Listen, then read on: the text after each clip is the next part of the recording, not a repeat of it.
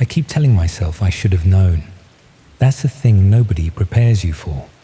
Not the grief counselors, not the family liaison officers, not the well-meaning people who bring casseroles and sit across from you with careful expressions and say things like "at least you know" and try to find closure. None of them prepare you for the hindsight. The way your brain goes back through every ordinary Tuesday and picks it apart, looking for the moment you missed. The thing you could have said differently. The afternoon you chose not to drive the 40 minutes because you didn't want to seem overbearing. You find plenty of those moments. More than enough. You collect them the way you collect receipts. Methodically, without meaning to, stuffing them into some internal drawer until the drawer won't close anymore and everything spills out at 2 in the morning when the house is quiet and the garden is dark and there is nothing between you and the thing you've been trying not to look at directly. My son Daniel was 23 when he disappeared. I say disappeared because that's still the word I reach for, even now, even knowing what I know. It's softer than the alternative, and I've earned the right to a little softness. He wasn't missing in the way you picture when you hear that word. He wasn't a child who wandered from a car park or a teenager who'd had a row and gone somewhere to make a point. He was a grown man, 23 years old, living alone in a rented cottage on the edge of the Kielder Forest in Northumberland, working remotely for a logistics company in Newcastle that he'd joined straight out of college. Quiet, self-sufficient, the sort of person who fixed a problem before telling you it had existed, who remembered the names of your friends' children, who sent birthday cards with actual handwritten notes inside. Nothing about him that would make you afraid for him. Nothing that would make you think, walking away from him on a grey November afternoon, that you were storing up the last version of him you'd ever see whole. I'm a retired English literature teacher, 40 years in secondary schools across Northumberland, the last 22 at the same school outside Morpeth, where I eventually became head of department. I retired at 62, moved back to the farmhouse in Redesdale that I'd inherited from my parents, started keeping a proper garden for the first time in my adult life, and thought, in a mild and unexamined way, that things were settling into a reasonable shape. I had my routines, my roses, my Sunday evenings. Daniel visited when he could. Not as often as I'd have liked, but often enough that I didn't make it an issue, because he was 23 and had his own life to build. And I understood that in the practical, deliberate way, you understand things you've decided to make peace with. And we had our Sundays. Every Sunday evening, without exception, since the year his father left. 6:30, his name appearing on my phone screen with a regularity I relied on more than I'd ever admitted to him. We'd talk for 20 minutes, sometimes half an hour. He'd tell me about work, about his reading. That last year he was working through a shelf of natural history books, something about Northumberland's geology that had caught his interest, and about the weather at Kielder, which he mentioned every single week. He said the reservoir had moods, that in winter it turned a colour somewhere between pewter and green that had no proper name, and that standing at the edge of it on a clear morning gave you the particular smallness that comes from being near something ancient and indifferent. I told him about the roses, the neighbour's new dog, whatever had irritated me on the evening news. Normal conversation, the kind that accumulates into a shared life without either person quite noticing. The first sign, and I've gone over this so many times it has worn grooves in me, was so small I nearly didn't register it. One Sunday in December, 3 months before he went missing, he rang at the usual time and we talked for the usual length. But right at the end, just before he said goodbye, he said, "I want you to know you've been a good mum." Just like that. Unprompted, tucked in at the end like an afterthought. I laughed and thanked him and told him not to be daft. and the conversation ended, and I put the phone down and stood in the kitchen with a feeling I couldn't name, like a cold draft from a door left open somewhere in the house. I told myself it was a sweet thing to say, made a cup of tea, forgot about it. I should not have forgotten about it. In January, he cancelled a planned visit. Work deadline, he said. Plausible enough. But when I rang the following Sunday, there was something new in his voice, a quality of distraction, of listening to something else at the same time he was listening to me. He answered my questions with half his attention. He ended the call earlier than usual, said he was tired. I asked directly if he was all right, and he said yes, fine, just a lot on. The words were reassuring. The voice behind them was not. I noticed it, and I said nothing, and I put the phone down, and I told myself I was imagining things. Then in February, the month it happened, though I didn't know that yet, he started ringing later than usual. 6:20, 6:30, sometimes closer to 7. Small delays, the kind you'd never mention. But Daniel had always been precise. 6:30 meant 6:30. The lateness felt like something leaking, like pressure finding a gap. I noticed. I said nothing. That is a sentence I will carry for whatever time I have left. He missed a Sunday in March. First time in 4.5 years. I rang him back immediately, got his voicemail, left a message I tried to keep light. Just checking you're all right. Give me a ring when you get a chance. Rang again Monday morning. Same result. By Tuesday, I'd rung his employer, who told me he hadn't logged in since the Thursday. I put my coat on and drove to Kielder. The cottage was at the end of a single-track road, a converted farm building with double glazing that never quite fitted the frames. His car was on the track beside the gate. His walking boots were inside the door, muddy at the toes from his last walk, whenever that had been. His coat was on the hook. His phone was on the kitchen table, face down, battery dead. The door was unlocked. My first feeling, walking in and finding it empty, was embarrassment. The particular embarrassment of a mother who has overreacted, who has driven 40 minutes and worked herself up over nothing. I stood in his kitchen and felt foolish, and I put the kettle on, and I looked out at the bare March trees with the grey sky pressing low behind them, and I waited for the sound of his boots on the path. I waited a long time. He didn't come back. The police were patient with me in the considered way that people are patient when they've quietly reached a conclusion before you finish speaking. Adult, solitary, remote location. No sign of disturbance. I understood what category they'd placed him in. I didn't have the energy to argue, and I understood that arguing wouldn't change it. What changed things was the laptop. I found it on my second visit to the cottage, before the specialist team arrived. It was under the bed. Daniel kept his laptop on his desk, always, without exception. The desk was tidy and the laptop was not on it. And when I found it under the bed, I sat on the floor beside it for a long moment. Just sat there on the bare floorboards in the cold. Before I opened it, it was still charged. The screen came to life and showed me a browser, and the browser showed me a forum. And the forum was something I had no language for and no framework to process. I called a former colleague who taught computing for 15 years before he retired.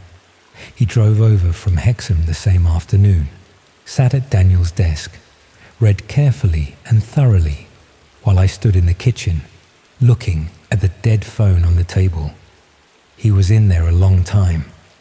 When he came out, he sat down and told me what the forum was. A community.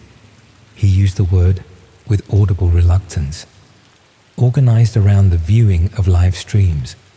Streams in which people were harmed, tortured, in some documented cases killed, scheduled and ticketed and discussed afterwards with the casual register of people reviewing something they'd watched on television.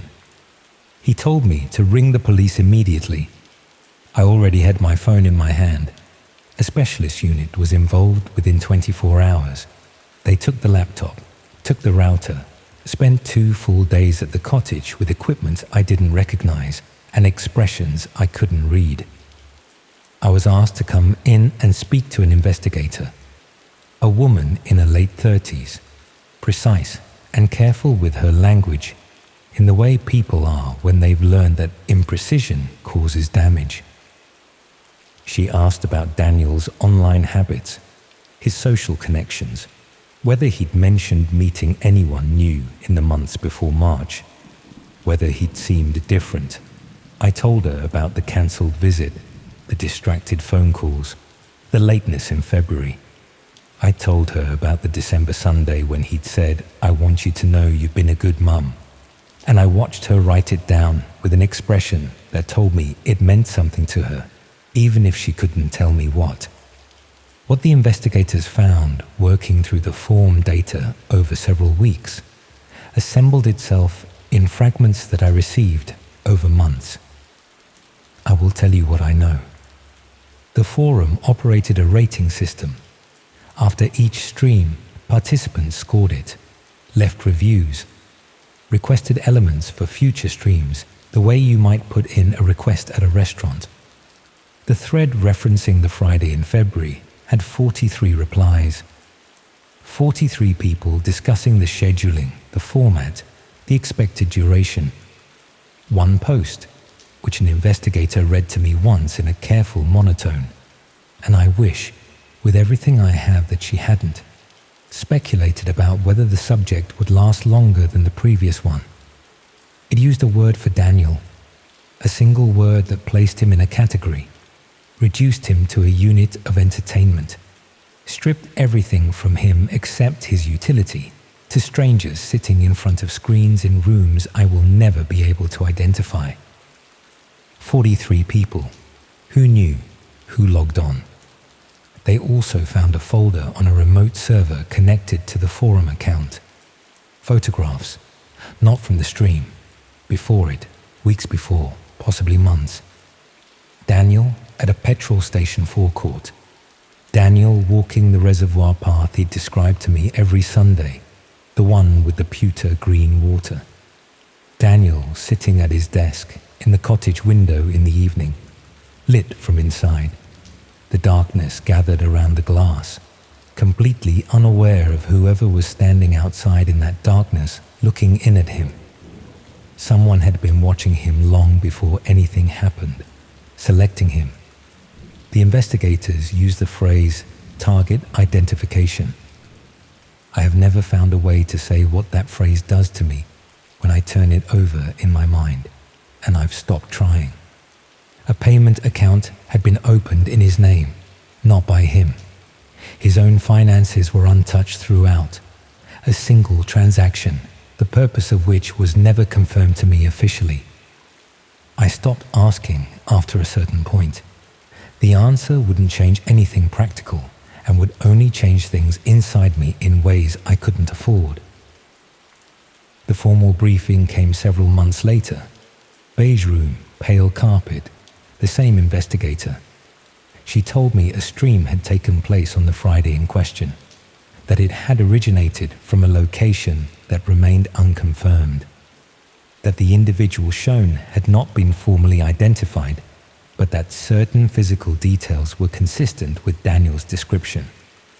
She told me they were pursuing several active lines of inquiry. She asked if I had someone who could be with me when I drove home. I'm going to be honest with you. I held it together in that room, and I held it together on the drive, and I got through the front door of the farmhouse, and then I sat down on the kitchen floor, the same way I'd sat on the bedroom floor in the cottage when I found the laptop. And I did not hold it together at all. I won't describe what that looked like. It's mine. What I will tell you is the thing I've thought about every single day since. Someone stood outside my son's cottage window in the dark and photographed him sitting at his desk without knowing he was being watched. Someone watched him walk the path along the reservoir he'd described to me on those Sunday calls. The path, he said, made you feel small in the way that only ancient things can. Someone watched him and chose him and made arrangements, and 43 other people made their own arrangements to witness what happened next. Those people are not all in prison. The investigation identified some, pursued some, successfully prosecuted a small number. The rest are somewhere, living ordinary lives, perhaps near ordinary people who have no idea. I think about that more than I think about anything else. They have never found him, not his body, not a confirmed location, not enough to formally close it. The case stays open the way certain cases stay open, technically active, practically dormant, reviewed by people who didn't know him and are doing their best with what there is. I sold the farmhouse last autumn. The garden had accumulated too many Sundays, too many 6:30 spent deadheading the roses with the phone nearby in case it rang. I live in a terrace in a market town now, small paved yard. A few pots that have done better than I expected. A practical life. I'm good at practical. It's what's left when everything else has been taken. I don't pick up the phone on Sunday evenings. It doesn't ring. Hasn't rung at 6:30 since March of that year. And I know it won't. But I sit with it on the table in front of me anyway. And I let the time pass, and sometimes I talk. Quietly, to the room, or to him specifically, depending on how the day has gone. About the yard, the pots, whatever I've been watching. About the weather, which is different here, tamer, less particular. Nothing like standing at the edge of something vast and feeling the full weight of your own smallness. He told me that a reservoir made him feel small. Said it like it was a gift, that feeling. I know what he meant now. I just wish he was here so I could tell him I finally understand.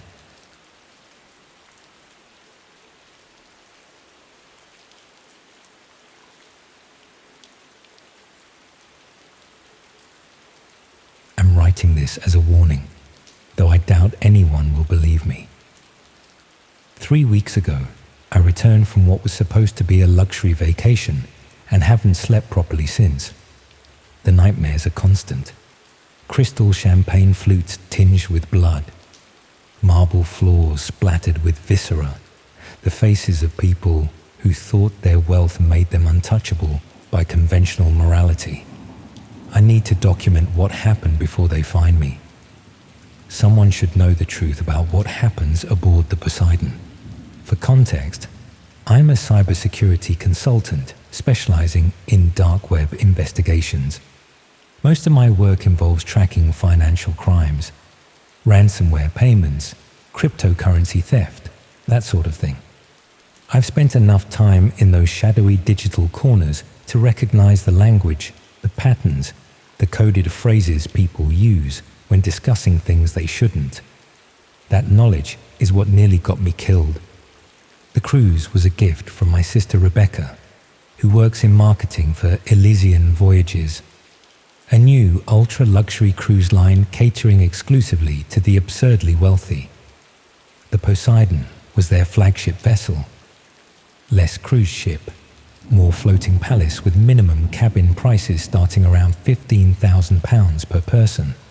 Rebecca couldn't afford it herself, but occasionally received complimentary berths to distribute to friends and family as part of the company's word-of-mouth marketing strategy. When her husband fell ill, she offered me their spots, knowing I'd been working myself to exhaustion on a particularly disturbing ransomware case involving a children's hospital. I remember stepping aboard and feeling immediately out of place. The atrium gleamed with genuine gold leaf and crystal chandeliers, staffed by attendants who somehow knew everyone's names before introductions. My cabin, one of the smallest available, was larger than my London flat, with a private balcony, marble bathroom, and a bed that probably cost more than my car. I felt like an imposter, but that didn't stop me from indulging in the complimentary champagne and ordering room service just because I could. The first 3 days passed in a blur of luxury and indulgence. I lounged by adults-only pools where staff anticipated needs before I voiced them, dined at restaurants helmed by Michelin-starred chefs, and attended performances in the ship's opulent theatre. I barely spoke to the other guests. Oil magnates, tech billionaires, old money aristocrats, who seemed to instinctively recognize I didn't belong in their tax bracket. The oddities began on the fourth night. I was in the casino, not gambling. I couldn't afford the minimum stakes, but people watching over a whiskey I'd been nursing for an hour. 2 men settled at the bar near me, speaking quietly, but not secretively. Something in their conversation caught my attention.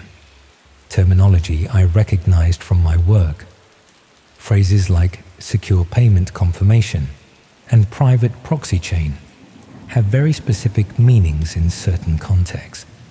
When one mentioned 50 Bitcoin for premium access, my professional curiosity was piqued. I didn't look directly at them, but observed in the mirrored backsplash of the bar. One was elderly, perhaps in his 70s, with the deep tan of someone who hadn't experienced winter in decades. The other was younger, mid-40s, with the build of someone who had personal trainers on retainer. Both wore watches worth more than most homes. The younger man slid what appeared to be a matte black keycard across the bar. "Premium access granted," he murmured.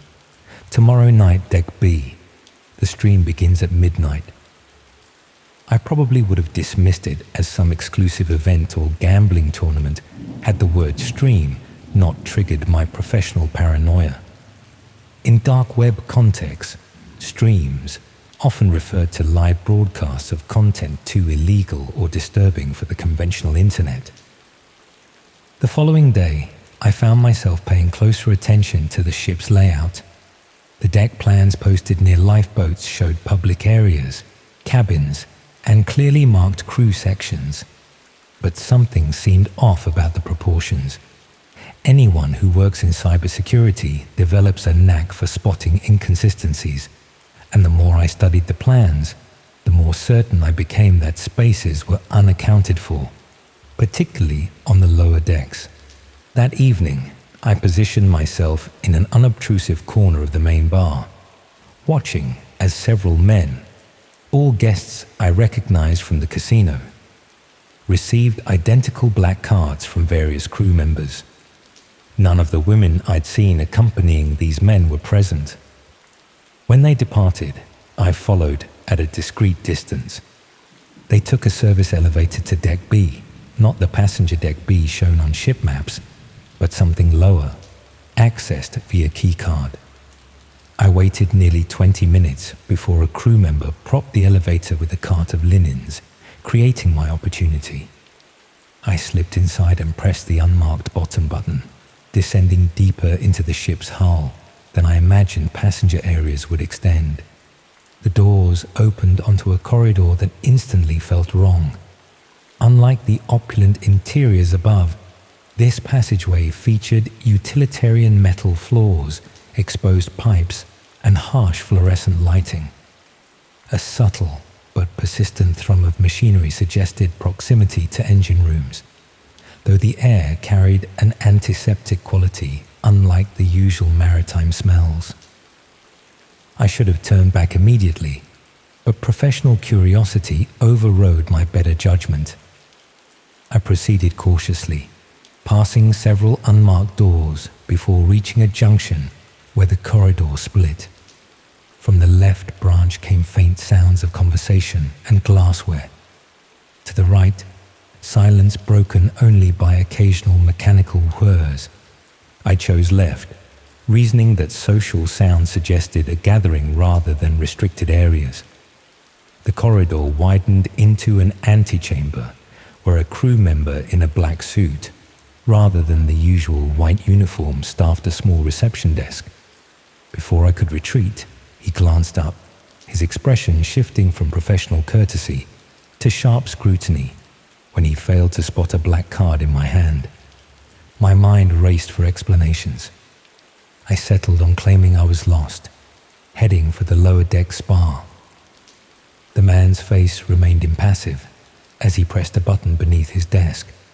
Within moments, 2 security personnel materialized beside me, their builds suggesting backgrounds in something more intensive than hospitality management. Verification. One stated flatly, hand extended, clearly expecting the black card I didn't possess. When I fumbled through excuses, his expression hardened. My phone and cabin key were confiscated before I was escorted through a door behind the reception desk. The space beyond defied expectations. Rather than some austere security office, I entered what resembled an exclusive gentleman's club from a previous century. Leather armchairs, wood paneling, subdued lighting from crystal sconces. About 20 men occupied the space, all clutching crystal tumblers and speaking in hushed tones. Along one wall, a row of private booths featured velvet curtains and small screens mounted at eye level. A man in a tailored suit approached, the younger man from the casino. His eyes assessed me with clinical detachment before he consulted a tablet handed to him by one of the security personnel. Rebecca Mitchell's brother, he stated. Not a question, but a confirmation. Cybersecurity background. Dark web investigator. The temperature in the room seemed to drop several degrees. I attempted explanations. I was lost, curious, meant no harm. But he merely gestured toward the door at the far end of the room. Since you've come this far, perhaps you should understand exactly what you've discovered. I was guided through the doorway into a small theater with about a dozen leather seats arranged in rows. A large screen dominated the front wall, currently showing what appeared to be a medical suite. In the center stood a metal table where a man lay strapped down, conscious but clearly terrified. Figures in surgical attire moved around him, arranging instruments on nearby trays. With horrifying clarity, I understood what I was seeing. This wasn't a film or simulation. It was happening somewhere on this ship, being streamed to the private booths in the previous room, and, based on the information scrolling along the bottom of the screen, to paying viewers across the dark web. Usernames and Bitcoin amounts appeared continuously, bids determining what would happen next to the restrained man. The suited man explained in disturbingly casual tones that the Poseidon offered exclusive experiences for discerning clients. The subject on the table was allegedly a human trafficker who had escaped conventional justice through legal technicalities. The proceeds from the event would supposedly benefit victims' organizations anonymously after the cruise line took its substantial cut. I was forced to watch what followed. The clinical precision was perhaps the most disturbing aspect. This wasn't chaotic violence, but methodical, almost ritualistic dismantling of a human being according to the whims of invisible bidders. The wealthy men around me occasionally tapped on tablets, placing their own bids, some visibly excited, when their chosen methods were selected. Hours later, numb with horror, I was presented with documents, non-disclosure agreements threatening financial ruin and permanent consequences should I speak of what I'd witnessed. I signed without reading fully, desperate to escape that floating hell. A black card was pressed into my palm, along with instructions to return the following night for proper initiation. I spent the next day in a fog of terror and moral crisis. I considered reporting what I'd seen to the ship's captain, before realizing the entire operation couldn't exist without the cruise line's knowledge. International waters provided the perfect jurisdiction-free zone for such atrocities. That night, I feigned illness, not difficult given my genuine physical response to what I'd witnessed. Instead of attending the initiation, I packed essentials into a waterproof bag and made my way to the lowest passenger deck with public access to the outer hull. During the safety briefing on day 1, I'd noted the location of emergency life rafts, separate from the main lifeboats. I deployed one shortly after midnight, drifting for nearly 18 hours before being spotted by a Greek fishing vessel. I claimed to have fallen overboard from a private yacht, and with no identification or proof otherwise, was eventually transported to Athens and then back to London. The Poseidon continues its voyages. I've seen it advertised in luxury travel magazines, promising unforgettable experiences and exclusive entertainments for those who can afford the premium packages. Sometimes I spot subtle references in certain investment forums or cryptocurrency discussions, coded phrases about international waters experiences and justice served to order that make my blood run cold. Last week, a black envelope arrived at my flat, a flat I moved to after returning, telling no one my new address. Inside was only a matte black card with coordinates and next month's date embossed in gold lettering. The implication was clear. I'm expected to return to properly join their ranks or face consequences. I'm leaving tonight. New name, new country, no digital footprint. But even as I prepare to disappear, I know the truth. There's no real escape from what I've learned. The dark web isn't just some shadowy corner of the internet. It's a reflection of what exists when wealth places people beyond conventional morality, sailing freely through international waters beyond the reach of law.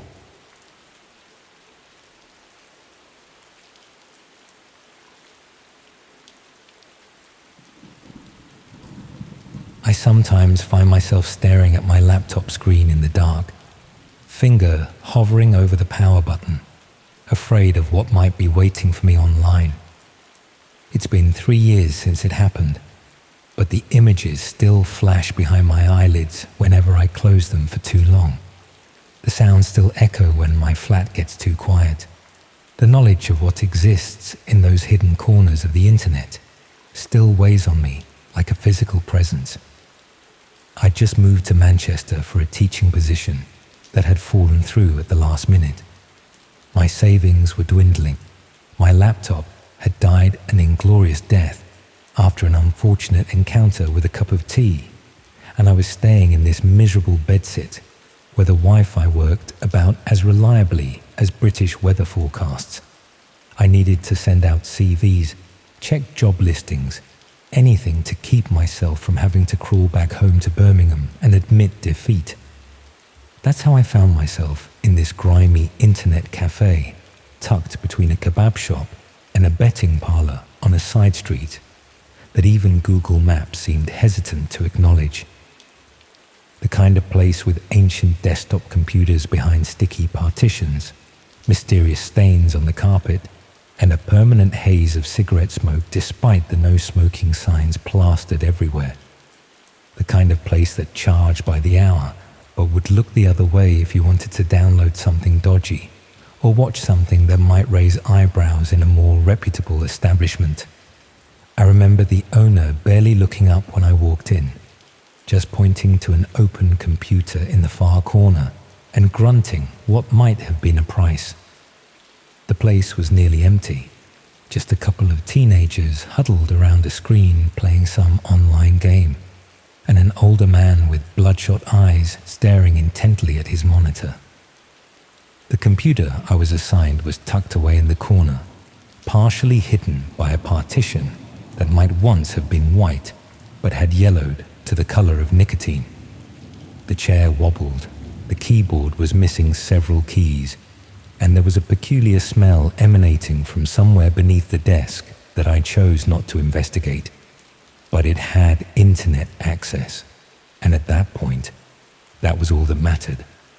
I spent the first hour doing what I'd come to do, sending emails, updating my CV, applying for jobs that I was either overqualified or underqualified for, but desperate enough to try anyway.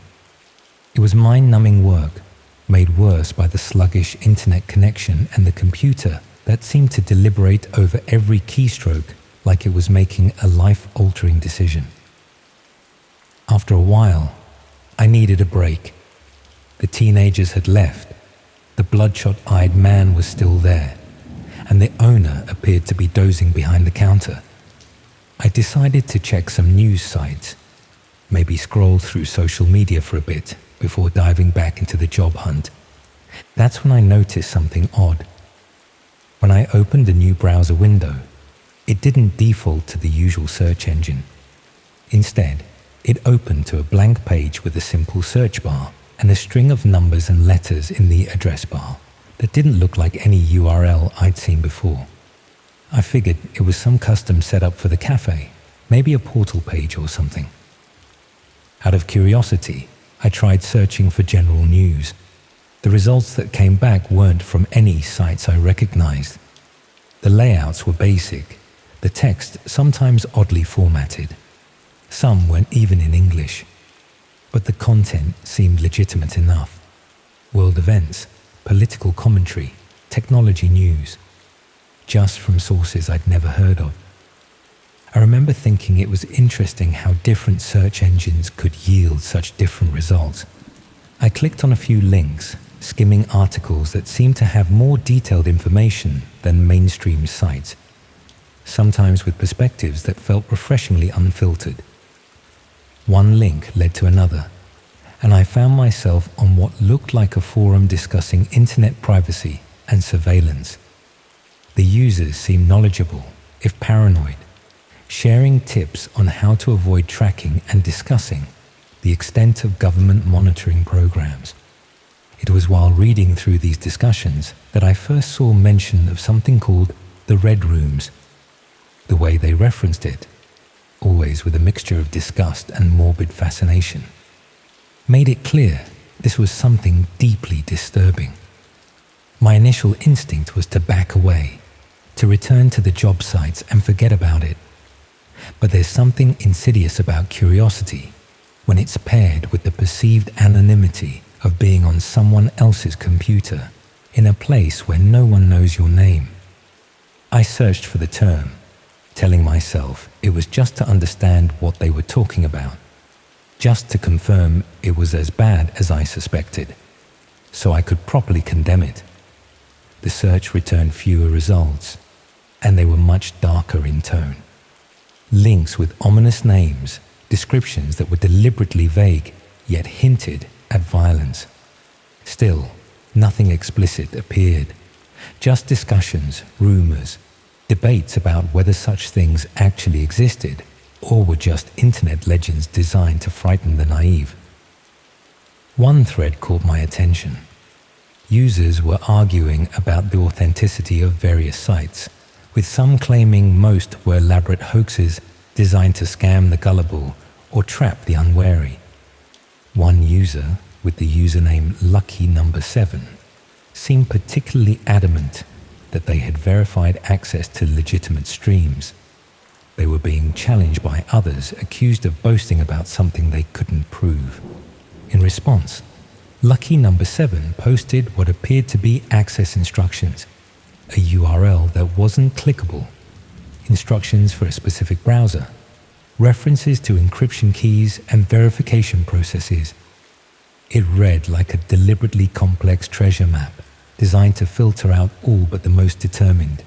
The post was quickly deleted by a moderator, but not before others had responded with variations of disbelief and macabre interest. I sat there, staring at the screen where the post had been, feeling an uncomfortable mixture of relief and disappointment that it had disappeared before I could properly process it. I should have taken that as a sign to stop, to get back to my job search, to remember why I was there in the first place. Instead, I found myself scrolling back through the cached version of the page, looking for fragments of those instructions. I told myself it was just to understand, just to know what people were talking about, just to confirm it was real, so I could properly process how disturbed I should be. Justifications that sound hollow now, but seemed reasonable in that moment. I found bits and pieces, enough to piece together that these red rooms were supposedly live streams of torture or worse, where viewers could pay to request specific acts. Most users insisted they were myths, technical impossibilities, or elaborate scams. But the user Lucky Number 7 had seemed so certain, had written with such specific detail. In my fumbling exploration, I clicked through to a page that asked for a verification code. I was about to back out when I noticed the username displayed in the corner of the screen. Lucky Number 7. I wasn't on my own account. I was somehow logged in as this person. The previous user must have forgotten to log out, and the cafe hadn't properly reset the browser. A chill ran through me as I realized what this meant. The computer I was using belonged to someone actively involved in these dark corners of the web. Someone who might return at any moment. Someone who might not appreciate me using their account, seeing their activities. I should have left immediately.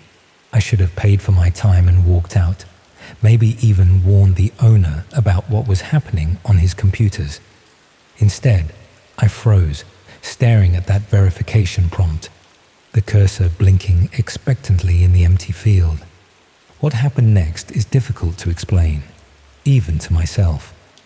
I entered a number. Not randomly. I typed 7 because of the username. A simple, stupid impulse based on nothing but pattern recognition.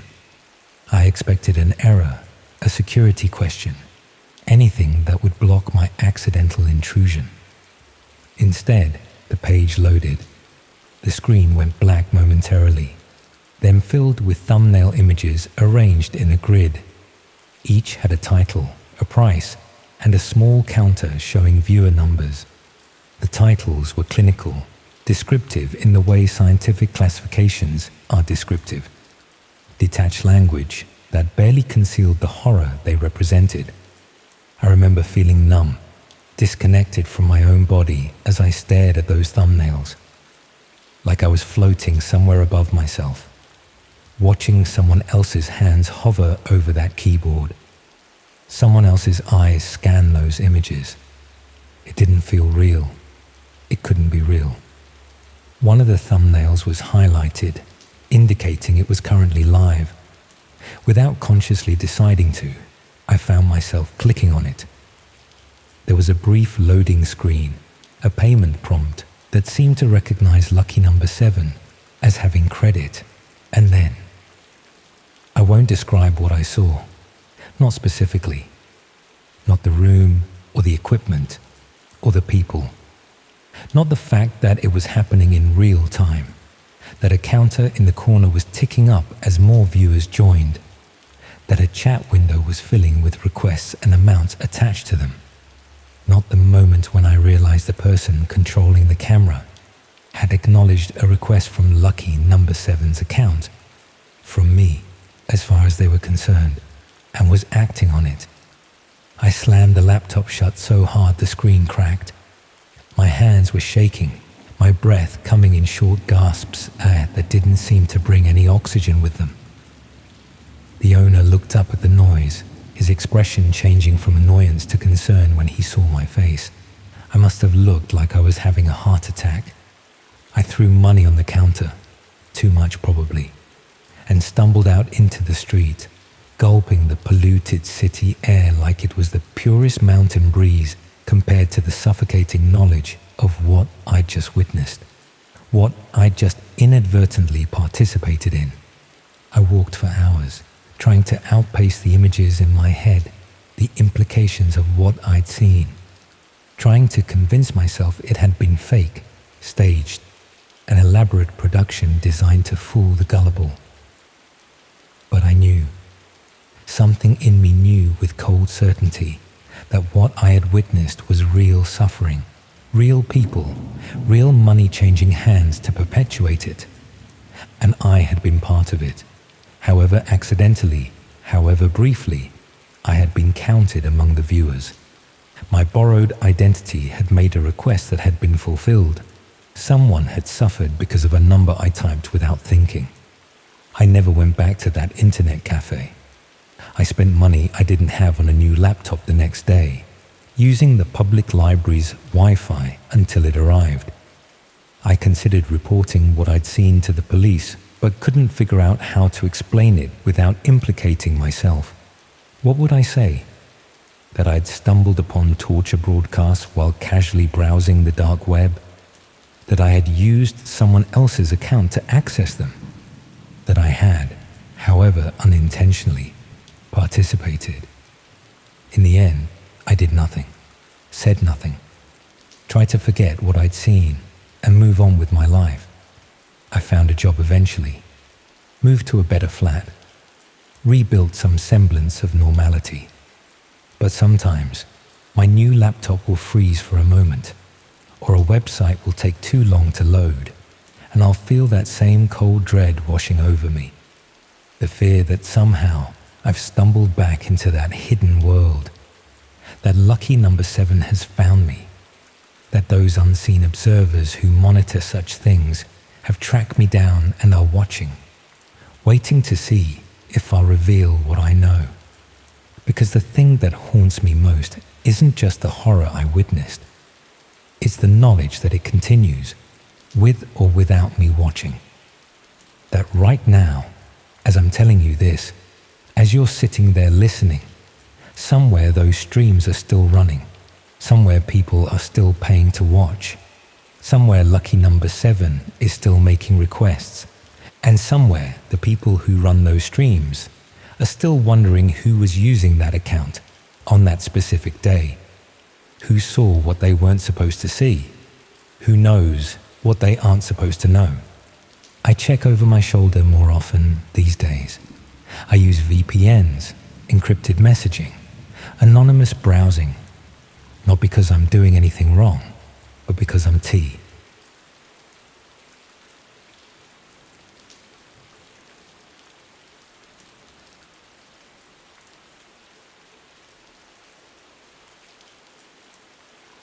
I'm writing this down because part of me hopes getting it all out might help with the nightmares.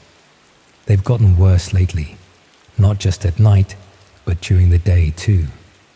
Random moments when I'm queuing at Tesco or waiting for the tube, and suddenly I'm back there, watching those images flicker across that tiny screen, understanding too late what I was actually seeing. I need to confront this head on, so here goes. The reason I'll never step foot in a photo booth again. 6 months ago, I was working as a freelance web designer in Manchester. Not exactly living the dream, but getting by well enough. I'd actually developed a bit of an obsession with the dark web during my downtime.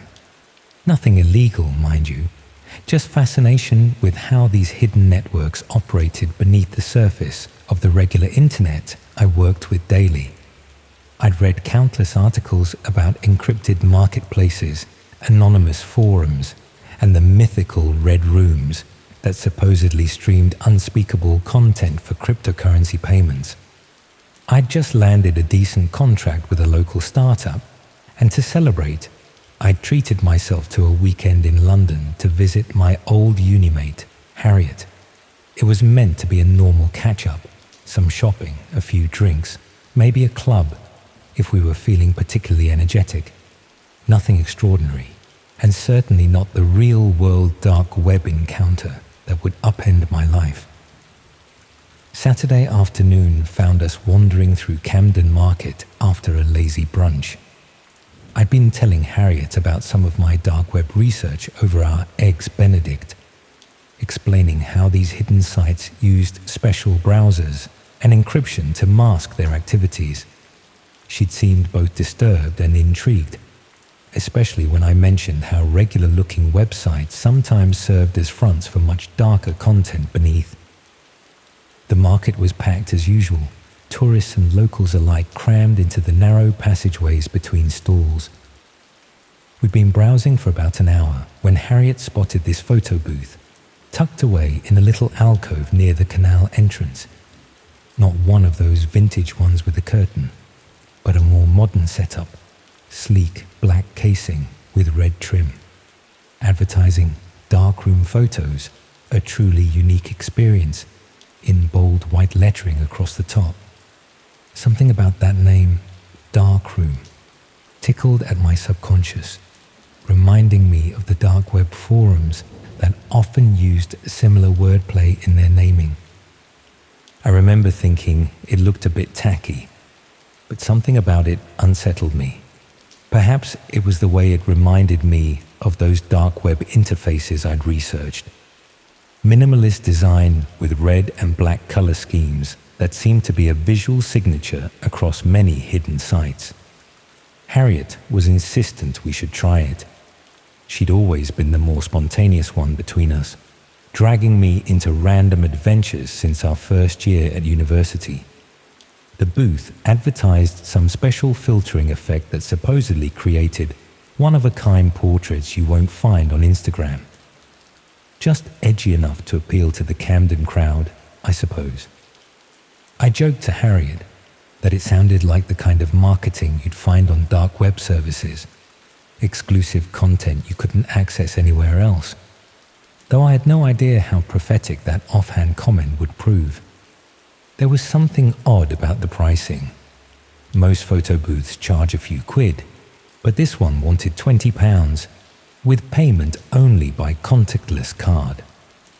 Harriet waved away my raised eyebrows, tapping her card against the reader before I could properly object. The machine whirred to life, its screen displaying a glitchy welcome message that flickered between English and what looked like Russian or some Eastern European language.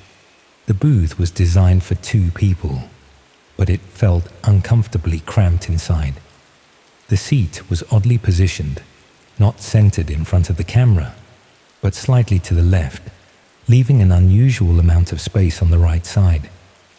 The interior smelled faintly of chemicals, not the photographic kind I remembered from school darkrooms, but something sharper, more antiseptic.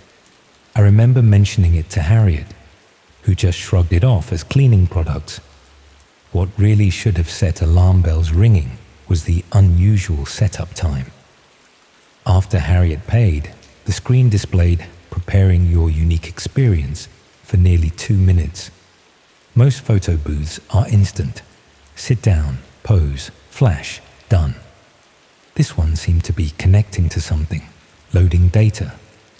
I assumed it was just accessing different filters or effects. Finally, the screen changed, showing our images reflected back at us, but with a strange delay, almost like the feed was being routed somewhere else before returning to the screen. The countdown began. 5, 4, 3, 2, 1.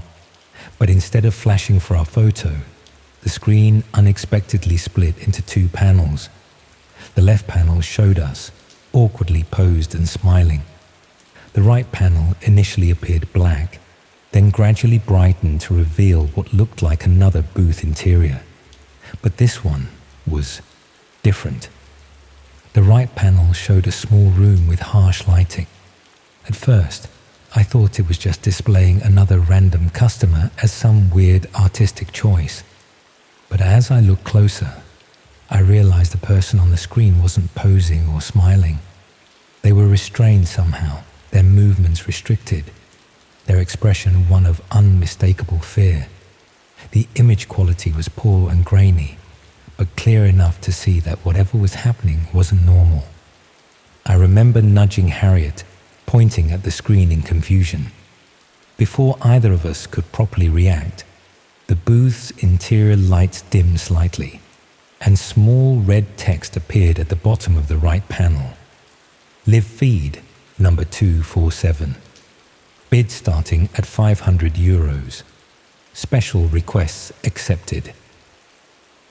As we watched, frozen in confusion, A series of usernames and amounts began scrolling along the bottom of the right panel. The numbers were climbing rapidly. 500 euros, 720 euros, 1,150 euros.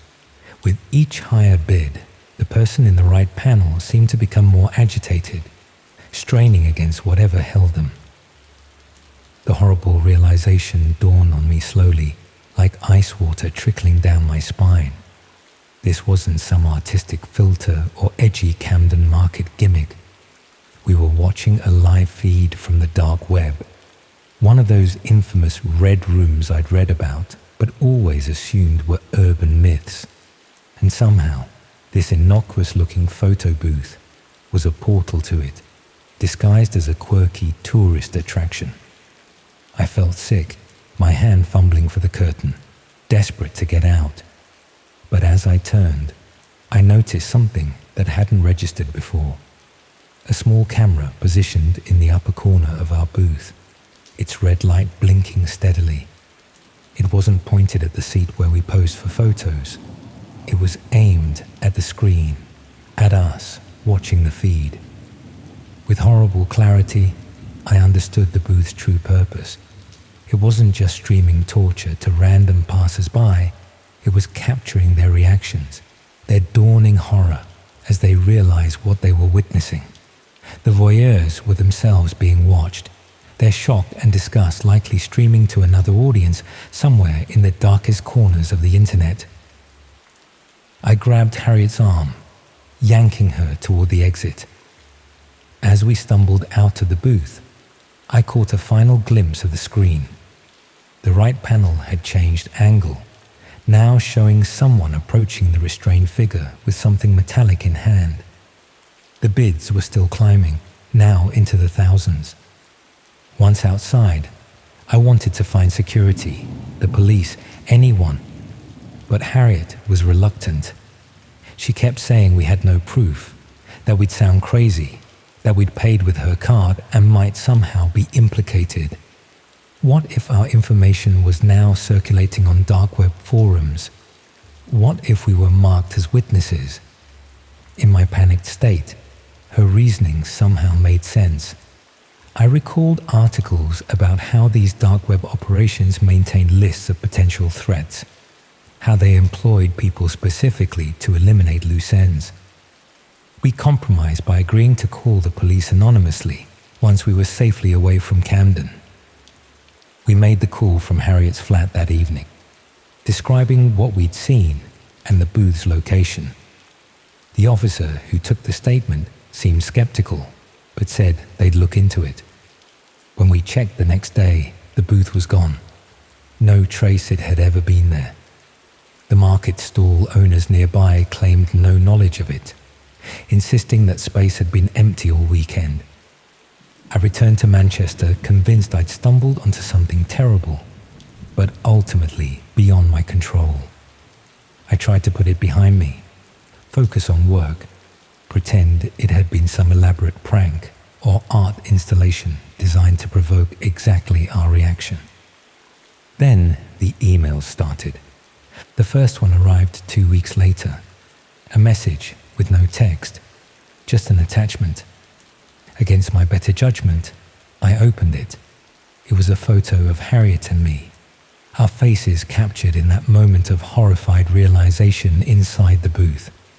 Our expressions were circled in red, with crude ratings scrawled beside them. 8 out of 10, excellent shock value, next to my face. 6 out of 10, could show more disgust, next to Harriet's. More emails followed, always from different addresses, impossible to block effectively.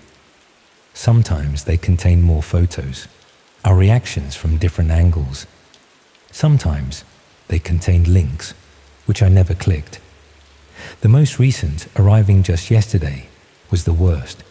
A split-screen image showing us in the booth on one side, and on the other, a new person in that same harshly lit room, with text overlaid, "Your recommended viewing, based on your previous interest." I've changed my email, my phone number, even moved flats. I've reported it all to the police, who have opened an investigation, but warned me these dark web operations are notoriously difficult to track. The perpetrators use sophisticated routing systems, Tor networks, cryptocurrency payments, and temporary physical setups that disappear without trace. One detective told me this was classic dark web methodology, blending virtual horrors with real-world access points, creating a network almost impossible to penetrate without specialized cyber units. What keeps me awake at night isn't just the memory of what I saw, or even the knowledge that someone is still watching me. It's the realization that these booths could be anywhere. In shopping centers, tourist attractions, music festivals, innocent-looking portals streaming unspeakable content to unsuspecting passers-by, while simultaneously harvesting their reactions for another layer of entertainment. And worse still, is the thought that haunts me most. How many people walked out of that booth before us, saw what we saw, and simply hurried away, telling themselves it wasn't real or wasn't their problem? How many walked away and said nothing, leaving the booth operational for the next curious shopper? I check every camera I encounter now, scrutinize every screen. I avoid anything with a lens or a display. Some might call it paranoia, but I call it awareness. Because the most terrifying thing about the dark web isn't that it exists in some shadowy corner of the internet. It's that its tendrils reach into our everyday world, disguised as ordinary objects, turning unwitting bystanders into both audience and entertainment. Sometimes I think I spot them. Certain types of vending machines with oddly positioned cameras, information kiosks with unusual payment requirements, even some ATMs that seem to process transactions slightly too slowly. Places where the digital world meets the physical, creating liminal spaces where the worst of humanity can bleed through. I received a text message this morning from an unknown number. All it contained was a photo booth emoji and tomorrow's date. I'm packing my bags tonight, leaving no forwarding address. But deep down, I know it doesn't matter where I go. In a world where the darkest corners of the internet can disguise themselves as innocent entertainment, where your reaction to horror becomes entertainment for others, there's nowhere truly safe to hide. After all, someone somewhere is always watching, and others are always willing to pay to watch.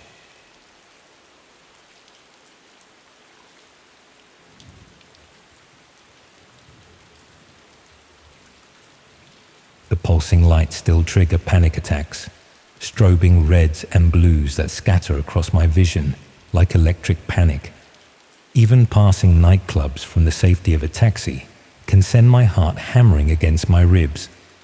My skin instantly slick with cold sweat as I'm transported back to that abandoned warehouse in East London, where the floor vibrated with bass drops that masked screams, where the dark web broadcast its most visceral content beneath the perfect camouflage of legitimate revelry. I wasn't always this fractured shell, jumping at shadows and sleeping with the lights on. Before that night, I was simply Ellie, a second-year art student at Central St. Martin's, with an experimental photography portfolio and a growing reputation for capturing London's underground scene. My work focused on the beautiful chaos of illegal raves, the authentic euphoria of spaces where social boundaries dissolved under relentless beats and shared chemical experiences. I prided myself on accessing events that existed through whispered invitations and temporary messaging groups, documenting fleeting moments of connection in venues that would be empty by sunrise, leaving no evidence of the hundreds who had transcended reality within their walls. The invitation to dissent came through Mira, a Lithuanian fashion student whose connections to London's underground electronic scene ran deeper than most. The details were typically cryptic. an industrial location near Hackney Wick, a password that changed hourly, instructions to disable location services on our phones.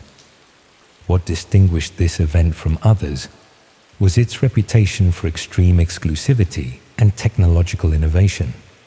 Rumors suggested immersive installations, pioneering sound systems, and performance art that pushed boundaries of legality and taste.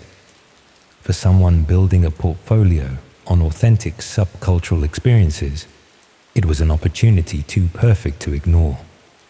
The venue itself was promisingly ominous, a derelict Victorian factory complex accessible only through a service tunnel that ran beneath railway arches, its entrance disguised as a maintenance door covered in graffiti. Security was unusually thorough, with multiple checkpoints involving password verification, phone camera blocking, and UV stamps that changed under different light frequencies. I remember feeling a thrill at the elaborate precautions, interpreting them as signs of an authentically underground experience rather than the warning system they actually were. Filtering potential witnesses and creating plausible deniability for what happened in the innermost chambers. The main dance area initially seemed like a standard warehouse rave, albeit executed with exceptional attention to detail. 3 stages featured international DJs playing staggered sets, their music calibrated to build and release tension across the venue in coordinated waves. Lighting rigs responded to sound frequencies in complex patterns that seemed almost sentient in their anticipation of melodic shifts. The crowd, perhaps 600 people, represented a cross-section of London's creative scene, from fashion students to tech entrepreneurs, all moving with the synchronized energy of collective experience. What distinguished this event from others I documented was the series of threshold spaces extending beyond the main area. Each required additional verification, different colored wristbands, separate UV stamps, whispered passwords exchanged with stony-faced security personnel who appeared suddenly from shadows between beats. These progressive layers created a hierarchy of access that appealed to the basic human desire for exclusivity, each new area promising greater liberation from societal constraints. I followed Mira through several of these thresholds, my photographer's eye cataloguing details for later. The subtle shifts in lighting temperature, the increasing intensity of bass frequencies that vibrated bone rather than just flesh, the gradual change in crowd demography toward a harder, more committed core of participants.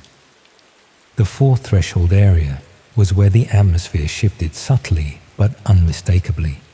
The music maintained its relentless energy, but the production elements incorporated subliminal elements that created a disorienting effect, frequencies that triggered primal unease, lighting patterns that induced mild hallucinations, even in those who hadn't consumed substances. The crowd here was noticeably different. Fewer dancers lost in music, more observers maintaining awareness of their surroundings. Multiple small alcoves lined the perimeter, each containing what appeared to be private viewing areas with screens displaying abstract visuals synced to the music. It was in this space that I first noticed the cameras, not the obvious security equipment mounted near exits, but discrete, professional-grade setups positioned to capture specific areas of the dance floor. The operators moved with practiced efficiency, focusing on particular dancers who seemed unaware of the attention. When I pointed them out to Mira, she explained them as part of the event's immersive documentation, creating personalized visual souvenirs for participants. The explanation seemed plausible in the context of an avant-garde art-tech fusion event, but something in her delivery, a studied casualness, a deliberate vagueness, triggered the first whisper of unease. That whisper became impossible to ignore when we reached the final threshold, a red-lit corridor leading to a space identified only by a symbol that resembled a stylized eye. The security here was markedly different. Two men with the unmistakable physicality of combat training, rather than standard event security, communicating through earpieces with a military precision that seemed incongruous in a hedonistic environment. Mira exchanged not just a password, but a complex sequence of gestures that appeared choreographed, receiving in return a sleek black wristband embedded with what looked like a microchip. I hesitated then, instinct finally overriding curiosity, but the decision was effectively made for me as the crowd behind surged forward during a particularly intense bass drop, pushing me through the threshold before I could articulate my reservations. The security personnel made no move to stop me despite my lacking the black wristband, an oversight that I would later understand was deliberate. Certain participants were allowed through not as audience, but as potential content. The space beyond defied easy categorization. At first glance, it resembled an exclusive VIP area, luxurious seating arrangements surrounding a central dance floor where perhaps 50 people moved with chemically enhanced abandon. Closer observation revealed disturbing inconsistencies. The screens displaying not abstract visuals but live feeds from the main venue, focusing on specific individuals. Multiple doors leading to smaller rooms with reinforced soundproofing. A sophisticated technical setup manned by expressionless operators wearing identical black clothing. From my position near the entrance, partially concealed by a structural column, I watched as Mira approached one of these technicians, engaging in a brief exchange before being directed to a seating area where several other black wristband wearers lounged with the entitled casualness of regular patrons.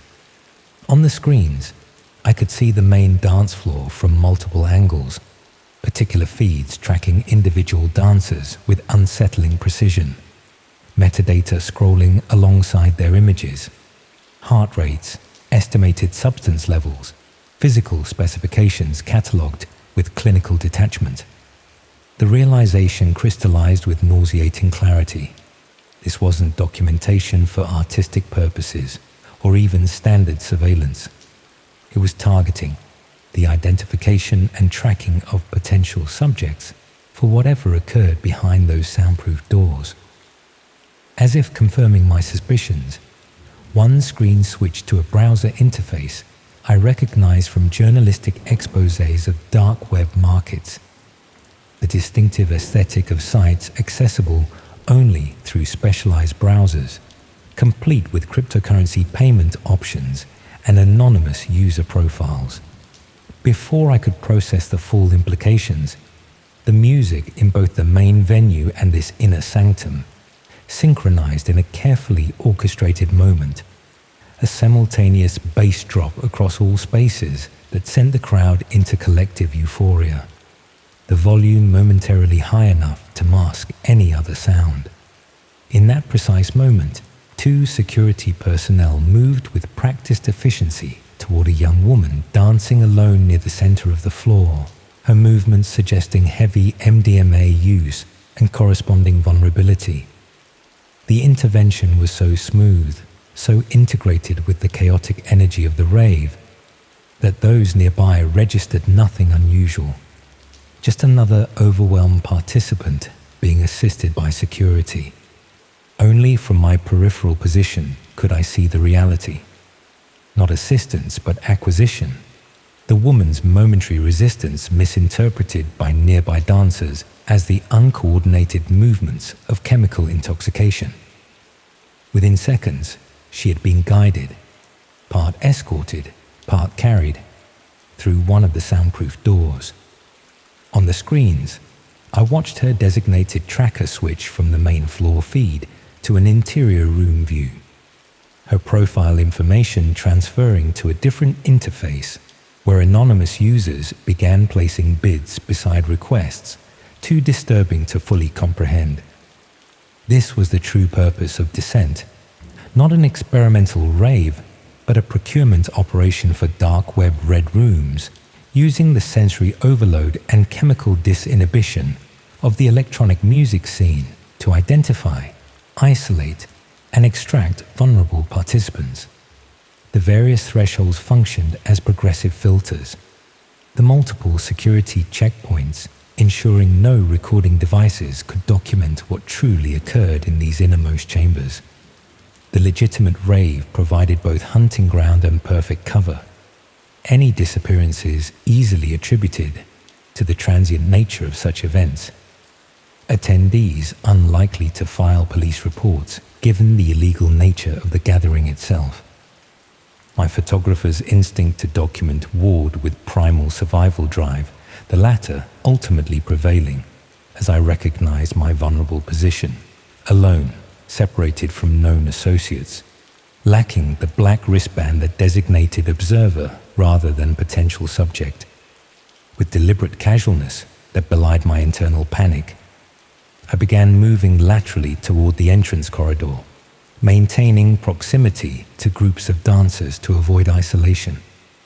I had nearly reached the threshold when the music executed another coordinated drop, the momentary chaos revealing a chilling sight. Mira watching me with clinical detachment, communicating something to a security operative whose attention immediately focused in my direction. The betrayal hit with physical force. She wasn't just an attendee, but an active participant in the operation, perhaps a spotter who identified and delivered suitable subjects.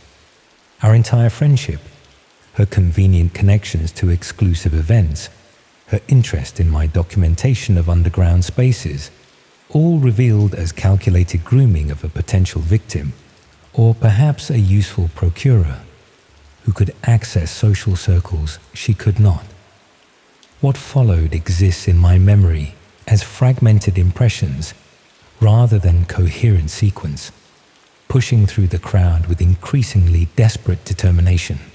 Security personnel following with the unhurried confidence of predators in controlled territory, multiple threshold crossings where my UV stabs gained me passage toward the outer zones, the progressive decrease in crowd density making concealment increasingly difficult. I emerged into the main warehouse space during a DJ transition, the momentary reduction in auditory assault allowing me to hear footsteps gaining behind me. Pure survival instinct propelled me toward an emergency exit I'd noted earlier, a prerequisite habit from years of attending unregulated events in potentially unsafe structures. The door yielded to my weight, alarm systems apparently disabled to prevent official attention, depositing me into a service alley slick with recent rain. The knowledge that pursuers would expect escape along the main entry tunnel sent me in the opposite direction, scrambling over a chain-link fence into an adjacent railway maintenance yard. I navigated through darkened industrial spaces until reaching active streets, flagging a night bus with the desperate energy of someone fleeing immediate danger, rather than simply returning from a night out. I never reported what I witnessed. The combination of an illegal venue, widespread substance use, and my own recreational chemical consumption created the perfect conditions for dismissal. My account easily characterized as drug-induced paranoia or hallucination. Instead, I transferred to a university in Manchester within weeks, changing my phone number, email address, and social media profiles, abandoning the photography portfolio that had documented my access to London's underground scene. For months afterwards, I obsessively tracked missing person reports across London, searching for faces I remembered from that night. 2 disappearances aligned with the time frame and demographic: a Dutch exchange student and a junior fashion buyer, both reported missing after nights out with friends. Both cases eventually going cold when investigations revealed their final communications mentioned attending an exclusive underground event they'd been invited to through recent acquaintances. 3 years have passed, but certain stimuli still trigger visceral flashbacks, particular bass frequencies that resonate at the exact pitch used during those synchronized drops, the specific red wavelength that illuminated that final threshold, the distinctive UV reactive ink used for entry stamps. Sometimes I think I glimpse Mira on crowded streets or in the background of social media posts, though rational thought suggests this is hypervigilance rather than actual sighting. The most disturbing aspect isn't just what I witnessed, but how perfectly the operation exploited legitimate cultural spaces for predatory purposes, using the authentic underground music scene's existing structures and values against it. The desire for exclusive experiences, the normalization of mysterious venues and cryptic access methods, the community's justifiable wariness of official documentation, all seamlessly repurposed to facilitate unspeakable activities broadcast to dark web viewers. I haven't attended any dance music event since that night, haven't stood in a crowd where I couldn't identify every exit, haven't allowed myself to experience the surrender to collective movement that once defined my social experience. The bass drops that once signaled release now represent only danger. The carefully calculated moments when chaos provides perfect cover, when the sensory overload of hundreds drowns out the disappearance of one, when the darkest corners of the web momentarily intersect with physical space to claim new content for audiences whose entertainment demands are met with living supply.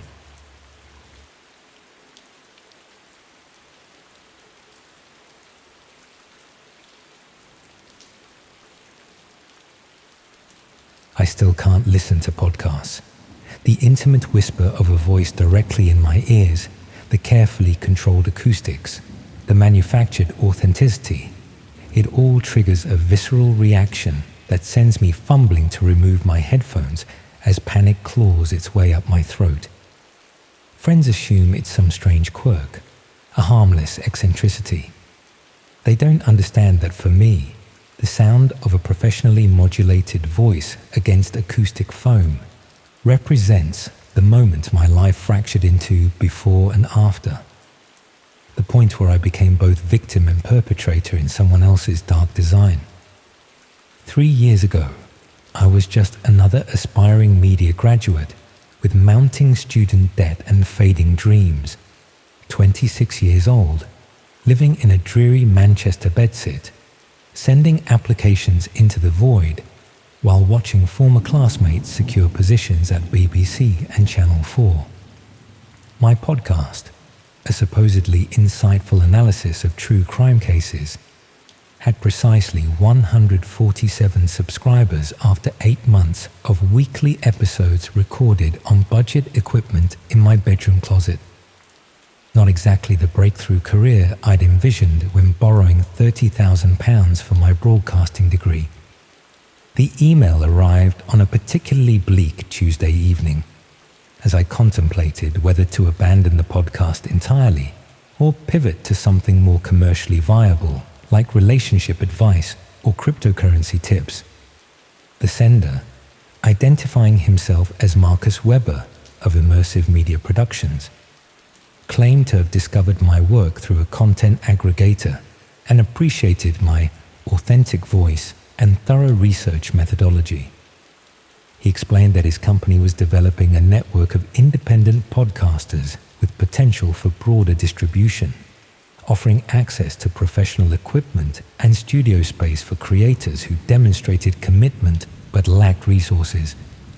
Looking back, I should have been suspicious of the vague company name, the absence of a professional website beyond a minimalist landing page, the email address using a generic domain rather than a corporate one.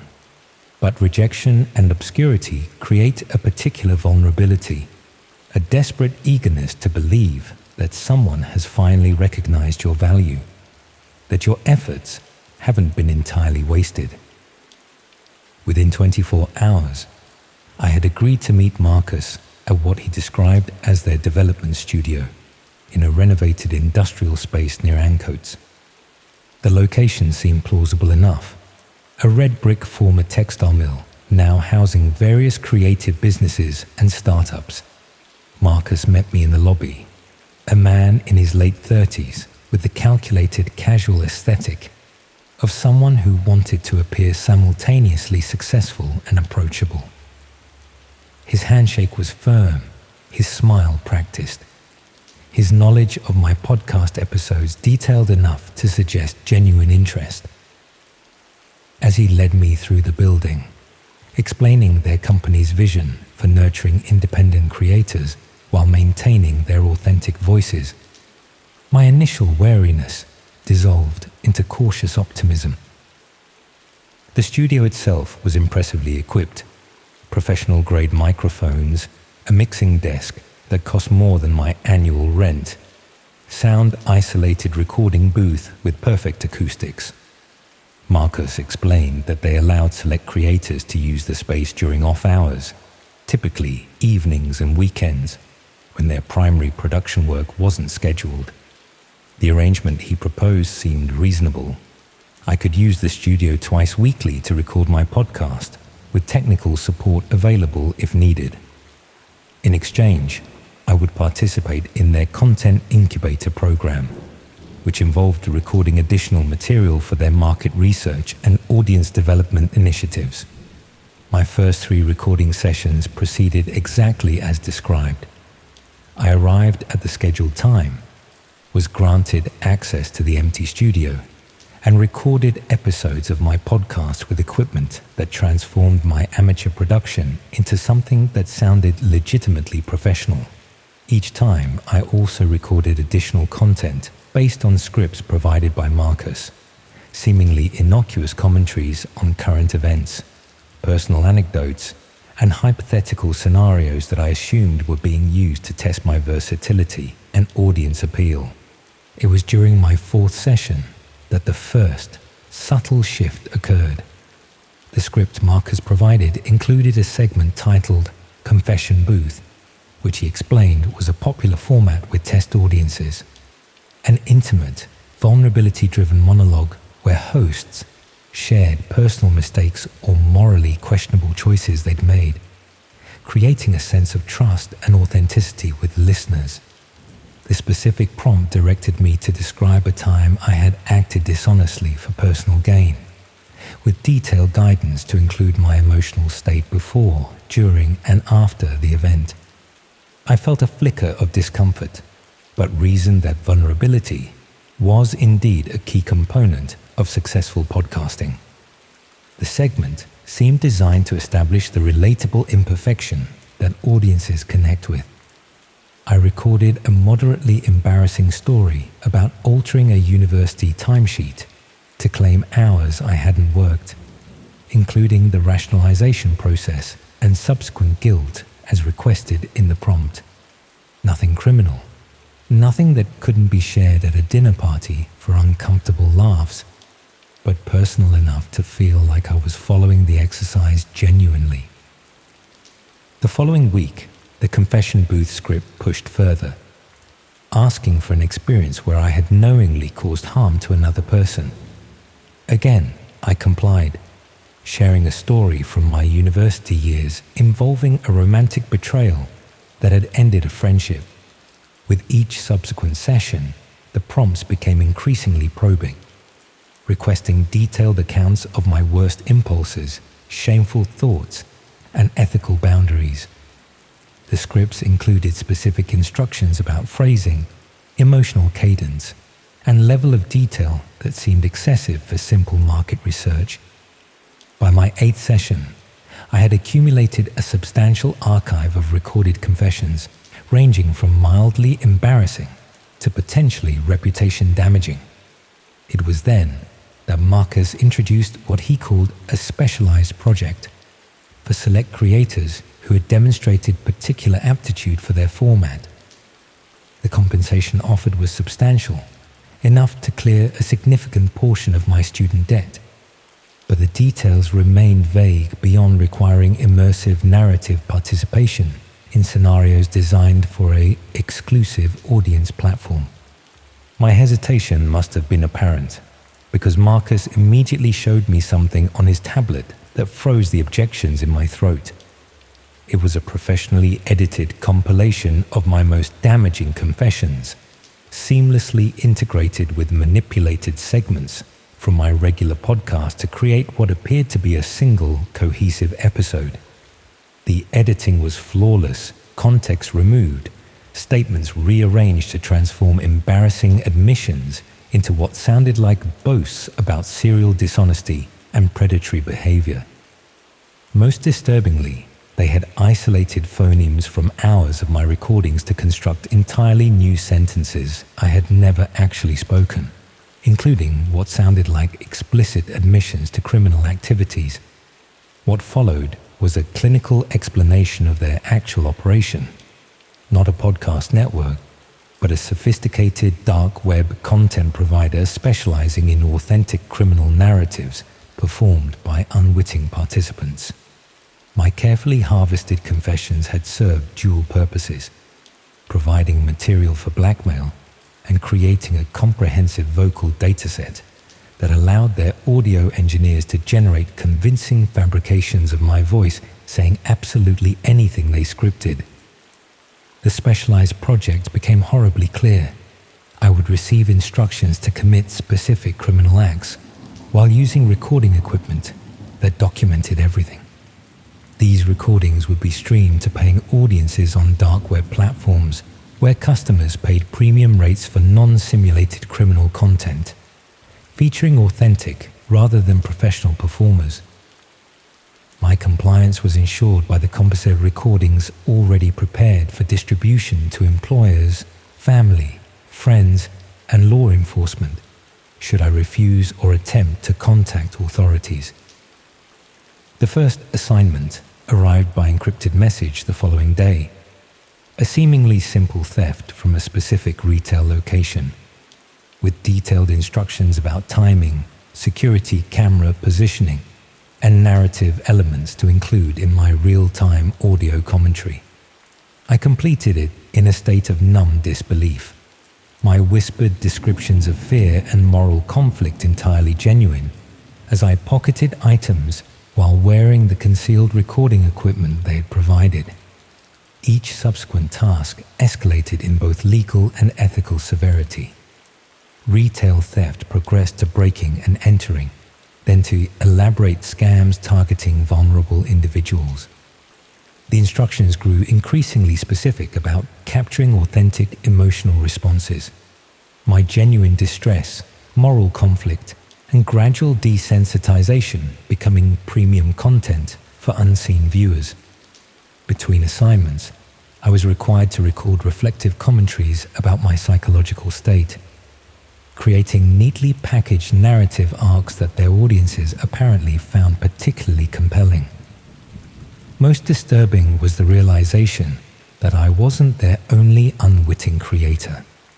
References in the instructions occasionally alluded to parallel storylines involving other blackmailed participants, some progressing to acts of violence I was told might become my next narrative evolution if my audience metrics indicated sufficient interest. The knowledge that anonymous dark web viewers were placing cryptocurrency bids to determine my next criminal act created a horrifying inversion of creator-audience relationship. They were not my audience. I was their performing puppet. The breaking point came with an assignment involving targeted harassment of a specific individual, an elderly man whose name and address were provided without explanation.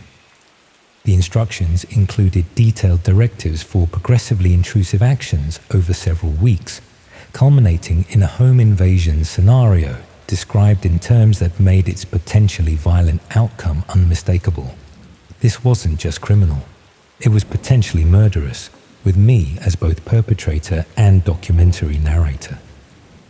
That night, alone in my bedsit with the assignment details burning a hole in my consciousness, I made the decision that could have ended my life. but instead merely destroyed it as I had known it. I prepared a comprehensive digital record of everything: the original emails, meeting notes, assignment instructions, and most crucially, recordings I had secretly made during my confession sessions that captured Marcus providing directions and feedback. Using a public computer and anonymizing software they themselves had taught me to use for communications, I transmitted this evidence to law enforcement through multiple channels before disappearing as thoroughly as my limited resources allowed. The investigation that followed revealed fragments of their operation: a network spanning several cities, dozens of blackmailed creators generating content for dark web platforms where audiences paid thousands in cryptocurrency to influence real criminal narratives. Several technical staff were arrested, equipment seized, platform access temporarily disrupted. But Marcus and the organization's leadership remained elusive. Their contingency protocols apparently as sophisticated as their audio manipulation technology. I've been living under a new identity in a different city for 26 months now. My former life abandoned, along with any aspiration for public creative work. The authorities have suggested that the organization was dismantled sufficiently to neutralize any continuing threat, but I notice how they qualify their reassurances with phrases like, "to the best of our knowledge," and "no evidence of ongoing operations." Sometimes, when I'm alone in the quietest hours of night, I imagine countless invisible microphones capturing my breathing, my movements, my thoughts. I wonder if my entire life is still being broadcast somewhere in the darkest corners of the internet, the mundane daily existence of a person who briefly generated premium content before being discarded from the narrative. I wonder how many other voices on podcasts, live streams, and audio platforms are speaking under similar duress, their carefully modulated tones concealing the same desperate fear that still occasionally closes my throat mid-sentence. Most of all, I wonder about the audiences, the silent paying spectators who derive entertainment from watching real people commit real crimes against other real people, who place bids to escalate scenarios toward increasingly harmful outcomes, who consume authentic human distress as casually as others might binge a Netflix series. They remain out there scrolling through dark web directories for new content, new voices, new authentic narratives of corruption and coercion. And somewhere, I suspect, Marcus is still recruiting aspiring creators desperate for recognition, still offering access to professional-grade studios with perfect acoustics and sound isolation, still collecting confessions one carefully scripted prompt at a time. The platforms may change, the methods may evolve, but the fundamental transaction remains: vulnerable people transforming themselves into content for the invisible audience that watches from the darkest corners of the web. Their cryptocurrency payments determining which lives will be destroyed next for their entertainment.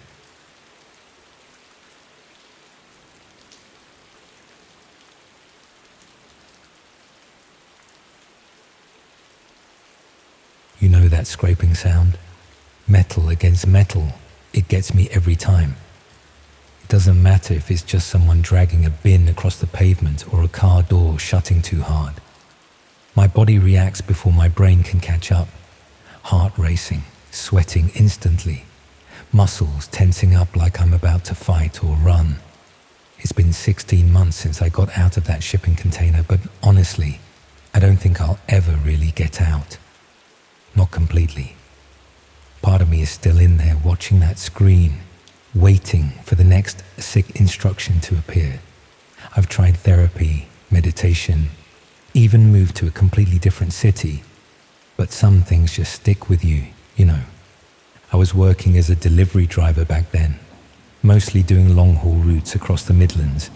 Not the most exciting job, but it paid decent money and kept me moving. which I've always preferred to being stuck in one place. The company I worked for wasn't exactly top tier, the kind that would take on jobs other companies rejected due to tight deadlines or unusual delivery locations. I didn't ask questions, just drove where the dispatcher told me and collected my pay at the end of the week. That particular day started normally enough.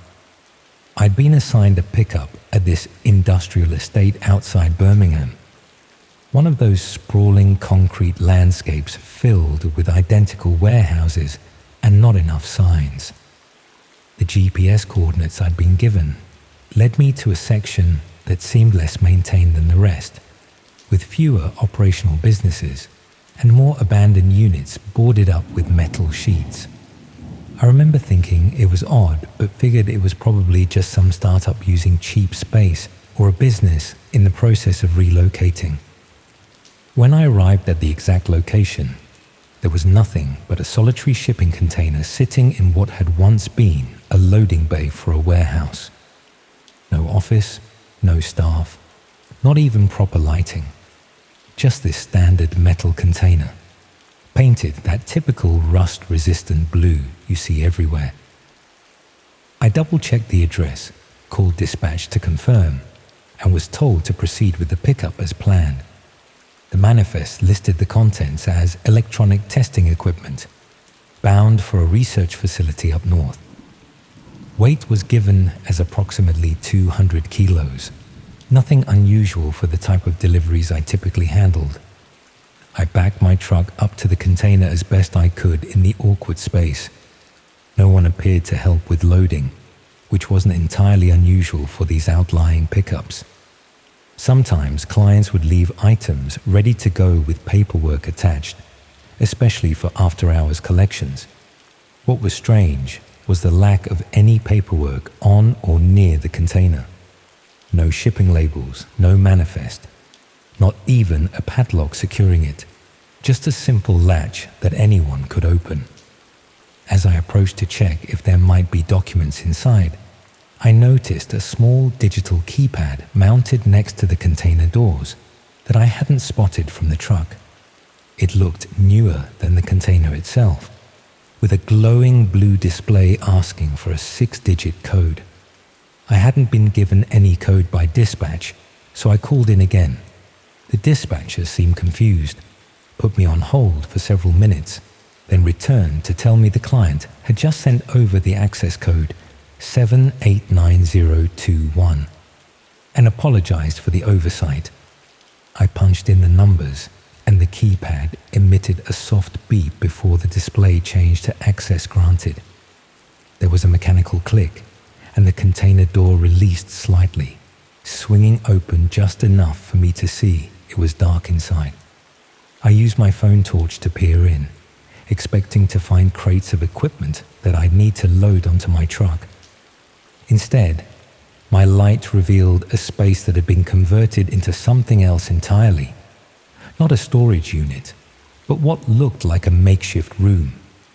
The interior walls had been covered with some sort of sound-dampening material, dark and textured. A simple cot was bolted to one wall. A small chemical toilet sat in one corner. Most bizarrely, mounted on the far wall was a large flat-screen monitor, currently dark but clearly operational based on the small power light glowing at its base. I hesitated at the threshold, that first real twinge of unease creeping up my spine. This clearly wasn't any electronic equipment for delivery. Part of me knew I should close the door, call dispatch again, or even the police, and leave immediately. But curiosity pushed me forward, that fatal human flaw that leads us into situations we should avoid. I wanted to understand what I was looking at, to make sense of the discrepancy between what I'd been told and what I was seeing.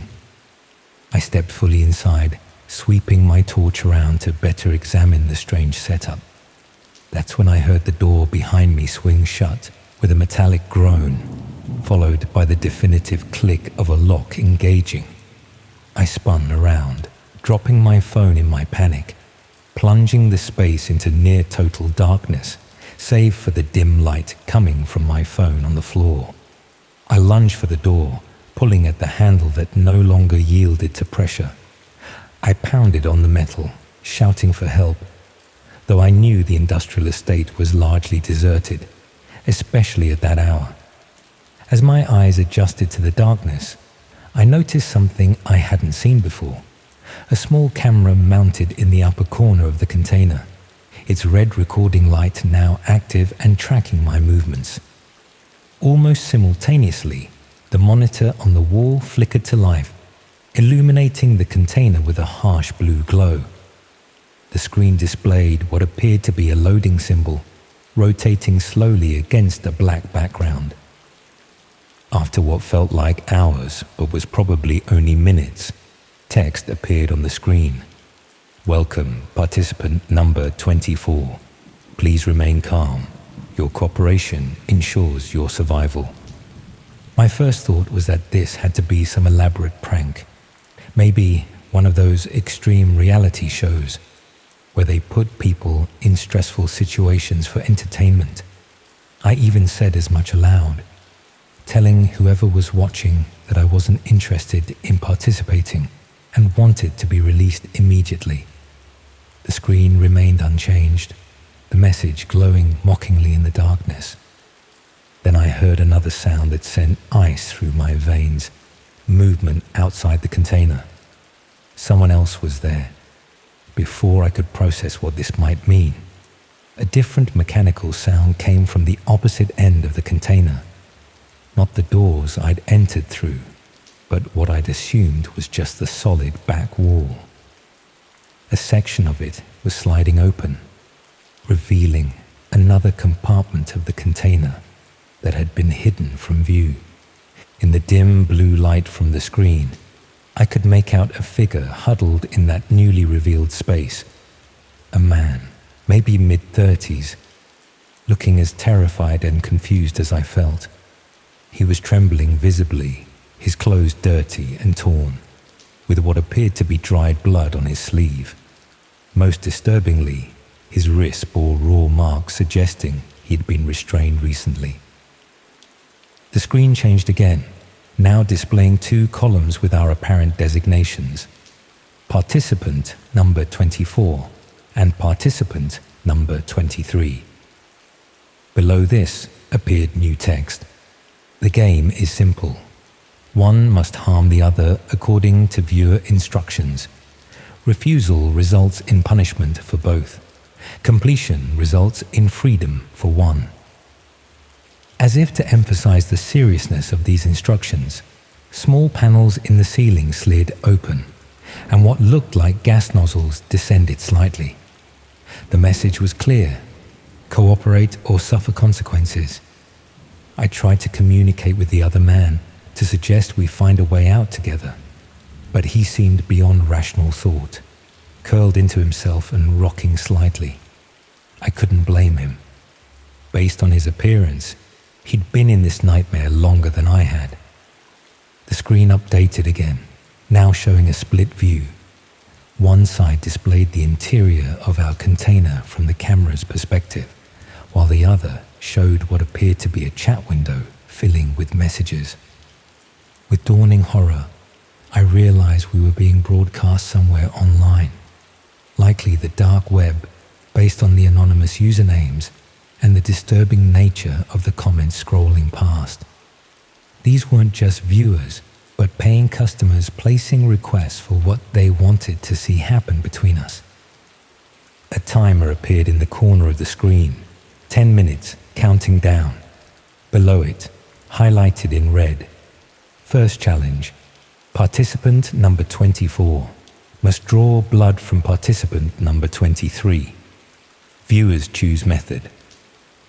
The wall beside the monitor slid open to reveal a recessed panel containing various implements: a hammer, pliers, a box cutter, scissors. Tools that in any other context would be mundane, but in this setting became instruments of torture. I refused, of course, stood my ground, and shouted at the camera that I wouldn't participate in this sick game. The other man watched me with a mixture of hope and resignation, that suggested he'd seen this scenario play out before. When the timer reached 8 a.m., a warning appeared. Compliance expected. Final warning. I maintained my refusal, believing, perhaps naively, that whoever was behind this would eventually realize I couldn't be coerced. At 7:30, a fine mist began spraying from the ceiling nozzles. The effect was almost instantaneous. A burning sensation on exposed skin, quickly intensifying to something beyond pain, beyond description. It felt like being flayed alive, nerve endings simultaneously on fire and exposed to ice. Both of us were screaming, clawing at our skin for relief that wouldn't come. After 15 seconds that felt like years, the spray stopped. The timer had paused at 7:15. New text appeared. Demonstration complete. Proceed with challenge or full deployment will follow. In that moment, something fundamental broke inside me. The absolute isolation of our situation became crystal clear. We were truly alone, at the mercy of unseen viewers who were deriving entertainment from our suffering. No help was coming, no rescue. Just the cold calculation of whether compliance would cause less suffering than resistance. I wish I could tell you I maintained my moral stance, that I continued to refuse despite the consequences. That would make for a more heroic story. But pain has a way of rewiring your principles, of reducing complex ethical frameworks to the simple binary of relief versus suffering. I moved toward the panel of tools, my movements mechanical and disconnected from my consciousness, as if watching someone else control my body. I selected the scissors, somehow seeming the least brutal option among monstrous choices. The other man didn't resist or try to fight me. He simply extended his arm, his eyes vacant, already knowing the routine of this horrific theater.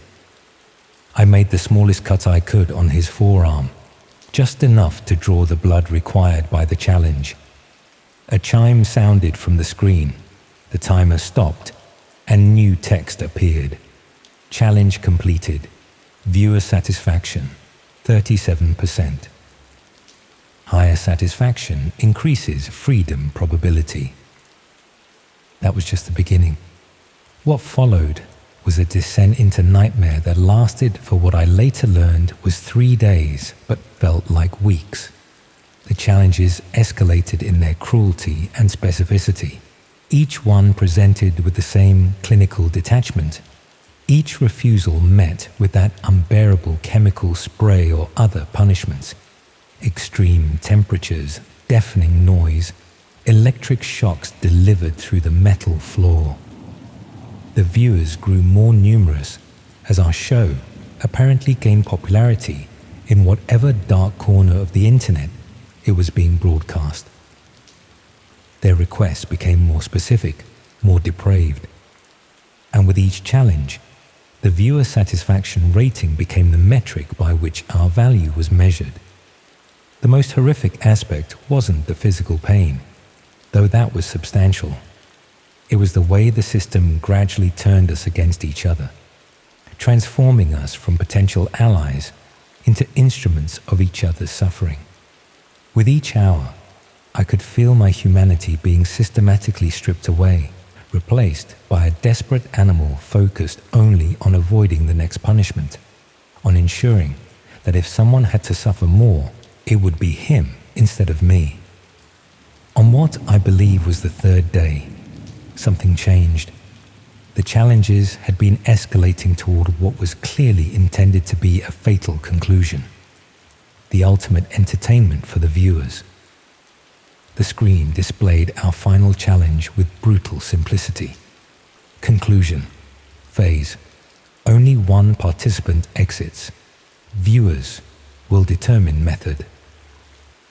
As the voting commenced, visible on the screen as percentages next to various lethal options, I noticed something unprecedented, a fluctuation in the power. The lights on the camera briefly dimmed and the screen flickered. Something was happening outside our controlled environment. Moments later, there was a commotion outside the container, muffled shouting, the sound of multiple vehicles arriving. The screen went black, plunging us into darkness. Then came the sound of metal tools against the container doors, the screech of the locking mechanism being forced open from the outside. I later learned that our location had been traced through a combination of police work and grey hat hackers who had infiltrated the streaming platform. An international task force had been tracking this operation for months. A sophisticated network that abducted people from various locations, placing them in identical shipping containers around the country for these brutal broadcasts. The aftermath has been its own kind of nightmare. Physical recovery, psychological evaluations, police interviews, where I had to recount every degrading detail, every moment when I chose my survival over someone else's suffering. The other man, I learned his name was Adrian, that he had been a warehouse worker who disappeared 3 weeks before I was taken. Didn't survive the medical evacuation. His body had simply endured too much trauma over his longer captivity. The police identified 13 other containers across the UK, each set up identically, each containing similar scenarios in various stages. Most of the victims were already dead. Those who survived bear the same hollow look I now see in my own reflection. People who have glimpsed humanity's darkest potential and can never unsee it. The operators of the site were never fully identified. The broadcasting equipment was sophisticated, but designed to leave minimal digital footprints. The money trail led through so many cryptocurrencies and shell accounts that it eventually went cold. The most the authorities could tell me was that the viewership had been global and substantial, with thousands paying premium rates to watch and influence our torment. I now live in a different city, under a different name. I work from home, avoiding public transportation and open spaces. I've sealed every vent in my flat, installed multiple locks on all doors and windows. I sleep with the lights on when I sleep at all. Because the most terrifying aspect of what happened isn't the physical pain I endured or the nightmares that continue to plague me. It's the knowledge that there are people, ordinary people with jobs and families and seemingly normal lives, who would pay to watch strangers torture each other. People who would take pleasure in voting for which fingers should be broken first or how deep a cut should be. People who walk among us every day, carrying this capacity for calculated cruelty behind unremarkable faces. Sometimes I find myself studying strangers on the rare occasions I venture outside, wondering if they were among the viewers, if they voted on methods to hurt me, if they were disappointed when the broadcast was interrupted before its intended conclusion. And in my darkest moments, I wonder about the viewing statistics that were displayed on that screen, how the satisfaction rating increased when I became more brutal, more creative in following their instructions.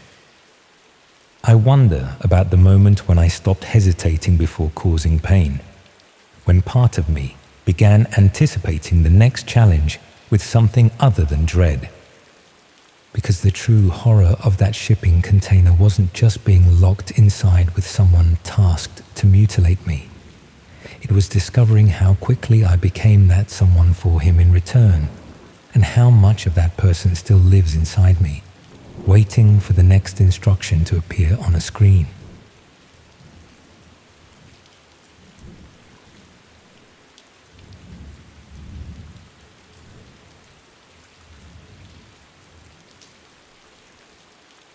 The scent of lavender still makes me physically ill. That supposedly calming fragrance, drifting through expensive diffusers in waiting rooms and yoga studios across London, immediately transports me back to that immaculate treatment room, where the line between wellness and torture blurred beyond recognition. Even now, 3 years later, I find myself holding my breath when passing certain shops, avoiding entire sections of department stores, my body remembering what my mind has tried desperately to forget. I had been pushing myself too hard for too long. That much was true. 32 years old and already burning out, working 14-hour days at a financial consultancy where success was measured in sacrificed weekends and ignored personal relationships. The migraines had started 6 months earlier, followed by insomnia so severe I'd begun hallucinating from sleep deprivation. When my colleague Rebecca mentioned Tranquil Depths Wellness Center, an exclusive spa that had apparently transformed her cousin from corporate wreckage to balanced human, I was desperate enough to ignore the exorbitant cost and strange application process that required everything from medical history to psychological profiles. The center occupied a converted Victorian bathhouse in Hampstead, its brick exterior meticulously restored, while the interior had been transformed into a temple of minimalist luxury. All pale wood, natural stone, and flowing water features. The reception area smelled of that damn lavender, mixed with something earthier I couldn't identify, while ambient music played at precisely the right volume to encourage hushed voices and mindful movement. Everything about the space whispered exclusivity and transformation. Looking back, I realized it was designed specifically to disarm, to create a manufactured sense of safety that would lower even the most vigilant person's defenses. My initial consultation seemed comprehensive to the point of excessive, detailed discussions of my symptoms, work habits, and personal history conducted by Dr. Winters, a soft-spoken woman with impeccable credentials displayed in subtle frames on her office wall. She explained their approach as holistic recalibration, combining traditional wellness practices with cutting-edge techniques developed specifically for high-performance individuals whose systems had been compromised by chronic stress. The treatment plan would begin with standard massage and hydrotherapy before progressing to more specialized interventions, culminating in their signature purification ritual conducted in the spa's exclusive lower level. The first 3 sessions proceeded exactly as one would expect from a high-end wellness center. Expert massages that located and released tension I hadn't even realized I was carrying. Hydrotherapy in private pools of varying temperatures. Guided meditation in softly lit rooms with perfect acoustics. The staff moved with silent efficiency, their uniforms immaculate, their manner professional yet warm. Each session concluded with a herbal tea blend customized to my biochemical profile, served in handmade ceramic cups that felt pleasantly heavy in my hands. By my 4th visit, I'd begun noticing subtle improvements. Sleeping 5 hours instead of 3, headaches diminishing from excruciating to merely uncomfortable. I'd also started opening up more during my progress consultations with Dr. Winters, sharing personal insecurities and private fears that I'd previously concealed even from my closest friends. There was something almost confessional about those sessions, a sense of unburdening that I attributed to her professional manner and the overall atmosphere of the center. I didn't recognize it then as the calculated cultivation of trust and vulnerability. The invitation to experience the purification ritual came during my 6th visit. Dr. Winters explained it as the cornerstone of their program, available only to clients who had demonstrated commitment to their wellness journey. The procedure would take place in their specialized lower-level facilities, would last approximately 6 hours, and would require signing additional confidentiality agreements due to the proprietary nature of their techniques. Something about her description triggered a momentary hesitation. A flicker of instinctive wariness quickly rationalized away by my improved sleep patterns and reduced pain levels. Besides, I reasoned, what legitimate business doesn't protect its intellectual property? The day of the ritual began normally enough. I was led through the familiar reception area to a changing room, where I exchanged my clothes for one of their organic cotton robes. A staff member I hadn't seen before escorted me past the main treatment rooms to an elevator concealed behind what had appeared to be a decorative panel. We descended in silence, the subtle shift in air pressure suggesting we were traveling deeper than a standard basement level. The doors opened to reveal a space utterly unlike the sun-filled rooms above. Clinically bright lighting illuminated a corridor with sealed doors on either side, each marked with a symbol rather than a number. The aesthetic here wasn't wellness-inspired luxury, but medical precision. Polished concrete floors, stainless steel fixtures, staff in what looked more like surgical scrubs than spa uniforms. The cognitive dissonance was jarring enough that I nearly turned back, but my escort's gentle pressure on my elbow guided me forward to a treatment room, marked with a circular symbol that seemed vaguely familiar, though I couldn't place it. Inside, the room maintained that clinical atmosphere, a central treatment table that resembled a hospital bed more than a massage table, surrounded by equipment partially concealed beneath draped cloths. Dr. Winters greeted me, now wearing a white coat over her usual attire, accompanied by two assistants who were preparing what appeared to be monitoring equipment. She explained that the purification ritual worked most effectively when the client could surrender completely to the experience, which typically required mild sedation to bypass the conscious mind's natural resistance to deep healing. Even then, with every instinct signaling caution, I rationalized my unease as normal anxiety about medical procedures. The improvements I'd experienced seemed to validate their methods, and Dr. Winters had established herself as a trustworthy authority figure over our previous sessions. When she offered a small paper cup containing 2 blue capsules, explaining them as pre-treatment relaxants, I hesitated only briefly before swallowing them with the provided water. The sedative effect was almost immediate. Not the gentle relaxation I'd expected, but a profound disorientation that made the room tilt and blur around me. I was vaguely aware of being helped onto the treatment table, of restraints being secured around my wrists and ankles.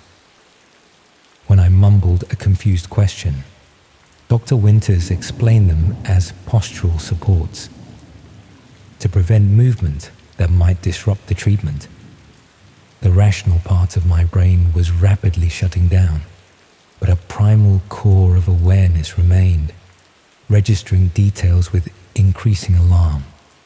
The assistants positioning cameras around the table, a computer being prepared with what looked like streaming software, one wall of the room sliding away to reveal a glass partition behind which shadowy figures seemed to be gathering. As consciousness began to fragment, I heard Dr. Winters speaking not to me, but to the observers behind the glass. Her tone had transformed completely, clinical, detached, almost academic, as she described my psychological profile, my particular vulnerabilities, my documented pain thresholds.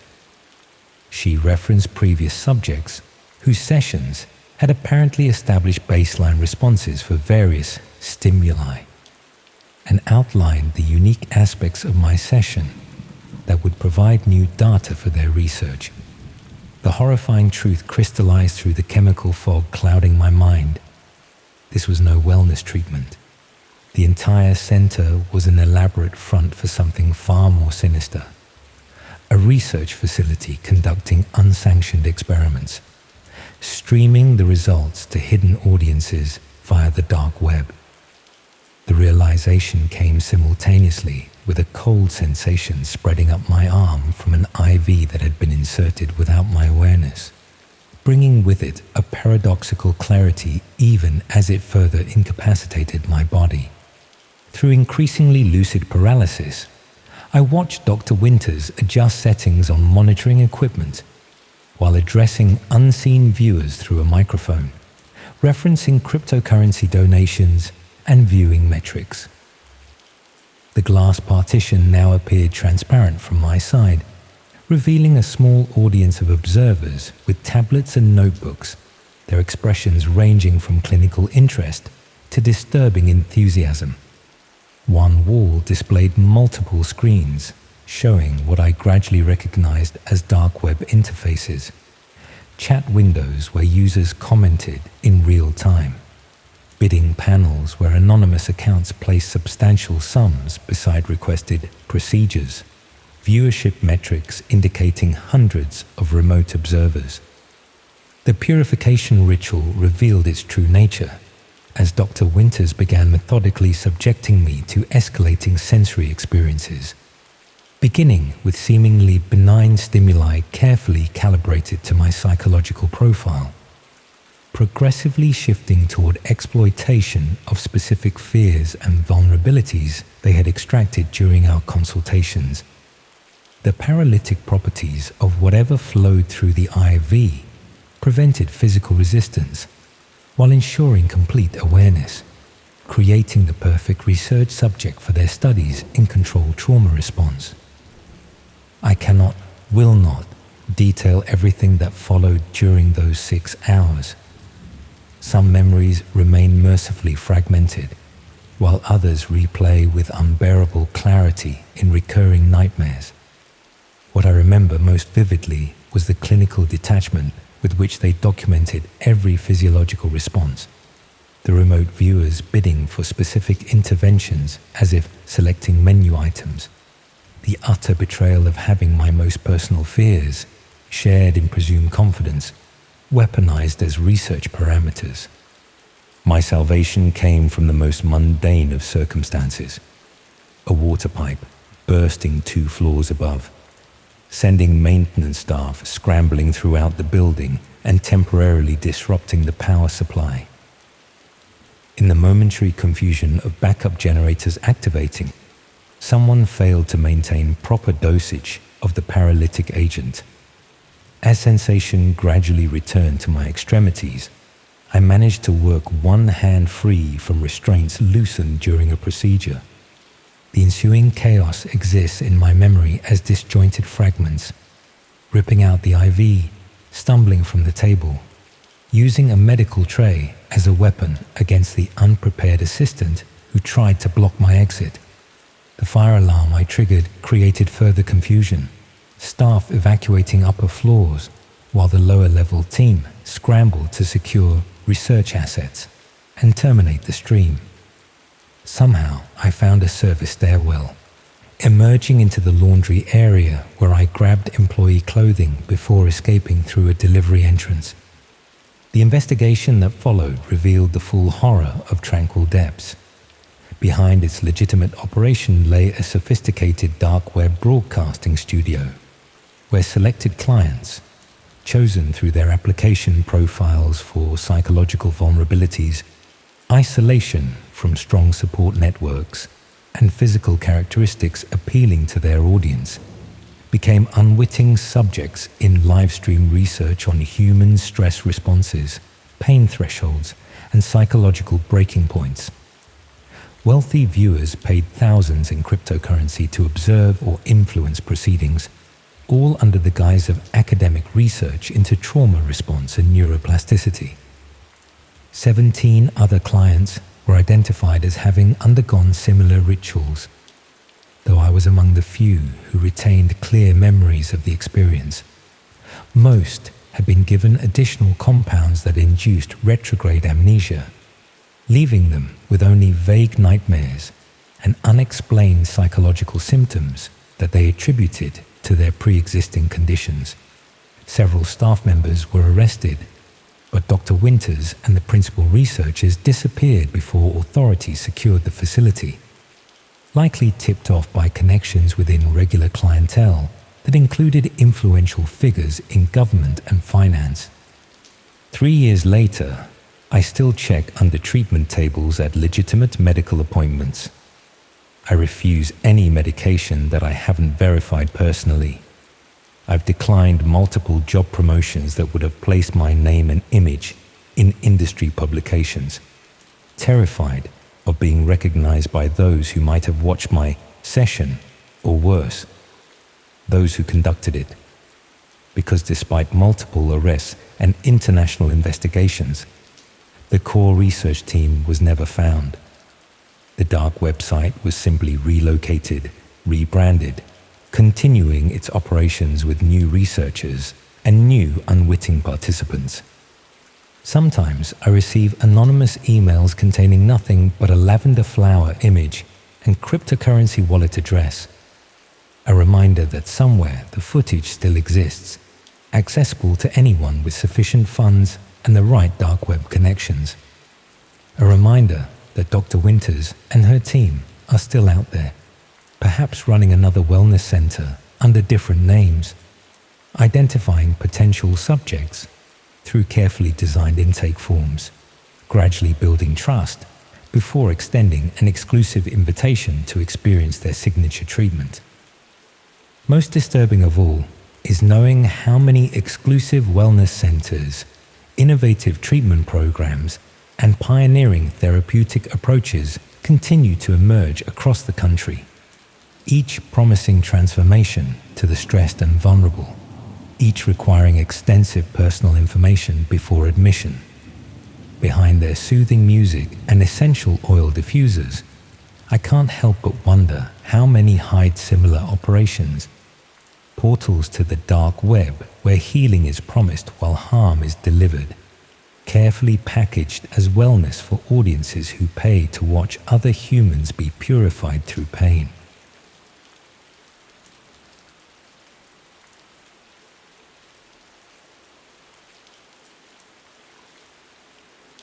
So I've never actually told anyone this story before. Not fully anyway. It's been eating away at me for months, and I guess I need to get it out somehow. Just bear with me if I need to pause sometimes. It all started last November. You know how those dark winter nights in Bristol get. I was in this phase where I'd become weirdly obsessed with exploring the dark web. Nothing too crazy at first, just curiosity really. We all hear those stories, right? Urban legends about what's supposedly lurking in those hidden corners of the internet. I just wanted to see for myself. God, I was so naive. I'd spend most nights after work just browsing through these forums and marketplaces, telling myself I was just being an internet anthropologist, or some pretentious rubbish like that. The rain would be hammering against my window, and I'd be hunched over my laptop with this weird blue glow on my face, just scrolling and scrolling. I started recognizing usernames after a while, started following specific threads. You know how it goes. You tell yourself you're just looking, but you're getting pulled deeper with every click. There was this one user, Void Watcher they called themselves, who I'd seen moderating a bunch of different forums. Seemed knowledgeable, intelligent. After a few weeks of seeing their comments, I stupidly felt like I knew them, like we had some kind of connection. Looking back now, it's so obvious they were grooming me, dropping these little personal details here and there that made me trust them. Classic manipulation, but I couldn't see it then.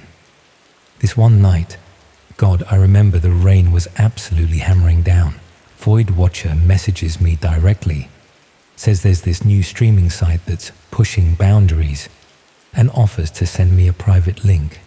I hesitated for maybe 5 seconds. There was this, this little voice saying, maybe this isn't such a good idea. But I'd convinced myself I was being careful, using a VPN, keeping anonymous, just observing, not participating. What was the harm in looking? That question, it just haunts me now, you know. What was the harm in looking? The link just led to this bare bones page with a countdown timer. Nothing else. just white text on black. Stream begins 47:16. I remember thinking it was a bit weird, but also kind of intriguing.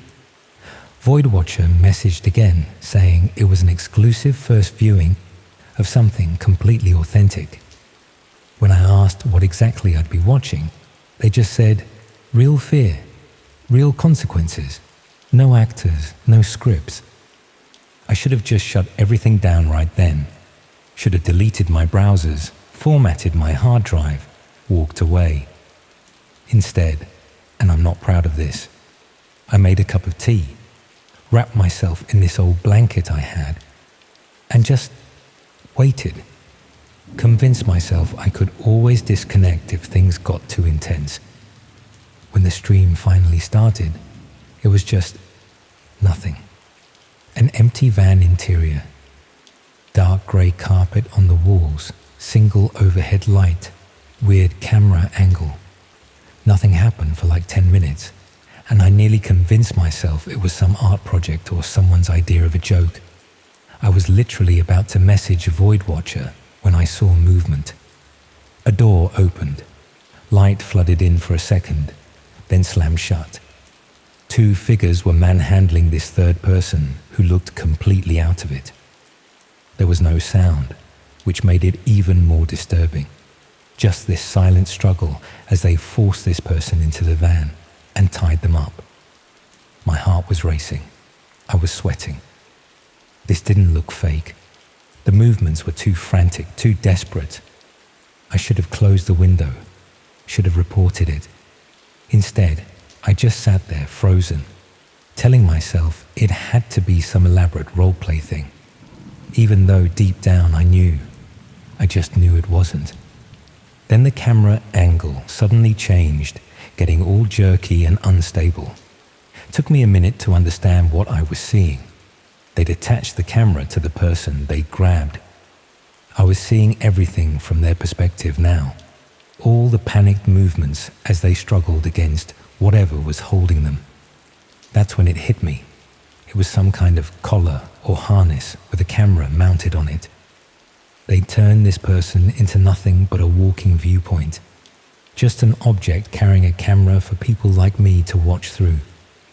Text appeared at the bottom indicating viewpoint activation and bidding commencement. A counter showed 19 viewers, then 23, then 31.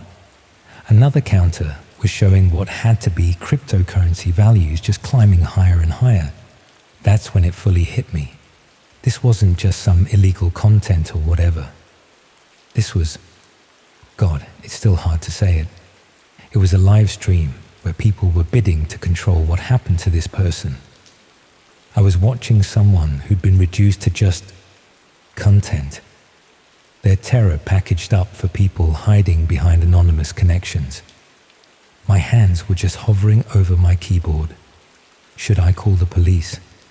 But what would I even say? How could I explain without getting myself in trouble? And where was this even happening? Could have been anywhere in the world. The van had nothing distinctive about it. The camera view went wild as they yanked the person to their feet. For just a second, they faced what looked like a mirror in the van, and I caught a glimpse of their face. Young, maybe early 20s, with this crude device strapped around their neck. Their eyes, Christ, their eyes were just terror, pure terror. That split second of eye contact, even through all that technology and distance, it just cut through everything. This was real. This was happening right now to a real person. The bidding counter went crazy as they positioned the victim in the middle of the van. I could only see parts of the other people, gloved hands, dark jacket sleeve, lower half of a face behind a mask. I couldn't look away, couldn't move. By watching, I was part of this. My viewership was being counted. Text flashed across the screen announcing the completion of the first auction. Then these instructions appeared, just cold and clinical, detailing what would happen next based on the winning bid. I I won't repeat what was written, what they were planning to do, what they wanted us to see through the eyes of someone who knew they were going to die. That's when the feed suddenly went still. The frantic movement stopped. The victim just froze, and the only movement was their rapid breathing causing tiny vibrations in the image. The silence in my flat was absolute. I hadn't even noticed the rain had stopped. In that awful stillness, I finally snapped out of it and slammed my laptop shut. I was shaking all over. Ran to the bathroom and threw up until there was nothing left. Sat on the bathroom floor for I don't know how long, trying to figure out what to do. Call the police. But what evidence did I have? How would I explain how I found that stream? After about an hour, I convinced myself I had to report it, whatever happened to me. I opened my laptop, ready to take screenshots, gather whatever information I could.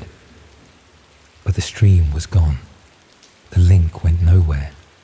My messages with Void Watcher had disappeared, like none of it had ever happened, except for the images burned into my brain and this crushing weight of having watched without doing anything. For weeks afterwards, I jumped at every notification, changed my locks, covered my webcam, spent nights wondering if someone had noted my presence on that stream, if they'd identified me somehow. But nothing happened. No police, no mysterious figures following me. Just life continuing like nothing had changed, when everything had. Sometimes I wonder if what I saw was real or some elaborate hoax. But then I remember those eyes in that brief reflection, that raw fear that no actor could fake. And I know. I haven't been back on the dark web, scrubbed my devices, changed all my habits. But the knowledge is still there, that beneath all our normal internet stuff, there are these places where people become nothing but content, where watching makes you part of it. The scariest part wasn't even what I saw in that van. It was realizing how easily I'd been led there, how quickly curiosity becomes complicity, and knowing that somewhere those streams are still happening, those vans are still parked somewhere, those cameras are still being strapped to people who disappear without anyone looking for them in the right places. Because who would know where to look? And who would admit to having seen them there? Sometimes I wake up and for a second, I think I'm wearing that collar, that people are watching through my eyes, waiting to bid. I don't think I'll ever feel truly alone again.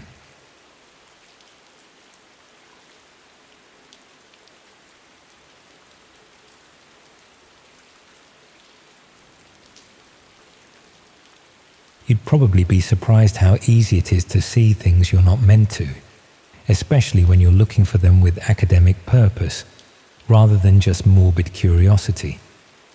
I was in my first year at Manchester studying journalism, living in one of those cramped student flats near the university, where the heating barely worked and you could hear everything your flatmates did through the paper-thin walls. The course was mostly what you'd expect: media law, ethics, how to structure articles properly. But our lecturer for digital journalism had given us an assignment that seemed more interesting than the usual fare. We were supposed to investigate an internet urban legend and write a piece debunking or confirming it. Most of my coursemates picked safe options like whether those viral videos of people doing impossible stunts were real or staged. I wanted something with more substance, something that would actually demonstrate proper investigative skills. Red rooms seemed like the perfect topic. For those who don't know, the basic premise is that there are live streams hidden somewhere on the dark web, where viewers can watch real torture and murder happening in real time. Most articles about them online were clearly written by people who had never bothered to look for themselves, just repeating the same urban legend details without any actual investigation.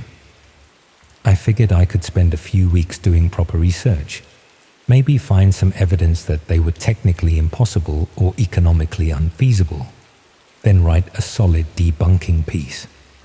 The sort of thing that might actually get published somewhere beyond the student newspaper. The research started in the university library, going through academic papers about dark web marketplaces and hidden services.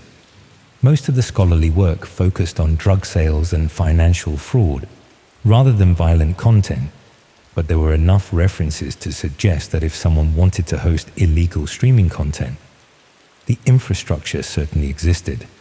From there, I moved to online forums where people claimed to have encountered red rooms. Most of the stories were obviously fictional, full of dramatic details that sounded like they'd been lifted from horror films. But a few accounts had the mundane specificity that usually indicates someone describing something they've actually experienced rather than invented. The breakthrough came through a contact I made on a forum dedicated to investigating internet mysteries.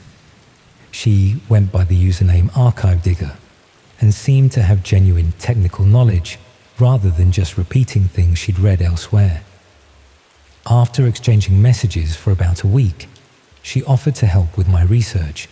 She explained that finding specific content on hidden networks required more than just browsing randomly. You needed connections, recommendations, invitations to private areas, the sort of access that took time to build up and couldn't be rushed. Over the next few weeks, Archive Digger introduced me to various people who claimed to have seen disturbing content online. Most turned out to be time wasters or attention seekers, but a few seemed legitimate. They spoke about the technical aspects in ways that suggested real familiarity rather than guesswork. One contact, who called himself Documentary Maker, claimed to have accessed multiple Red Room streams over the past year. He was willing to share screenshots and recordings, but only after I'd proven my serious academic interest rather than casual curiosity. The proof he provided was disturbing, but not conclusive. Dark rooms with industrial equipment, bound figures, timestamps suggesting live broadcasts. It could have been elaborate fiction, scenes from unreleased films, or genuine documentation of real events. Without seeing the streams myself, I couldn't make a definitive judgment. That's when Documentary Maker offered to arrange access to a live stream. I should probably have declined at that point. My assignment was to investigate whether red rooms existed, not necessarily to witness one firsthand. But journalism requires getting as close to the source as possible, and this seemed like the only way to provide definitive evidence one way or another. The access instructions were complex, but not particularly technical. Specific software, rotating passwords, designated times to connect. The whole process felt designed to filter out casual browsers while allowing serious viewers to find what they were looking for. When I finally connected to the stream, the interface was disappointingly ordinary. A video player embedded in a basic web page, chat area below, viewer counter on the side showing about 400 people online. Nothing sophisticated or mysterious about the presentation. The video showed what appeared to be a basement or warehouse space. Concrete walls, fluorescent lighting, industrial atmosphere. In the center was a metal table, and strapped to that table was a woman who appeared to be in her 20s or 30s. She was conscious but not moving much. Occasional struggles against the restraints, periodic attempts to look around the room, but mostly just lying still with the resigned expression of someone who understood their situation but had stopped fighting against it. The chat was active with comments in multiple languages, people discussing what they wanted to see happen, making suggestions, placing what appeared to be bets on various outcomes. The international nature of the audience was clear from the variety of languages being used. I watched for about 30 minutes before anything significant happened. The woman would occasionally test her restraints or try to speak, though no audio was coming through the stream. The chat maintained a running commentary, treating her like entertainment rather than a person. Then someone entered the frame. They were dressed casually, jeans, plain shirt, nothing distinctive or theatrical. No mask or costume, though the camera positioning meant I never got a clear view of their face. Just an ordinary person moving around the space with practiced efficiency. What followed was methodical preparation. The figure arranged tools on a nearby surface, adjusted camera angles, checked equipment that wasn't visible in the main feed. They seemed to be following a routine that suggested this wasn't their first time doing whatever they were about to do. The chat became more excited as the preparations continued. Comments appeared more frequently, with people making requests and suggestions. The viewer count had climbed to over 500.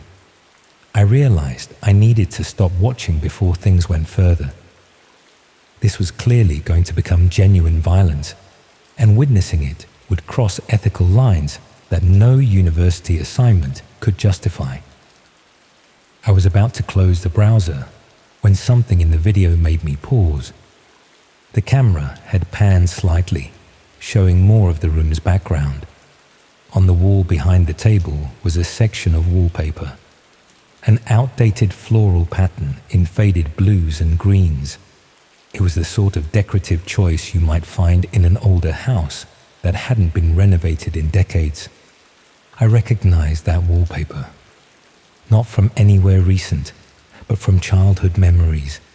My grandmother's house in Stockport, where we'd visit every few months when I was growing up. The same pattern had been in her spare bedroom, the room where I'd sleep when we stayed overnight. Gran had died 3 years ago, and the house had been sold to cover care home costs. I'd helped clear it out, remembered stripping that wallpaper from the spare room because the new owners wanted everything neutralized before they moved in. But here it was, in a video supposedly showing a live stream from somewhere on the dark web. Either this was an incredible coincidence, or something was wrong with what I was seeing. I took screenshots of the wallpaper pattern and compared them to photos I had from helping clear Gran's house. The match was exact. Same design, same fading, even the same small tear near the ceiling where the paper had started peeling away from the wall, which meant either the stream wasn't as live as claimed, or it was being broadcast from my grandmother's old house. I checked the property records online. The house had been sold to a couple from London who'd planned to renovate it as a rental property. But according to the electoral register, no one had actually moved in yet. The property appeared to be standing empty. The next day, I took the train to Stockport. Gran's old street looked the same as I remembered. Terraced houses built in the 1930s, small front gardens, the sort of respectable working-class neighborhood where everyone knew each other's business. Her house was about halfway down, distinguishable by the newly installed double glazing and front door that the buyers had fitted before apparently abandoning their renovation plans. I walked past several times, trying to see if there were any signs of occupancy. No cars in the drive, no lights visible through the windows, no indication that anyone was living there. But that didn't necessarily mean the property was empty. Someone could be using it without officially living there. The rear of the house backed onto an alley that ran behind the entire terrace. From there, I could see the spare bedroom window, where that distinctive wallpaper had been. The curtains were drawn, but there was a faint glow visible around the edges that suggested lights were on inside. I should have contacted the police at that point. If I was right about what I'd seen, there was serious criminal activity happening in that house. But I had no concrete evidence beyond a wallpaper pattern that could have been coincidental, and I knew how that conversation would sound to a duty officer. Instead, I decided to watch the house for a few hours to see if anyone came or went. I positioned myself in a cafe across the street with a clear view of the front door and settled in with a book and several cups of tea. For the first 2 hours, nothing happened. No movement, no visitors, no signs of life from inside the property. Then, around 4 in the afternoon, a car pulled up outside. 2 people got out, a man and woman in their 30s, both dressed in ordinary clothes that wouldn't have attracted attention anywhere. They looked like the sort of couple you might see in any supermarket or walking through any town centre. Nothing distinctive or memorable about their appearance. They let themselves into the house with keys, suggesting they were either the legal owners or had legitimate access. I watched for another hour, but they didn't come back out. That evening, I checked the streaming site again. The same room was visible, the same wallpaper in the background, but the table was empty now, and the lighting was different. Someone had clearly cleaned the space and reset it for future use. The chat was active with people asking when the next session would begin. Comments suggested this was part of a regular schedule rather than a one-off event. People were discussing previous streams, comparing what they'd seen, making requests for future content. I should have left it there, reported what I'd found to the authorities, and let them handle whatever was happening in that house. My assignment was supposed to be about investigating internet myths, not getting involved in potential criminal activity. But I kept thinking about that room, about what I'd witnessed, about the casual way the chat participants had discussed real violence as entertainment. Someone needed to document what was happening, to provide evidence that couldn't be dismissed or ignored. I decided to go back to the house. This time I went after dark, parking several streets away and approaching through the back alley. The spare bedroom window still showed that faint glow around the curtain edges, and I could hear the low hum of electronic equipment running inside. There was a small gap in the curtains where they didn't quite meet properly. From the right angle, I could see a slice of the room interior. The space had been completely transformed since I'd last been inside it 3 years ago. The furniture was gone, replaced by industrial equipment and camera gear. Lights on stands, cables running across the floor, the metal table I'd seen in the stream positioned in the center of the room, and sitting at a desk in the corner, facing multiple computer screens, was the man I'd seen get out of the car earlier that afternoon. He was monitoring what appeared to be several different streams simultaneously. Chat windows scrolled with comments in various languages. Viewer counters showed hundreds of people online. Video feeds displayed different rooms that all looked similar to the one I was looking at. This wasn't just one red room. It was some kind of operation running multiple streams from different locations. As I watched, the man picked up a phone and made a call.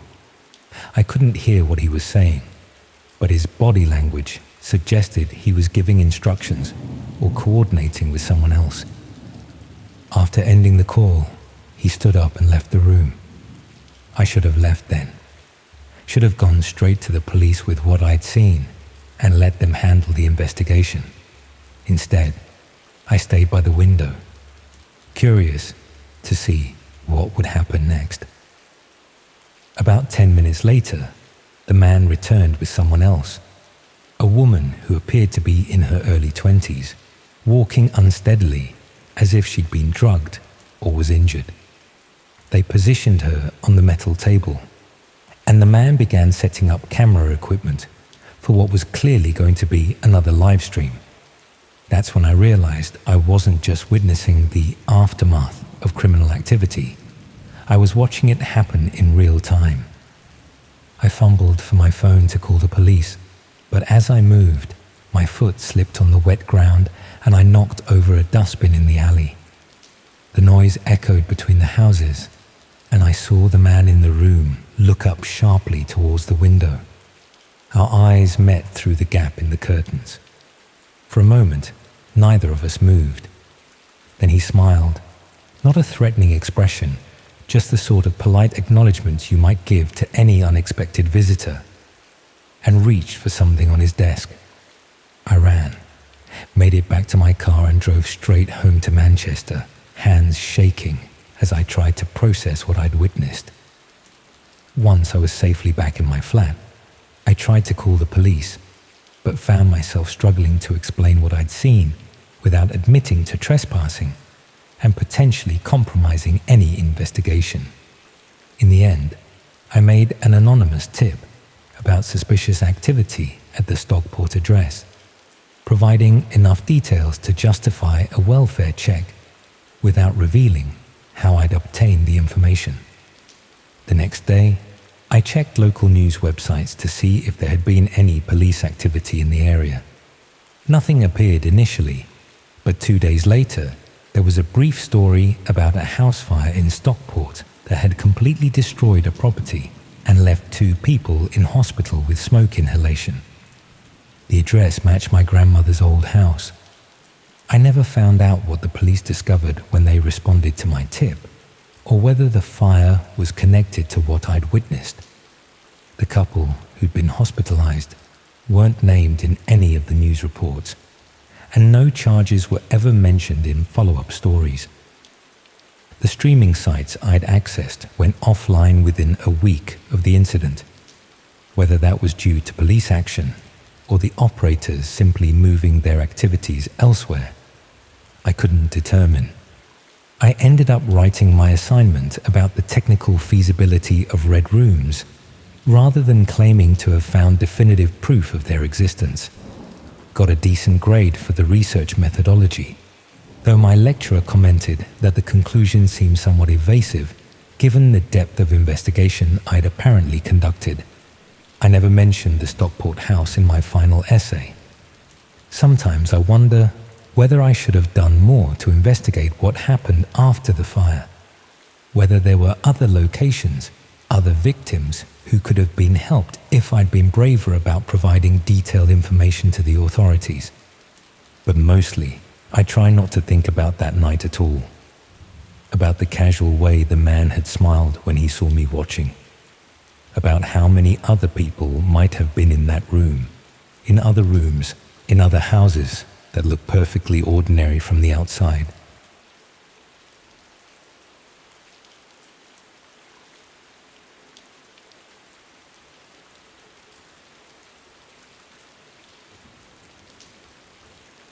I can't get the sound out of my head, the soft tap of an auction paddle against a palm.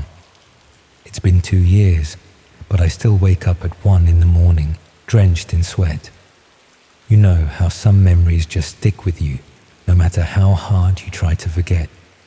The good ones fade away over time, but the horrific ones, those stay crystal clear. Every detail, every smell, every feeling of absolute terror. For me, it's the soft tap of an auction paddle that still jolts me from sleep, the sound of wealth deciding who lives and who suffers. I was working as a freelance photographer for a lifestyle magazine in London, specializing in those behind-the-scenes pieces about trendy bars and restaurants, the kind that make readers feel like insiders to some exclusive world. My editor had sent me to document the Wreathed Heart, this newly renovated Victorian pub in Whitechapel that had become inexplicably popular among finance types and tech entrepreneurs, seemingly overnight. It was late October, that liminal time when London transitions from merely damp to bone-chillingly cold. I remember the peculiar fog that had settled over the East End that evening, how it seemed to swallow the streetlights into hazy coronas. The pub itself was unassuming from the outside, just another historic building with glossy black paint and gold lettering, indistinguishable from 100 others scattered across the city. Inside was different, not what you'd expect from a traditional British pub. No dark wood or worn leather, but minimalist furnishings in blacks and whites, with these disconcerting anatomical drawings of human hearts framed on the walls. Not the cartoon Valentine hearts, but detailed medical illustrations, some showing dissections or peculiar conditions. I remember thinking it was an odd aesthetic choice for a place serving food and drinks. The manager who'd arranged the shoot was a woman named Eleanor, mid-30s, expensively dressed in that deliberately understated way that actually costs more than flashy clothes. She had this practiced smile that never quite reached her eyes, like someone who'd learned human expressions from a manual. After showing me around the main bar area, she mentioned, almost as an afterthought, that there was a private members' space in the back I should photograph later when it was empty. I spent the first hour capturing the usual shots. Bartenders crafting elaborate cocktails, the architectural details, patrons enjoying their overpriced drinks. Standard stuff. Around 10, the place began filling with people who looked like they'd just stepped out of boardrooms. Men in bespoke suits. Women with that particular kind of polished appearance that speaks of serious money. They carried themselves with the entitled air of people accustomed to doors opening at their approach. What struck me was how they barely ordered drinks. They'd approach the bar, exchange a few words with the bartender, then be directed toward a dark hallway at the back of the pub. None of them returned to the main area. I thought perhaps there was a separate exit, or maybe some exclusive area where they could drink away from the regular clientele. Around midnight, Eleanor returned, seeming slightly tense as she informed me the private area was now available for photography. She led me down that same hallway the wealthy patrons had disappeared into, past the toilets and what looked like storage rooms, to an unmarked black door with a small digital keypad beside it. She entered a code, and I distinctly remember the sound. Not the electronic beep you'd expect, but a soft, mechanical click, like something much older than the sleek technology suggested. Beyond the door was a short corridor ending in another door, this one attended by a man who looked more like military personnel than a bouncer. Close-cropped hair, perfect posture, alert eyes that assessed me with unsettling thoroughness. Eleanor exchanged a few words with him, and he stepped aside, opening the second door. The space beyond was dramatically different from the minimalist modern pub we'd left behind. It was like stepping into a Victorian gentleman's club. Wood-panelled walls, leather armchairs, the air heavy with expensive cigars and whiskey. But something felt off about it, something I couldn't immediately identify. Perhaps it was how the atmospheric lighting seemed designed to obscure rather than illuminate, or how the room was arranged in a semicircle facing a raised platform area at the front, currently empty but spotlit like a stage. Eleanor instructed me to photograph the empty room quickly, explaining that it was a private auction space for rare collectibles and investments, only accessible to their top-tier members. She emphasized that I should focus on the architectural details and ambience, not any identifying features of the space that might appear in a magazine. I nodded, already framing shots in my mind, thinking this would make for an intriguing centerpiece to my article, the secret room that few knew existed. As I was setting up my tripod, Eleanor was called away by one of the staff. She excused herself, saying she'd return shortly, leaving me alone in that strangely oppressive room. I took the opportunity to explore more freely, noting details that seemed at odds with the rare collectibles explanation. A medical-grade refrigeration unit humming quietly in one corner. Several screens mounted on the walls but currently powered down. Small cameras positioned discreetly throughout the space. On the podium at the front sat an open laptop, its screen showing what appeared to be a spreadsheet with columns for numbers, dates, and what looked like cryptocurrency wallet addresses. Beside it was a stack of black leather-bound portfolios, each with a different Roman numeral embossed in gold. Curiosity got the better of me. I glanced toward the door, confirming I was still alone, then carefully opened the top portfolio marked I. Inside were photographs and specifications, but not of art or antiques.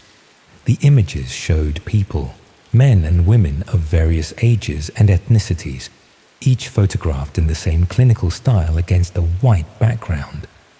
Beside each image was detailed information: height, weight, age, blood type, medical history, psychological profile, and most disturbingly, what appeared to be an estimated resilience rating on a scale of 1 to 10. My mind refused to process what I was seeing at first, creating more palatable explanations. Perhaps this was for some exclusive medical treatment program, or an elaborate reality show, or high-end surrogacy services. But the final page of the portfolio shattered any comforting illusions. It contained detailed pricing structures for what it explicitly called direct control sessions of varying durations, with higher rates for terminal experiences. I felt physically ill as understanding crashed over me. This wasn't an auction for objects but for people, for the right to torture and possibly kill them while watching in real time. The refrigeration unit suddenly made horrific sense. It wasn't for wine, but for preserving evidence or trophies. The screens would be for remote bidders, or for displaying the sessions themselves. I must have made some sound, some small gasp of horror, because the door behind me opened. I snapped a hasty photo of the portfolio's contents with my phone before closing it and pretending to adjust my camera settings. Eleanor returned with two men I hadn't seen before, both in dark suits, both moving with the deliberate precision of predators. She asked if I'd finished, her tone perfectly pleasant, but her eyes scanning the room, noting the portfolio that wasn't quite in the same position I'd found it. I forced a smile, saying I needed just a few more shots. My hands were trembling as I pretended to photograph a particularly ornate section of wall paneling. I could feel their eyes on my back, assessing, calculating. Eleanor mentioned casually that their event would begin soon, so I'd need to wrap up. She asked if I'd seen anything interesting while she was gone, her voice still conversational, but carrying an unmistakable undercurrent of threat. I lied, saying I'd been focused on capturing the unique lighting of the space. She smiled that same empty smile and said something about how people often found themselves fascinated by things they didn't understand in this room. As I packed up my equipment, moving with deliberate slowness to appear calm while my mind raced through escape scenarios, the door opened again. A stream of people began entering. The same wealthy individuals I'd seen earlier, now carrying small electronic tablets and what looked like auction paddles made of some dark material. Eleanor guided me toward the exit, her hand on my elbow in what might have appeared to be a polite gesture, but felt more like a restraint. As we approached the door, it opened to admit one last patron, a man I recognized with a sickening jolt. He was a tech CEO who'd been featured in the same magazine I was shooting for, known for his philanthropy and ethical business practices. Our eyes met briefly. Something in my expression must have betrayed my knowledge or horror, because his pleasant mask slipped for just a moment, revealing something cold and calculating beneath. He leaned toward Eleanor, whispering something that made her grip on my arm tighten painfully. We continued to the corridor, where the security man waited. Eleanor instructed him to escort me out through the service entrance since the event was beginning. Something in her tone had changed, a hardness that hadn't been there before. She reminded me that all the photos needed to be approved before publication, and that I'd signed an extensive NDA that covered not just images but any observations made on the premises. The security man led me down a different corridor, one that seemed to take us deeper into the building rather than toward an exit. My heart was hammering so loudly I was certain he could hear it. We passed doors marked with symbols rather than numbers, a circle, a square, a triangle, from behind which I could hear sounds that will haunt me forever. Not screams, which would have been horrific enough, but the muffled, desperate sounds of people trying not to scream. I knew with absolute certainty that I wouldn't be leaving through any service entrance, that I'd seen and understood too much, that I was being led to one of those rooms with symbols instead of numbers to become part of the night's inventory. Desperation makes you capable of things you never imagined. As we passed a fire extinguisher mounted on the wall, I stumbled deliberately, apologizing for my clumsiness. When the security man turned slightly to help me up, I grabbed the extinguisher and swung it with all my strength at his head. There was a sickening crack, and he crumpled to the floor. I ran, no longer caring about stealth, simply needing to find a way out of this nightmare. I tried doors as I passed them, most locked, one opening to reveal a small room with medical equipment and restraints that made me slam it shut immediately. Finally, I found a door marked with the universal fire exit symbol, pushed through it, and found myself in an alley behind the building. I didn't stop running until I was back on a main road, surrounded by late-night revelers who had no idea of the horrors occurring just streets away. I hailed a taxi, giving an address nowhere near my actual home, constantly checking to see if I was being followed. That night, I copied the photo I'd taken of the portfolio to multiple secure locations, then erased all evidence of my assignment from my phone. I scrubbed my social media, packed essential belongings, and by morning was on a train to Edinburgh, where an old university friend had agreed to let me stay without asking questions. I spent weeks debating what to do with what I'd discovered. Going to the police seemed logical, but the man I'd recognized was connected to the highest levels of society and government. The NDA I'd signed contained language I now recognized as thinly veiled threats, and I had only a single photo as evidence, easily dismissed as a forgery or misunderstanding. Eventually, I created an anonymous account and shared what I discovered on forums dedicated to investigating human trafficking and dark web crimes. I included the photo, names I remembered, descriptions of the location and security measures. Some believed me. Others dismissed my story as paranoia or creative fiction. 3 weeks later, the wreathed heart was destroyed in what was reported as a gas explosion. No casualties, since it happened during closed hours. The news mentioned its popularity among London's elite and its unique Victorian interior that had been largely preserved during renovation. I knew it wasn't an accident. It was evidence being erased. But was it because of my posts, or simply a planned relocation of their operation? I'll never know. Since then, I've been moving constantly, never staying in one place long enough to establish connections. I've changed careers, appearance, habits. I use only cash, avoid cameras, stay away from social media. But sometimes, in the faces of the wealthy and powerful on news broadcasts, I catch glimpses of expressions I recognize from that night. That same cold calculation beneath a veneer of respectability. I know now that there are spaces hidden within ordinary places where the elite trade in the ultimate luxury, complete power over human life, where suffering is commodified and sold to the highest bidder, where people like me, who stumble upon their existence, become potential inventory.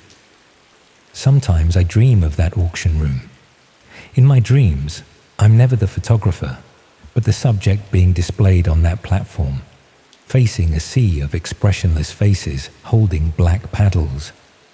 And in the front row always sits that tech CEO, smiling as he delicately taps his paddle against his palm, signaling his bid for the right to break me completely. I don't know if they're still looking for me. I don't know if my name is in one of those portfolios now, with my own resilience rating and price point. But I know that somewhere, perhaps behind another unmarked door in another ordinary establishment, paddles are being raised and lives are being sold, and no one who matters is doing anything to stop it.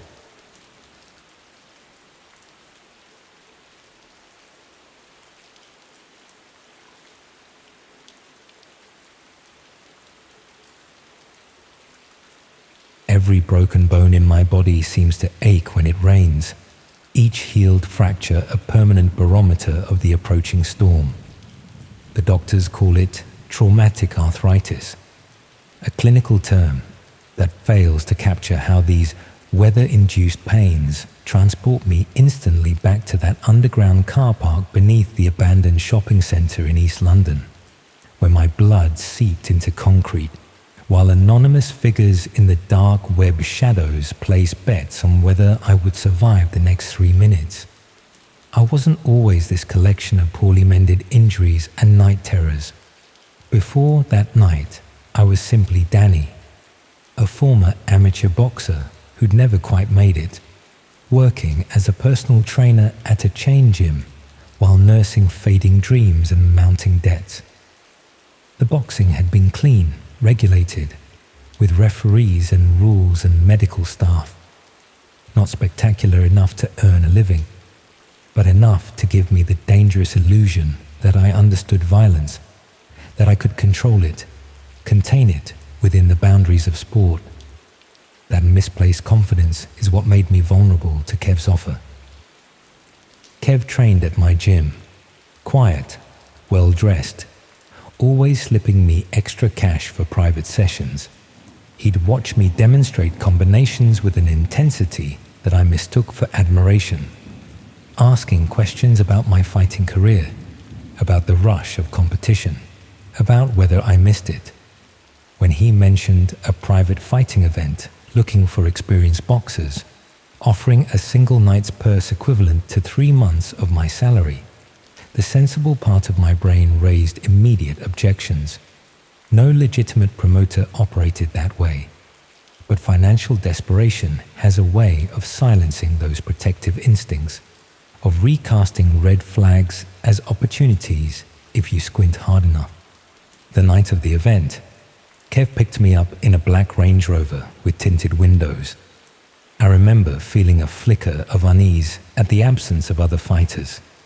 At the roundabout route we took through progressively industrial areas of the city, when we finally arrived at the abandoned shopping centre, its boarded windows and graffiti-covered walls barely visible in the dim streetlights. That unease crystallized into genuine apprehension. This didn't look like any venue that would host a legitimate sporting event. Still, with the promised payment clouding my judgment, I followed Kev through a service entrance and down concrete stairs into the car park below. The space had been transformed in a way that momentarily reassured me. Portable floodlights illuminated a central area where a fighting ring had been constructed. Not the standard boxing ring with its ropes and canvas, but a circular space delineated by chain-link fencing anchored to the concrete floor. Around this makeshift arena, folding chairs accommodated perhaps 30 spectators, all men in expensive casual wear, many with tablets or phones in hand. The technical setup was surprisingly sophisticated. Multiple cameras mounted at different angles, a dedicated area with monitors and mixing equipment, a satellite uplink station that seemed excessive for an underground event. A man in a tailored suit approached, conducting a brisk assessment that felt more veterinary than medical. He checked my pupils, tested my reflexes, examined my hands and former injuries with detached professionalism. Throughout this examination, I noticed Kev speaking with another man who appeared to be coordinating the event, gesturing occasionally in my direction while looking at something on a laptop screen.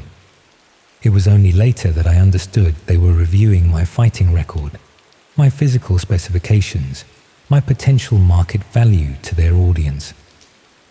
They led me to a preparation area partitioned off by plastic sheeting, where I changed into the plain black shorts they provided. No protective gear was offered, no gloves, no mouth guard, no hand wraps. When I questioned this, Kev explained this was old school bare knuckle style, with a grin that didn't reach his eyes. As I waited, I overheard fragments of conversation from the technical area nearby, references to stream quality, betting interfaces, and premium viewers. One phrase in particular lodged in my memory: dark web traffic is peaking. They're waiting for the fresh meat. That was the moment reality began to fracture around me. The comforting narrative of an underground boxing match dissolving into something far more sinister. These weren't fight promoters. They were content producers for dark web audiences, broadcasting violence to viewers who paid substantial sums to watch real, unregulated combat with no rules or limitations. I considered leaving, manufacturing some excuse, but two security personnel had positioned themselves by the only exit, their attention fixed steadily on me. When they finally led me to the fighting area, my opponent was already waiting.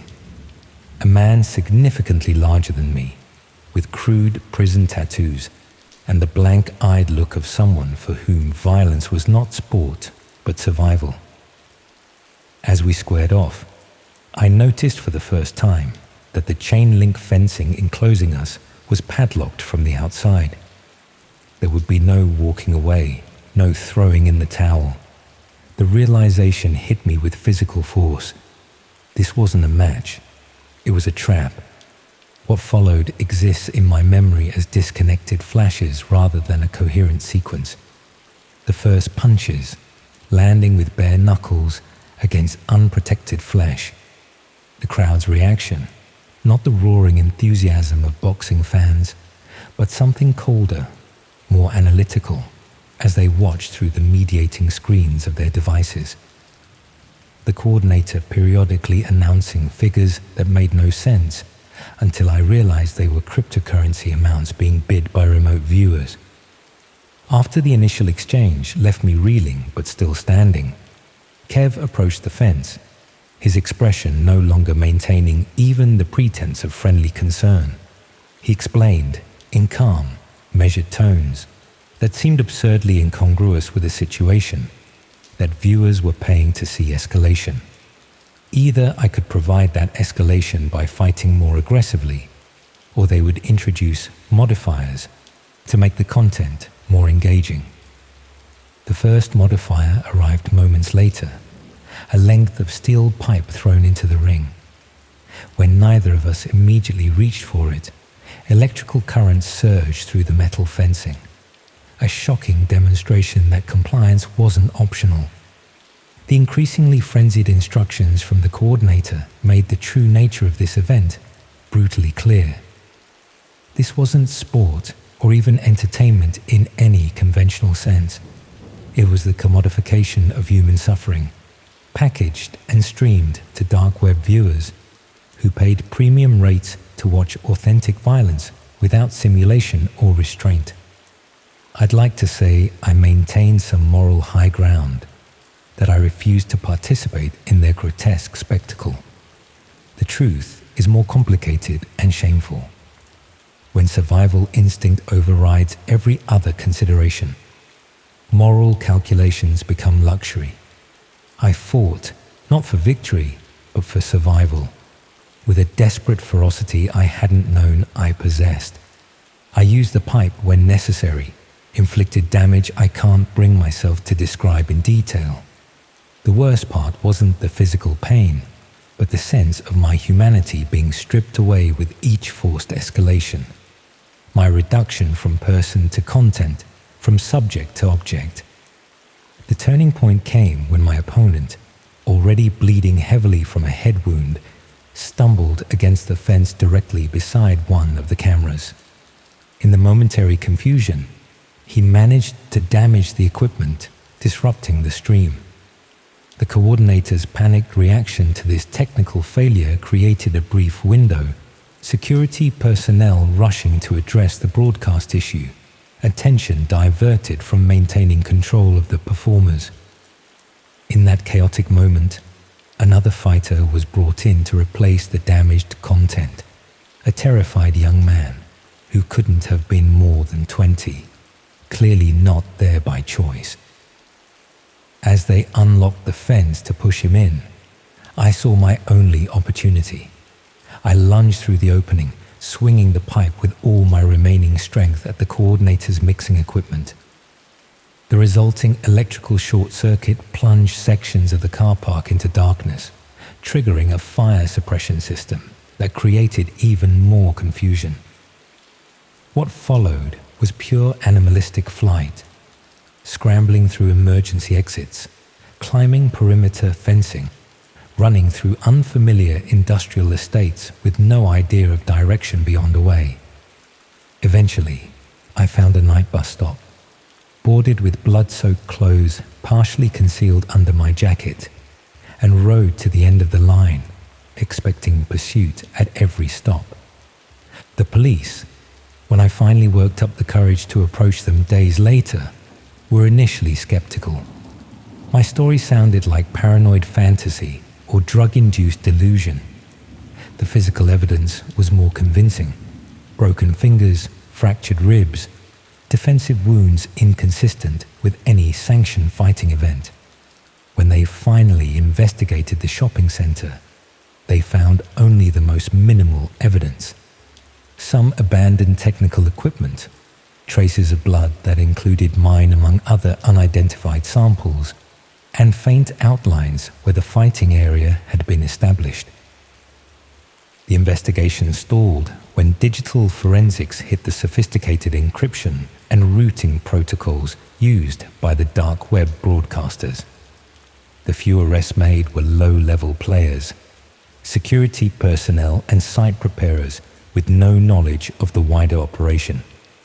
Kev vanished completely, his identity at the gym proven false, his social media presence wiped, his connection to the fighting ring untraceable beyond my testimony. 3 years later, I still receive anonymous messages occasionally, links to encrypted dark websites where they claim footage of my performance continues to circulate as premium content, alongside offers for a rematch with substantially improved payment. Each message concludes with details about my current location that prove the sender has me under observation. I've moved cities twice, changed my name, abandoned social media, but the messages still find me. Sometimes, in moments of paranoia, I wonder if the entire experience was a selection process, if my escape was part of their evaluation, identifying fighters with the proper combination of skill and survival instinct for more lucrative events. I wonder how many others received similar offers, how many disappeared into that underground economy of violence, how many faces on missing persons posters represent dark web content that continues generating revenue long after the person has been consumed by the insatiable appetite for authentic suffering. The most disturbing realization isn't that such operations exist in the shadows of the internet, but how easily ordinary people can be drawn into them through financial desperation, through misplaced confidence, through the fundamental human error of believing ourselves exempt from becoming commodities in a market that trades in pain. Every fighting gym I pass, every underground car park I hurry through, every expensive black vehicle with tinted windows, each carries the echo of that night when I discovered how thin the membrane truly is between the world we acknowledge and the dark web marketplace that thrives beneath its surface.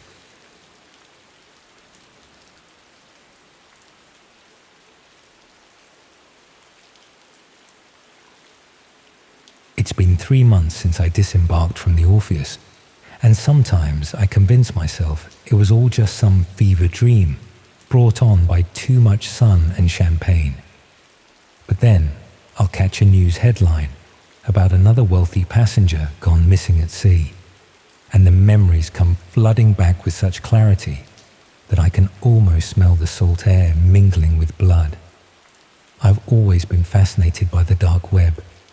As a cybersecurity analyst for a major banking group in London, part of my job involved understanding how financial data ends up for sale on hidden marketplaces.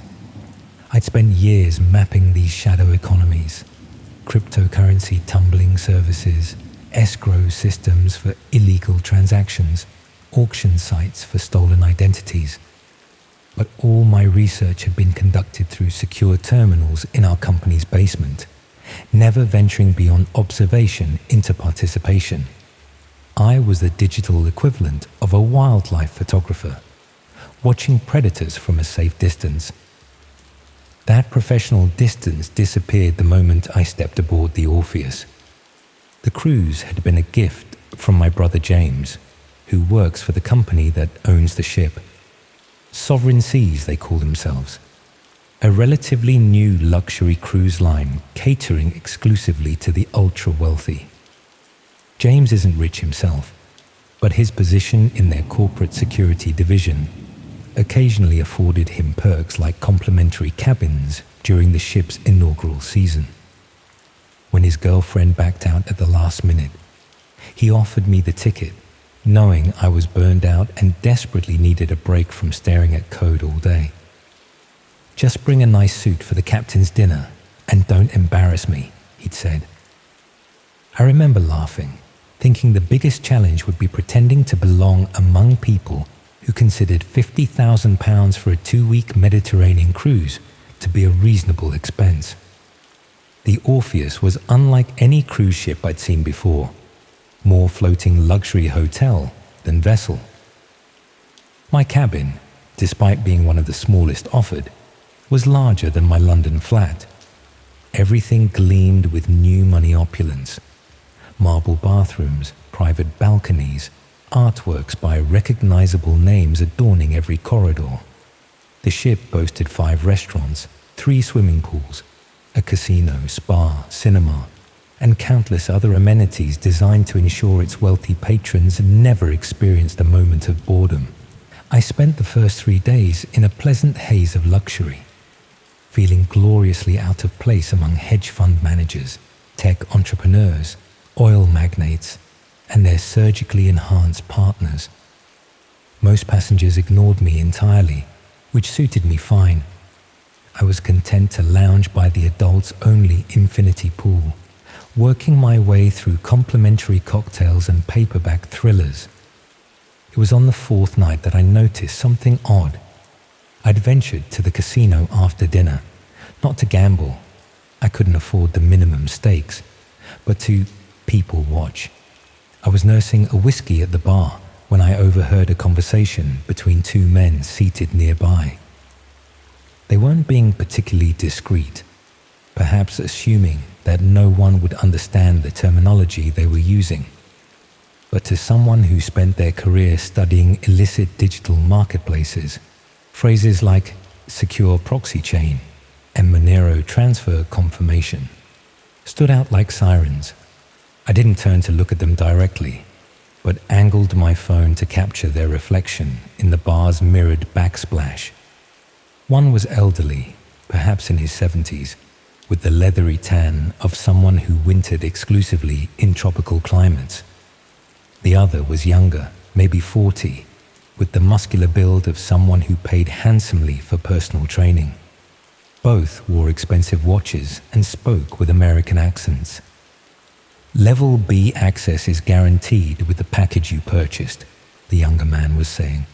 "The stream quality is excellent, and interaction options are available for premium members." The older man nodded, sliding what looked like a matte black credit card across the bar. Same verification process as last time. Something in their manner, the furtive glances, the careful phrasing, triggered my professional paranoia. In my line of work, you develop a sixth sense for when people are discussing things they shouldn't be. I'd assumed my dark web investigations would stay firmly in London, not follow me into this floating palace of privilege. I might have forgotten about it entirely had I not encountered the same younger man the following day. I was exploring the ship, trying to walk off a hangover, when I noticed him speaking with a crew member in a service corridor I'd accidentally wandered into. They both gave me sharp looks before the crew member directed me back to the passenger areas with a practiced smile. As I turned to leave, I caught a glimpse of what looked like a security keypad beside an unmarked door. Unusual, given that crew areas typically used RFID badges for access. Curiosity got the better of me. That evening, I messaged James, asking if there were restricted areas on the ship beyond the usual crew quarters and engine rooms.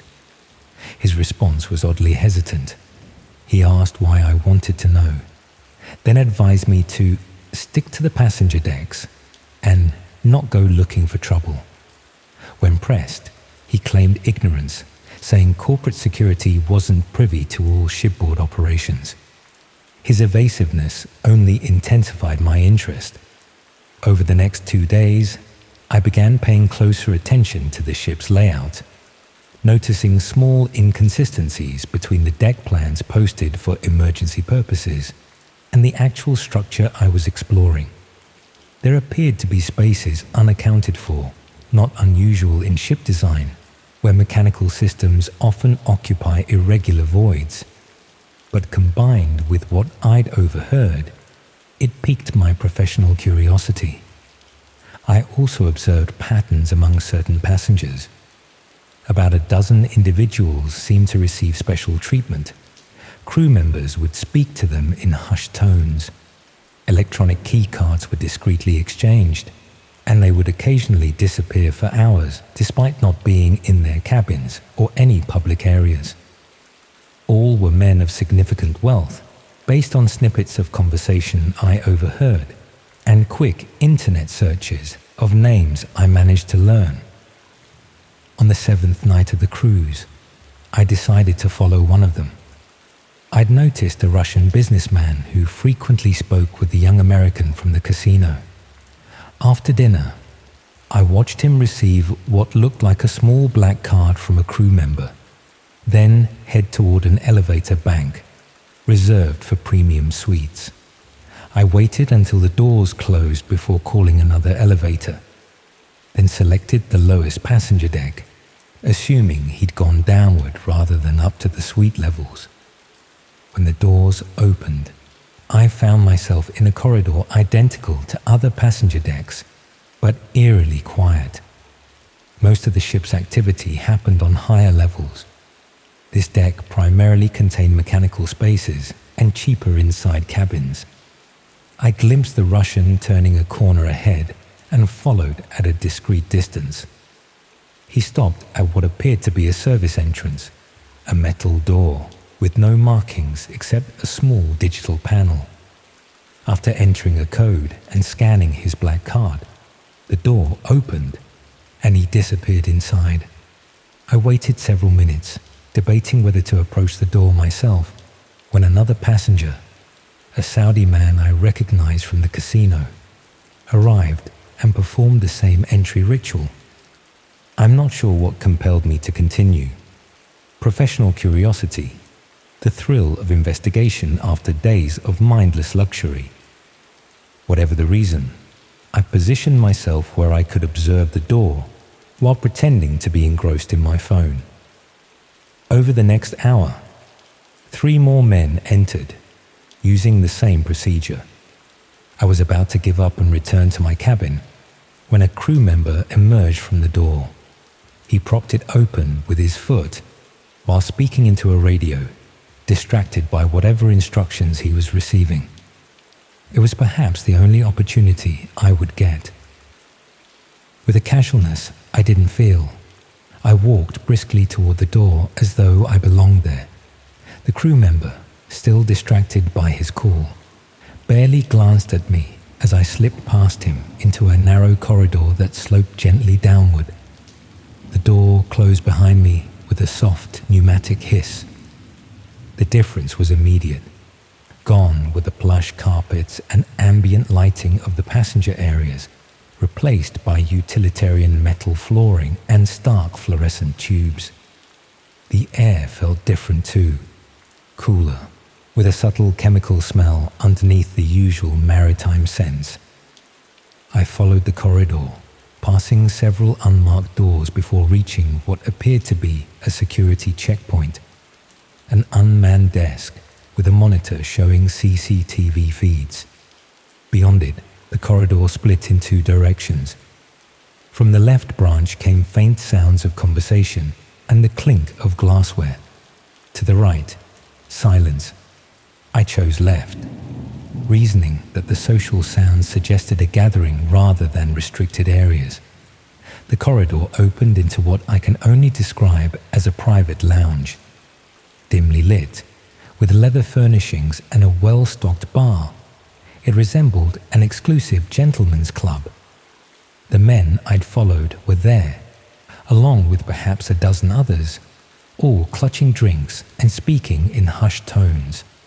A crew member in a dark suit, rather than the usual uniform, was distributing what looked like tablet devices. I froze, suddenly aware of my mistake. This was clearly a private event, and I had no plausible reason to be there.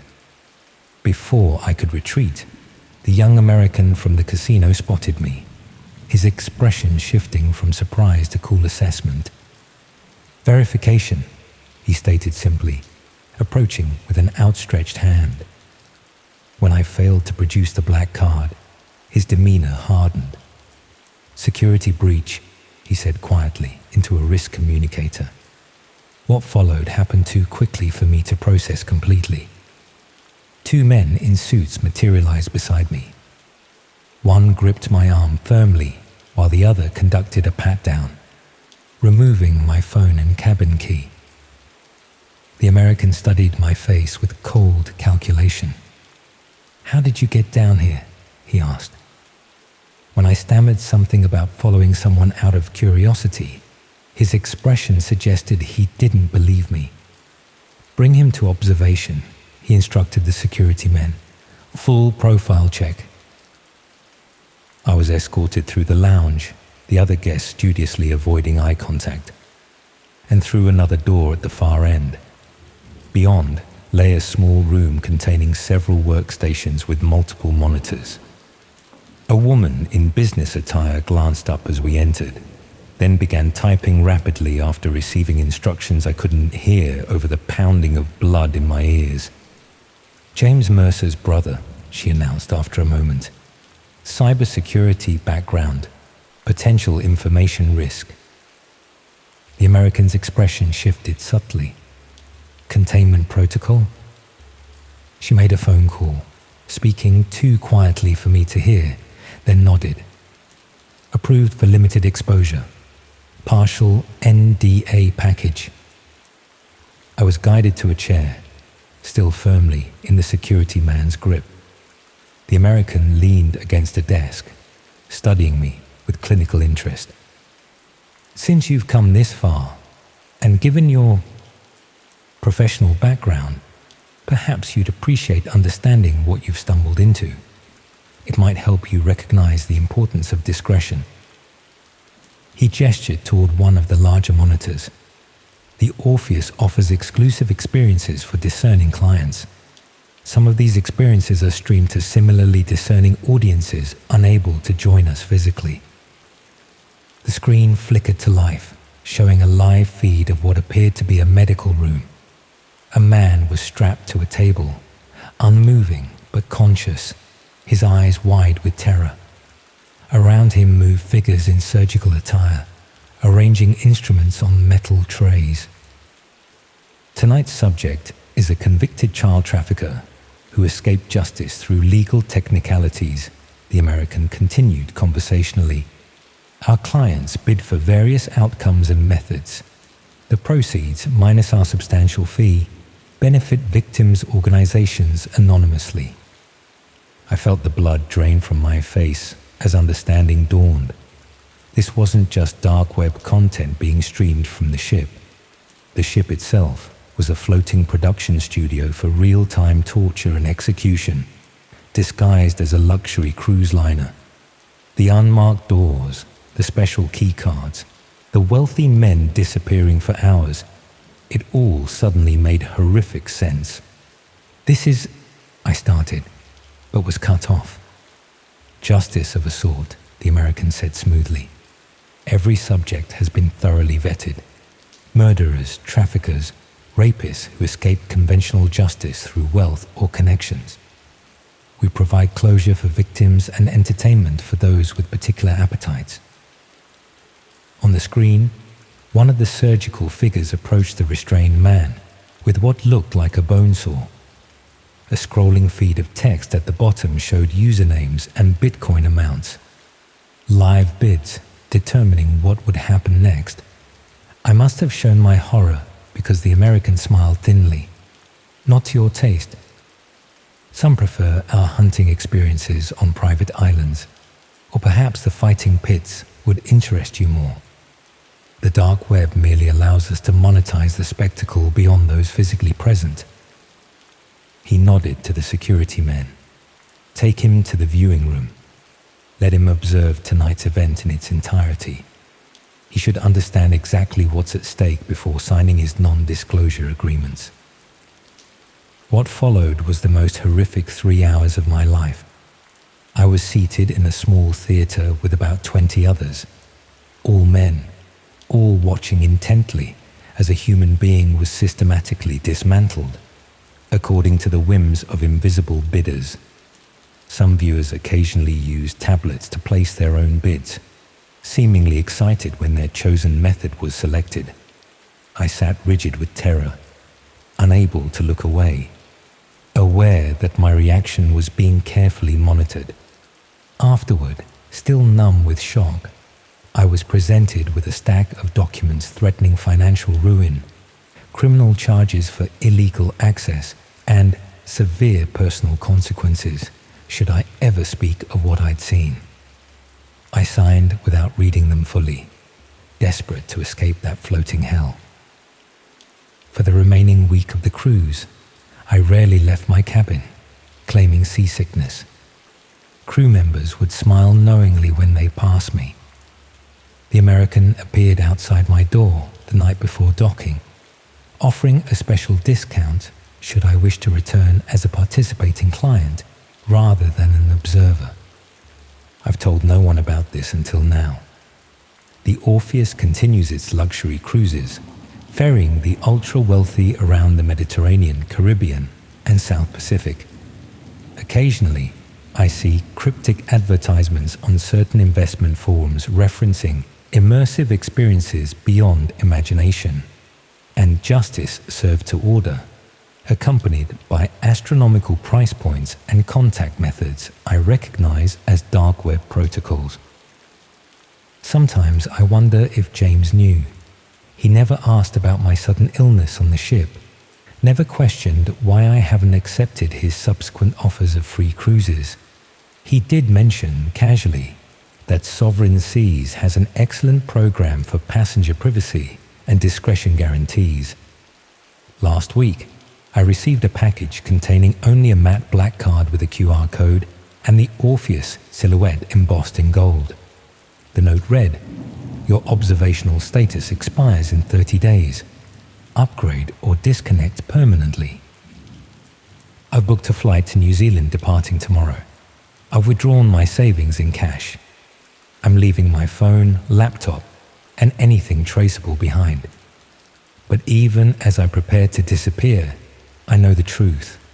There's no real escape from what I've learned. The dark web isn't just some shadowy corner of the internet. It's a reflection of the darkest corners of human desire. given physical form on vessels like the Orpheus, sailing freely through international waters beyond the reach of conventional law. And the truly horrifying part, for every ship I know about, there must be dozens more I don't.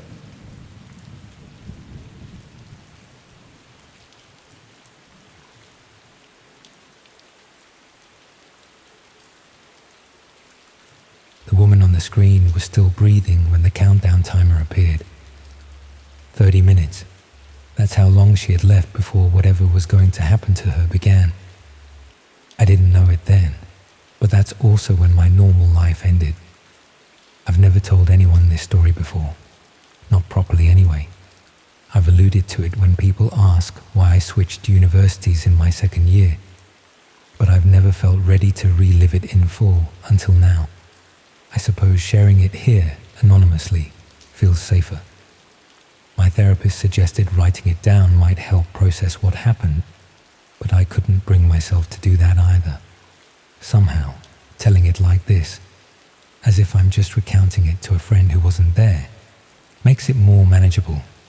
I was studying computer science at a university in northern England. Not one of the fancy Russell Group ones, but decent enough. The campus was this odd mix of brutalist 1960s concrete blocks and sleek glass buildings that had been added more recently. Our main computer lab was in one of these newer buildings, all gleaming surfaces and ergonomic chairs. The kind of place that's supposed to inspire innovation and creativity, but mostly just made me worry about leaving fingerprints on everything. It was mid-October, about 6 weeks into my first year. The excitement of my first weeks had worn off, and the reality of the workload was setting in. I remember it was raining that day. Not the dramatic, thunderous kind, but that persistent, miserable drizzle that seems to seep into your bones. The type of weather that makes you want to stay indoors, which is exactly what I was doing. I had a 2-hour gap between lectures and decided to use the time to work on a programming assignment due the following week. The computer lab was busier than usual because of the weather, but I managed to find a spot near the back.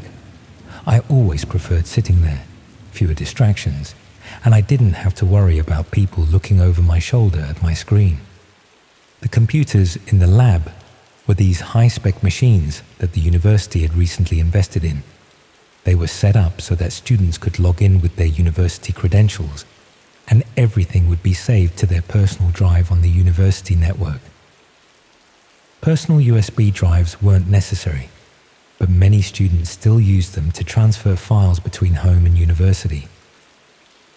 I was about halfway through my assignment when Professor Harris walked in.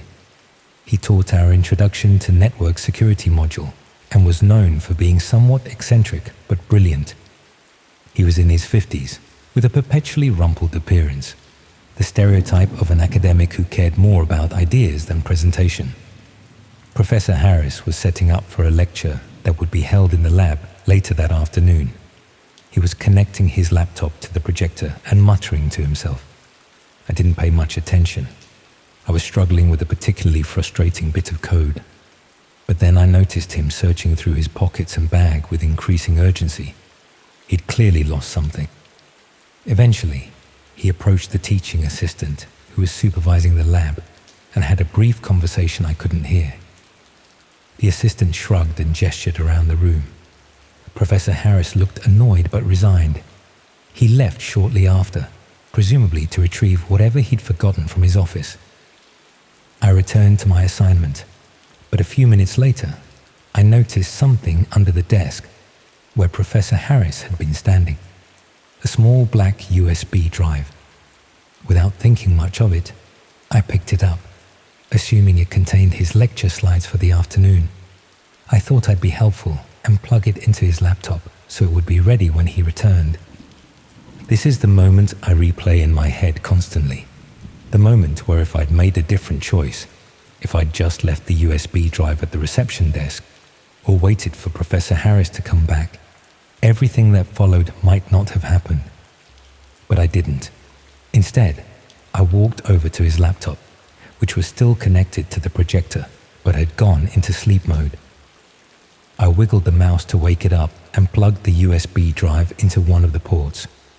I expected a File Explorer window to open, showing the contents of the drive so I could find his lecture slides. Instead, the screen remained black for a moment. Then, without any prompt from me, an application launched automatically. At first, I thought it was some kind of video player as a dark window opened, filling the screen. I realized with horror that what I was looking at was being streamed in real time. The image was grainy and poorly lit, but clear enough to make out a room with bare concrete walls. It looked like a basement or cellar of some kind. In the center was a young woman, tied to a chair. Her head was slumped forward, but I could see she was breathing. She appeared unconscious, not dead, which was somehow both a relief and more terrifying, because it meant whatever was going to happen to her hadn't started yet. I froze. My brain couldn't process what I was seeing. Part of me thought, hoped, it might be some elaborate setup for a horror film or an extreme performance art piece. But deep down, I knew better. There was an authenticity to the crudeness of the setup that no staged production would include. The feed had no sound, which made it even more unnerving. I could see the woman's chest rising and falling with each breath, but the silence made it feel distant and surreal, like watching a security camera feed. A ticker at the bottom of the screen was counting down from 30 minutes. It was at 28:47 when I first noticed it. I should have immediately unplugged the USB drive and reported it. That would have been the sensible, ethical thing to do. But shock kept me rooted to the spot, staring at the screen. I couldn't reconcile what I was seeing with the ordinary university environment around me. The cognitive dissonance was paralyzing. Then I noticed something that made my blood run cold. In the background of the video, barely visible in the poor lighting, was a small table. On it was a copy of our university newspaper, folded open to show the front page. I recognized it immediately because I'd read it that morning. It was the current issue, published just 2 days earlier. This wasn't some old video file stored on the USB. This was happening now, somewhere close by, somewhere on or near our campus. Just as this realization hit me, the lab door opened and Professor Harris walked back in.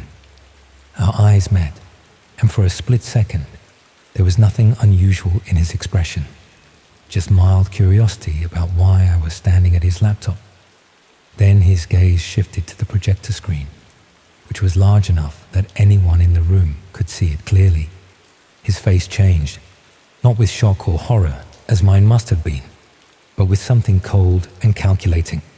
His eyes narrowed, his jaw tightened, and in that moment, I knew with absolute certainty that this was his USB drive, and he knew exactly what was on it. I looked around the lab, expecting others to be reacting to the disturbing image now projected for all to see. But most students were focused on their own screens, headphones on. Oblivious, the teaching assistant had stepped out. Only one other student, a girl sitting a few computers away, was staring at the projection with a confused expression. Professor Harris moved quickly. He reached the laptop in 3 long strides and ejected the USB drive. The screen went black immediately. He pocketed the drive and turned to me with a smile that didn't reach his eyes. "Curious about the dark web, are we?" he asked, his voice low enough that only I could hear. "That's a dangerous habit. People who poke around where they shouldn't tend to find themselves in uncomfortable situations." I mumbled something about finding the drive on the floor and thinking it contained his lecture slides. My heart was pounding so hard I thought it might burst through my chest. He didn't believe me. I could tell by the way his eyes hardened. But he maintained that artificial smile. "Best forget what you saw," he said still quietly. "It's not real anyway. Just a simulation for my advanced cybersecurity class. Special effects. Impressive, aren't they?" I nodded, desperate to escape the conversation and the lab. I returned to my computer, saved my work and logged off. My hands were shaking so badly I could barely navigate the mouse. As I packed up my things, I glanced at Professor Harris. He was watching me, that same cold calculation in his eyes. I left the lab as casually as I could manage. But once in the corridor, I nearly ran to the nearest toilet, where I was violently sick. My mind was racing with implications and possibilities, none of them good. If what I'd seen was real, and the university newspaper in the background strongly suggested it was, then Professor Harris was involved in something truly horrific, and he knew that I knew. I spent the next hour hiding in a cafe on campus, trying to decide what to do. Report it to the police? But what exactly would I say? That I'd seen a disturbing video that could have been faked? That a respected professor might be involved in something criminal based on a few seconds of footage and my interpretation of his reaction? It sounded ridiculous even to me. I decided to go back to my accommodation and think it through properly. I needed to gather my thoughts, maybe research if there had been any reports of missing women in the area. I convinced myself that approaching this methodically was better than rushing in with wild accusations. That was my second mistake. When I reached my room, the door was unlocked. I was certain I'd locked it that morning. I always did. Inside, nothing seemed obviously disturbed, but there was a sensation in the air, like the molecular structure of my personal space had been rearranged slightly. Someone had been there. On my bed was a university newspaper, the same edition I'd seen in the video. It was folded open to a specific page, one I hadn't paid attention to that morning. In the corner was a small advertisement for a student mental health service with the tagline, "Feeling watched, anxious, paranoid? We can help." It was a message, a warning. I packed a bag with essential items and left campus that evening. I stayed with a friend in Manchester for a week, claiming a family emergency. When I returned, I switched all my modules to avoid Professor Harris's classes. I considered reporting what I'd seen to the university authorities or the police. But each time I worked up the courage, I remembered that newspaper on my bed. He'd been in my room. He knew where I lived. And he clearly had connections to something much darker than academia. For the rest of that term, I felt eyes on me constantly. Sometimes I'd glimpse Professor Harris across the campus, watching me. Once, I found a USB drive identical to the one I'd found, sitting on my desk in the library. I left it untouched and moved to another floor. I never saw its owner collect it. I transferred to a different university for my second year, using family issues as an excuse. I haven't been back to that campus since. Sometimes I search local news archives for reports of missing women around that time, but I've never found anything conclusive. I don't know if what I saw that day was the prelude to a murder, or part of some elaborate underground streaming service catering to sadistic viewers. I don't know if the woman in the chair was rescued, or if she became another missing person statistic. I don't know how deep Professor Harris was involved, or how many others at the university might have been part of it. What I do know is that the dark web isn't just some abstract concept or urban legend. It's real, and it touches our ordinary world in ways we'd prefer not to acknowledge. The barrier between the two is thinner than most people realize, sometimes as thin as a small black USB drive left on a computer lab floor. I still use computers, obviously. I had to continue my degree, but I never use public computer labs anymore. I never plug in USB drives, I find. And I never, ever open files or applications I'm not 100% certain about.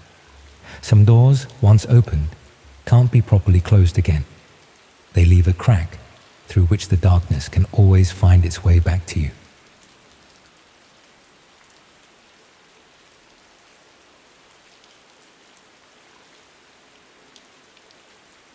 "4 minutes. That's how long I watched it before I closed the laptop. I've been sitting with that fact for over a year now, and I still don't know exactly what it says about me, but I know it doesn't say anything good. I'm going to try and explain how I ended up there. Not to excuse it, Just because the how matters, I think. It matters because the way it happens is never the way you'd imagine it happening. You don't make a single, obvious wrong decision. You make 100 small, almost invisible ones, and then you're somewhere you can't entirely explain. We'd had a break-in. That's where it started. Not at our house, at a neighbor's 3 doors down. A couple in their 60s, semi-retired. Someone had come through their back gate on a Wednesday afternoon while they were both out. Took a laptop, some cash from a kitchen drawer, a small jewelry box from the bedroom. The sort of burglary the police take a statement about and then don't pursue, because they know exactly where the odds sit, and so do you. Our neighbor, the husband, he told me about it over the fence one Sunday, and I could hear in the way he described it that the thing that had really shaken him wasn't the stuff that was taken. It was the idea of someone moving through his kitchen, opening his drawers, standing in his bedroom. He kept coming back to that detail. The bedroom. I went home that afternoon and started looking at home security cameras. Straightforward enough. I wanted something that covered the back of our house and the alley that ran behind the terrace. My wife thought I was overreacting. Maybe I was. But I went down that particular rabbit hole with some thoroughness over the following couple of weeks. Comparison sites, review forums, YouTube walkthroughs of different systems.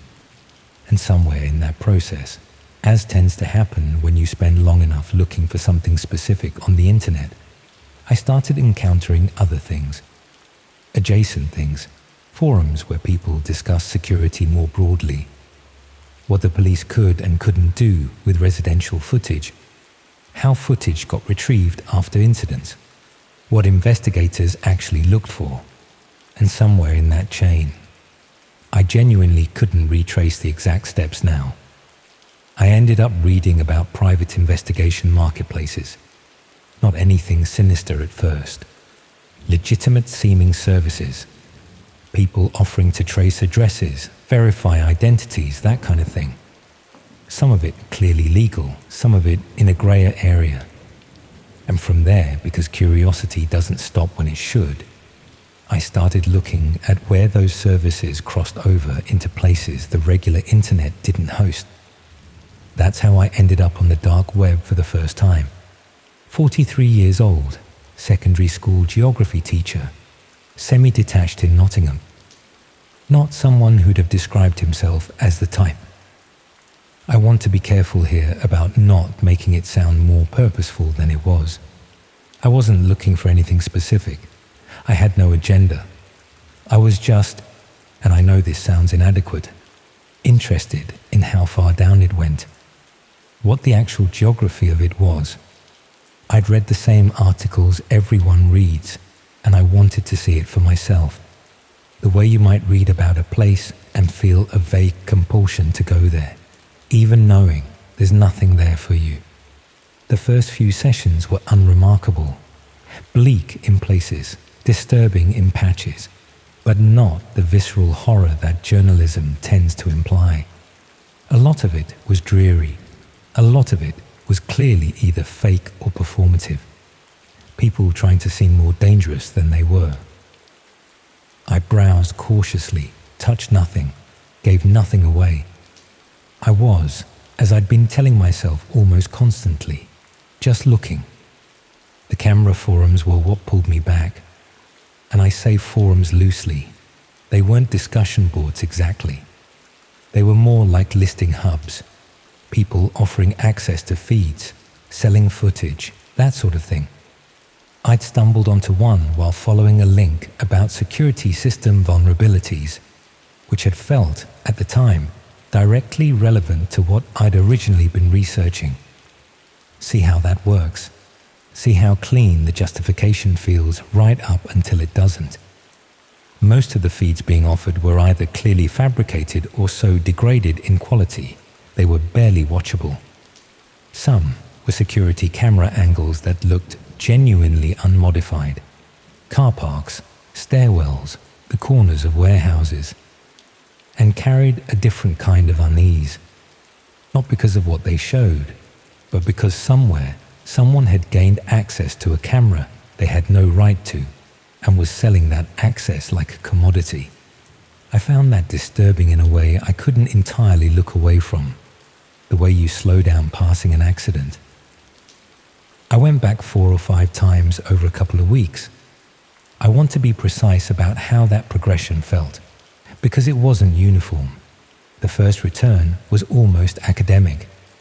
I told myself I was going back to understand the structure of the site better, to confirm what I'd seen was what I thought it was. The second time, I stayed longer than the first and felt worse leaving. By the third or fourth visit, something had shifted, and I was no longer pretending I was there for any reason other than the one I didn't want to name. Each time I closed the laptop, I sat with a residue that took longer to clear. That's the mechanism of it. You don't stay because you want to. You stay because leaving feels like an active decision, and staying just feels like not having left yet. And each time you go back, the threshold for going back has already been lowered by the fact that you went back before. The listing I found on the 5th or 6th visit looked, at first, like others I'd seen. It was titled simply, something like Residential East Midlands, Ongoing, and the thumbnail was low resolution and dark. A room. Interior. I assumed it was another case of someone selling access to a poorly secured home camera, the kind of thing you could apparently set up accidentally with a cheap off-brand system and the wrong default settings. I clicked through, and what I saw wasn't an accidental feed. The image was clear, much clearer than most. A living room, ordinary in every detail, sofa, television, a low bookshelf, the corner of a dining table, natural light coming from the left side, meaning a window just off frame. The angle was from high up, which told you the camera was either mounted near the ceiling or placed on a high shelf, and it was fixed and stable in a way that a phone propped somewhere wouldn't be. Someone had installed a camera in this room deliberately, and they had done it with enough care that it wasn't visible in the frame. There was no timestamp, but the daylight suggested daytime, and the room was occupied. A woman was sitting on the sofa. She had her back partly to the camera, angled towards the television, and she had her legs drawn up beneath her in the way people sit when they're comfortable and not expecting to be looked at. She was wearing a grey jumper, sleeves pushed up to the elbows.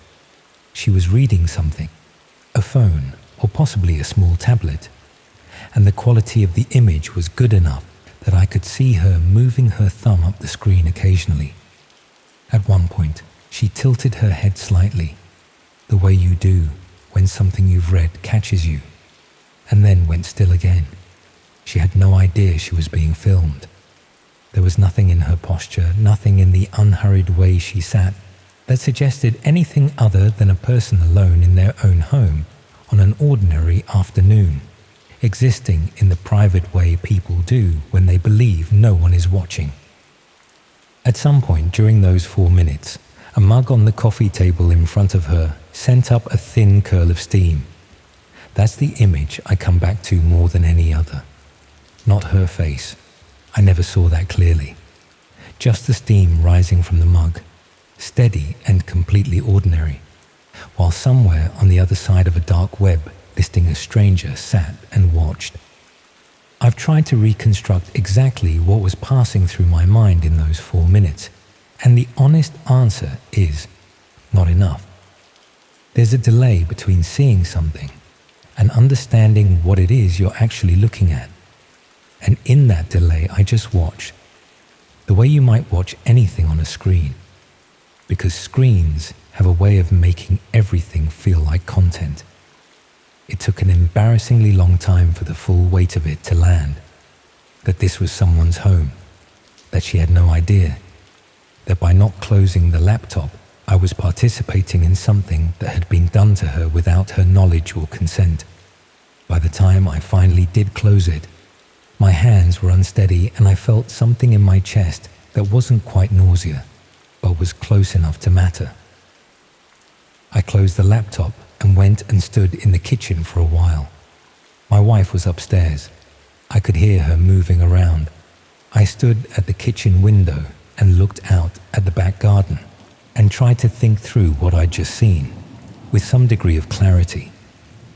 The camera in that room hadn't got there by accident. Someone had entered that house or had access to it, had some reason to be there, and had installed a device, concealed it, and then set up a way to broadcast or record the feed. Then they'd listed it, priced it, offered it to whoever found their way to that particular corner of the dark web and had the inclination to pay. I didn't know how many people had viewed it. I didn't know how long the listing had been up. I didn't know where in the East Midlands it was, or whether the East Midlands description was even accurate. I also didn't know who the woman was, but I could see her clearly enough to describe her. And I kept thinking, uselessly, circularly, about the fact that at some point she'd get up from that sofa and make a cup of tea, or go upstairs, or do any of the things people do in the privacy of their own homes, and the camera would be there for all of it. The question of what to do sat with me for days in a way that was genuinely immobilizing. I'd have to explain where I'd seen it.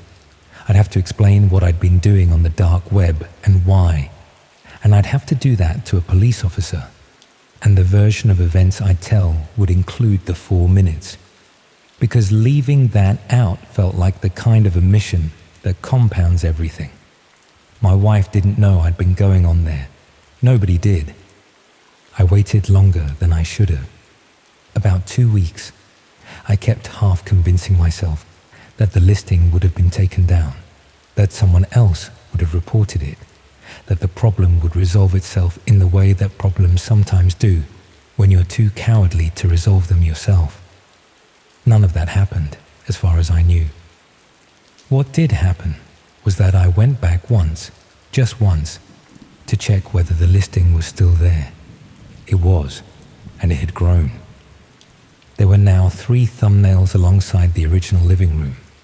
A bedroom, the same high-mounted angle, the same deliberate framing, a bed with the covers pulled back on one side, a wardrobe door left slightly open, a bathroom, the image darker, the camera positioned in a way that took me a moment to understand, and then made me close my eyes briefly when I did, and a 4th thumbnail I hadn't expected. The front of the house, exterior, taken from the street, just the facade. A parked car visible at the edge of the frame. The house number above the door, clear enough to read. That last one was what made the floor feel uncertain beneath me. The living room feed was violation enough, but the exterior shot, the house number, meant that whoever was running this listing wasn't just selling footage, they were selling location. They were offering anyone who paid enough not just access to her rooms, but the means to find the building those rooms were inside. I closed the laptop before I'd fully processed what I was looking at.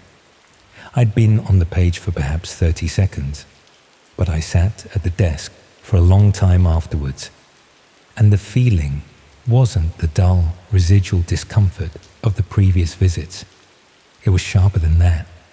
It was the specific, nauseating understanding that whatever this was, it had escalated since I'd first found it, and I had spent 2 weeks doing nothing while it escalated. I went to the police the following morning. I walked into the station on Canal Street and told them I needed to report something, and when the officer asked me what it related to, I said it related to surveillance footage. Being distributed without someone's knowledge or consent. I'd rehearsed the phrase. It sounded cleaner than what it was. The process that followed was both more and less than I'd expected. A detective came to the house 2 days later, a man younger than me. who took notes on a laptop and asked specific questions without much expression. He wanted to know the exact URL, the structure of the listing, what I'd seen, how I'd found it. He asked, at one point, whether I'd had any direct contact with whoever posted the listing, and I said no, and he wrote that down without comment in a way that felt like its own kind of assessment. He wasn't rude. He was just thorough in a way that made everything feel documented. He told me at the end that they'd be treating it seriously, that this type of offense, covert recording distributed for commercial purposes, carried significant penalties if someone was identified and charged. He mentioned that locating the victim, if she hadn't already come forward independently, would be a priority. He didn't tell me anything about how they'd go about any of it, or what the realistic chances were, or what any of it would produce. He thanked me for coming forward. He let himself out. I've not heard anything since. That was over a year ago. I don't know whether they found her. I don't know whether, if they found her, she knew. Whether they'd had to tell her that there was a camera in her living room, her bedroom, her bathroom, and that footage from it had been offered for sale to strangers on the dark web. I think about what that conversation would feel like, being told that, the particular violation of it. Your own home, the one place that's supposed to be unconditionally yours, turned into something else without your knowledge. I also think about the person who installed those cameras, who they were in relation to her. You don't put a camera in someone's living room from a distance. You have to be inside the house to do it, which means the person who did this had been invited in, or had a key, or had let themselves in. A partner, an ex-partner, a landlord, a tradesman, someone she trusted enough to let through her front door. That's the detail I can't move past.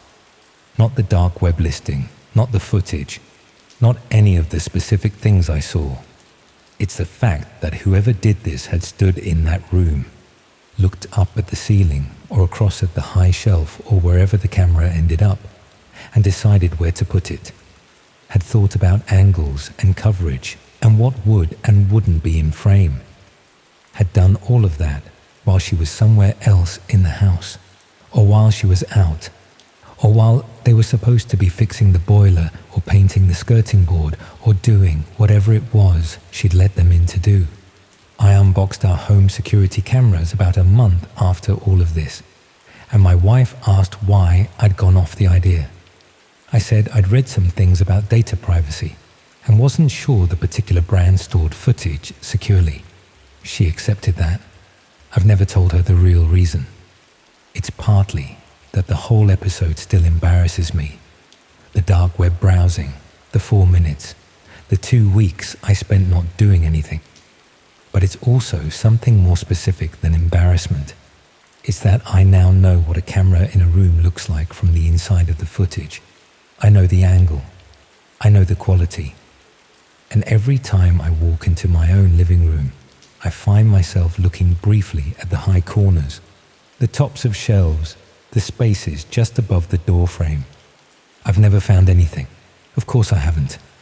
There's no reason there would be anything. But the looking has become a reflex now, and I can't seem to stop it. And what I'm really checking for every time is whether someone has stood in my house and done to me what someone did to her. That's what I tell myself it is anyway. The habit of checking. The small involuntary question of whether someone has been here and decided where to put the camera while I was somewhere else. About 6 months after I reported it, I did one final search. Not for the listing itself. I wasn't going back there. Just for any news coverage that might tell me whether someone had been charged, whether she'd been found, whether any of it had amounted to anything. I didn't find that. What I did find, on a thread in a corner of the ordinary internet where people discuss this kind of thing, was a post describing the listing in enough detail that I knew immediately it was the same one. The high-angle living room, the East Midlands location, the exterior shot with the house number. Someone had written it up in the flat, almost clinical way people use when they're trying to seem detached from something that has clearly unsettled them. The post was dated 4 months after I'd gone to the police. 4 months after I'd sat across a desk and given a detective the URL, the structure, everything I could remember. The listing had still been up. I've thought about what that means. Whether the report went nowhere, whether the site moved faster than any investigation could, whether she's still living in that house without knowing. I don't have answers to any of it. I probably never will. What I have instead is the steam rising from the mug. That image, sitting in the place where a resolution should be. A woman alone in her living room on an ordinary afternoon, completely at ease, while somewhere out there, the number above her front door was available to anyone willing to pay for it. That's the part that doesn't leave, not what I saw, what she didn't know.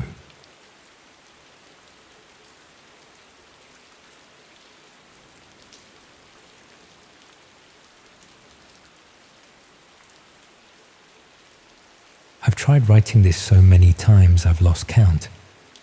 Every time, I get a few paragraphs in before I close the laptop and tell myself I'll do it later, when I have the right words, when it doesn't feel like I'm tearing something open inside my chest. But there are no right words, and honestly, I remember everything too well. That's the problem. My brain won't let me forget a single fucking detail. Every conversation, every decision, every moment I chose to keep going when I should have stopped. It's all there, sharp and clear, like it happened yesterday. I'm not writing this to make you feel sorry for me. I'm not asking you to understand. I already know what people will say, that I was broke, desperate, scared, sure, all true. But that's not why I kept doing it. That's the easy explanation, the one that lets me off the hook. The real reason is harder to say out loud, because it means admitting I could turn off parts of myself I didn't know could be switched off, that I could compartmentalize my behavior to a degree that still unsettles me, even now, even after everything. 18 months ago, my life was ordinary, boring even, the kind of boring that other people probably envied. I worked at a marketing agency in Manchester, one of those mid-sized firms that handles accounts nobody's ever heard of, but that somehow keep the lights on. I split rent on a flat in Levenshulme with my girlfriend Sarah and convinced myself this was what being an adult looked like. Wake up, go to work, come home, watch something on Netflix, repeat. The job wasn't exciting, but it paid on time, every time. I'd learned to measure happiness by how predictable things were, how stable. Excitement was for people who hadn't yet realized that stability was the real prize. Sarah and I had been together long enough that our routines had merged. We knew each other's schedules, split the bills without arguing about it, had our spots on the sofa. It wasn't passionate anymore, but I told myself that was normal. That passion was just the opening act, and what we had was the sustainable version, the real thing. Looking back, I wonder if I was already trying to convince myself of things I didn't quite believe. The redundancy meeting was surreal in how scripted it felt. I was called in on a Wednesday afternoon, and the moment I saw my manager sitting with someone from HR, I knew. Everyone in that room had already processed what was about to happen to me. They'd had their meetings, made their decisions, prepared their talking points. The company was downsizing. My role was non-essential. Budget cuts, market conditions. They thanked me for my contributions, said they appreciated my work, handed me a folder explaining my final pay and notice period. The whole thing took maybe 15 minutes. I nodded through the whole thing, not because I agreed, but because my brain couldn't catch up. There was this weird disconnect between what I was hearing and what I was processing, like watching something happen to someone else. I even said thank you as I left the room. Thank you. For what? For destroying the stability I'd built my entire identity around. At first, unemployment felt temporary. I treated it like a gap between jobs rather than an ending. I updated my CV, spent hours tweaking the wording, sent out applications. I told Sarah not to worry. Something would come up quickly. Manchester was full of agencies. I had experience, good references. There was no reason to think I'd struggle as much as I eventually did. Except I did. Weeks turned into months. The interviews I did get never led anywhere. I'd spend days preparing, researching the company, practicing answers. And then I'd sit in reception, waiting rooms, feeling my confidence drain away before anyone even spoke to me. The rejections came in waves, all saying the same thing in slightly different language.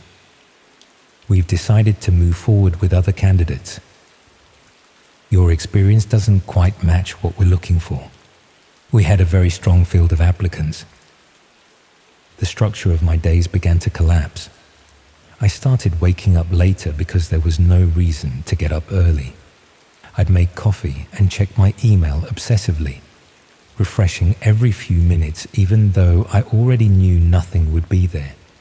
The flat became smaller somehow, the walls closer.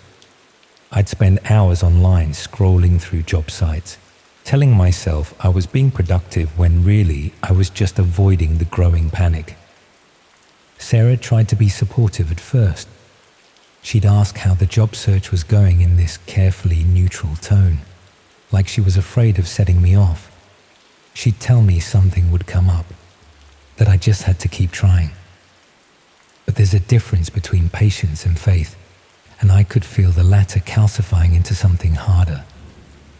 She stopped talking about the future, holidays we might take, places we might move to, started focusing on immediate costs instead. Did we really need Netflix and Spotify? Should we switch to a cheaper phone plan? Could we cut back on takeaways?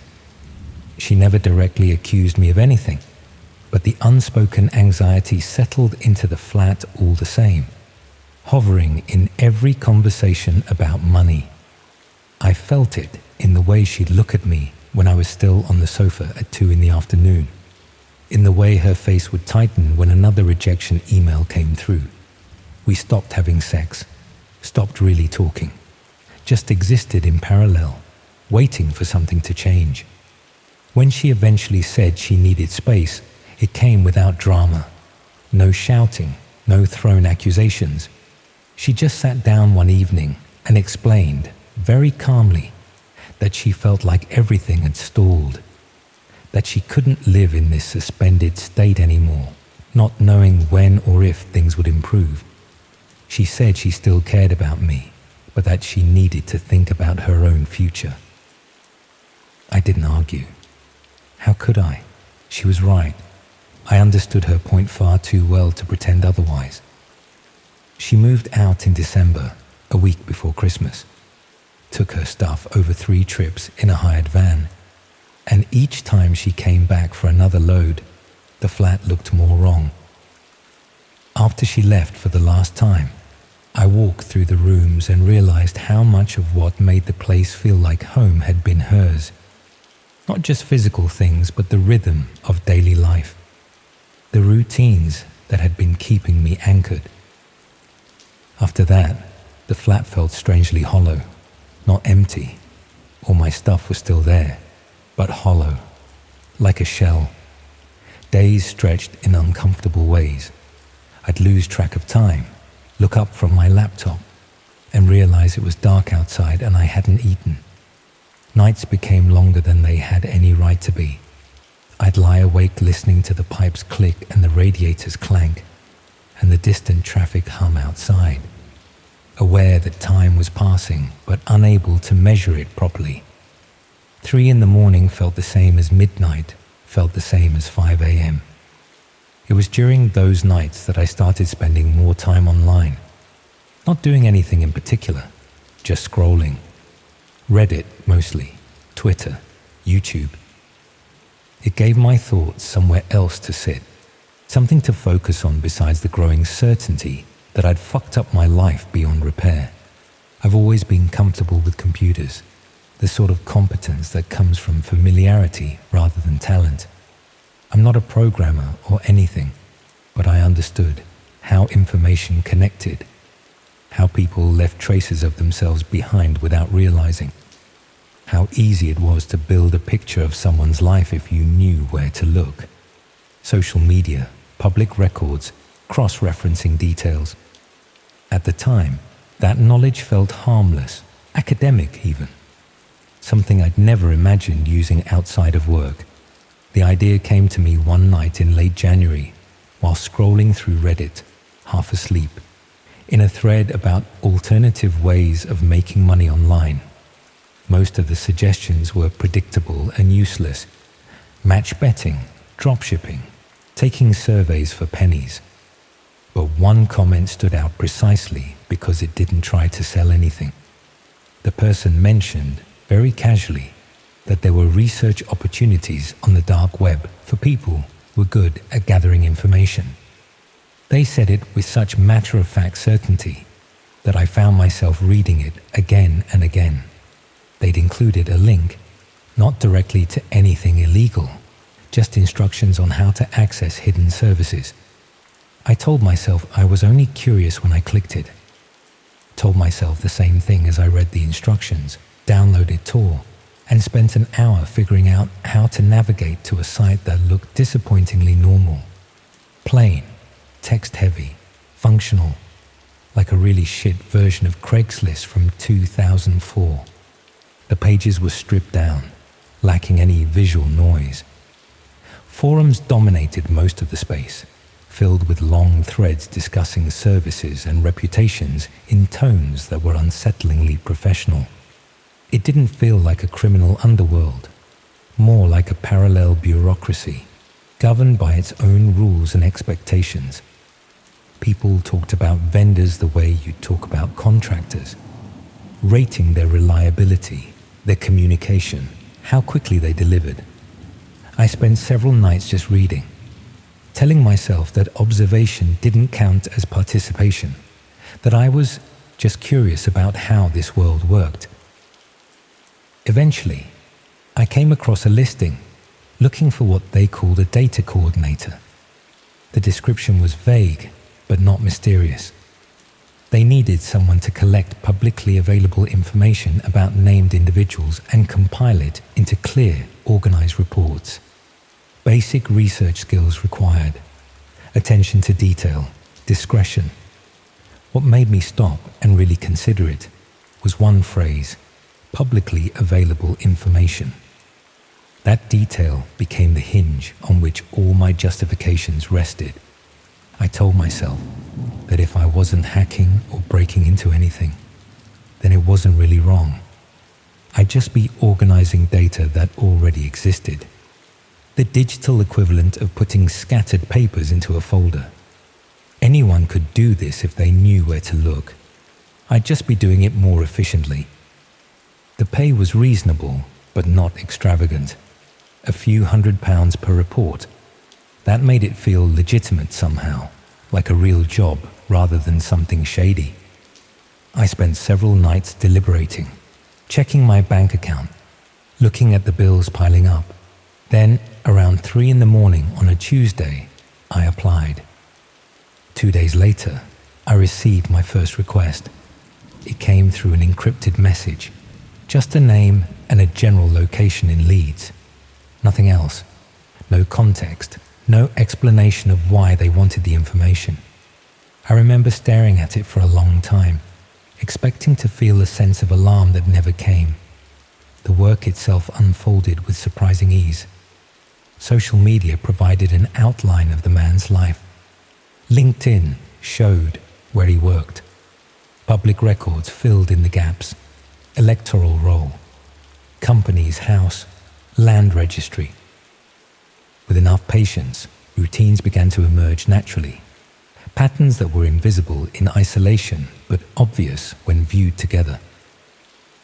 He went to the same gym 3 times a week, had lunch at the same cafe on Fridays, posted about football on Twitter every weekend. When I finished, I'd assembled a detailed portrait of a stranger's life, where he lived, where he worked, how he spent his time, what car he drove, who his friends were. I sent the report through the same encrypted channel and waited, feeling a knot of anxiety in my stomach. What if it wasn't good enough? What if I'd missed something obvious? What if they decided I wasn't up to the task? The payment arrived the next day.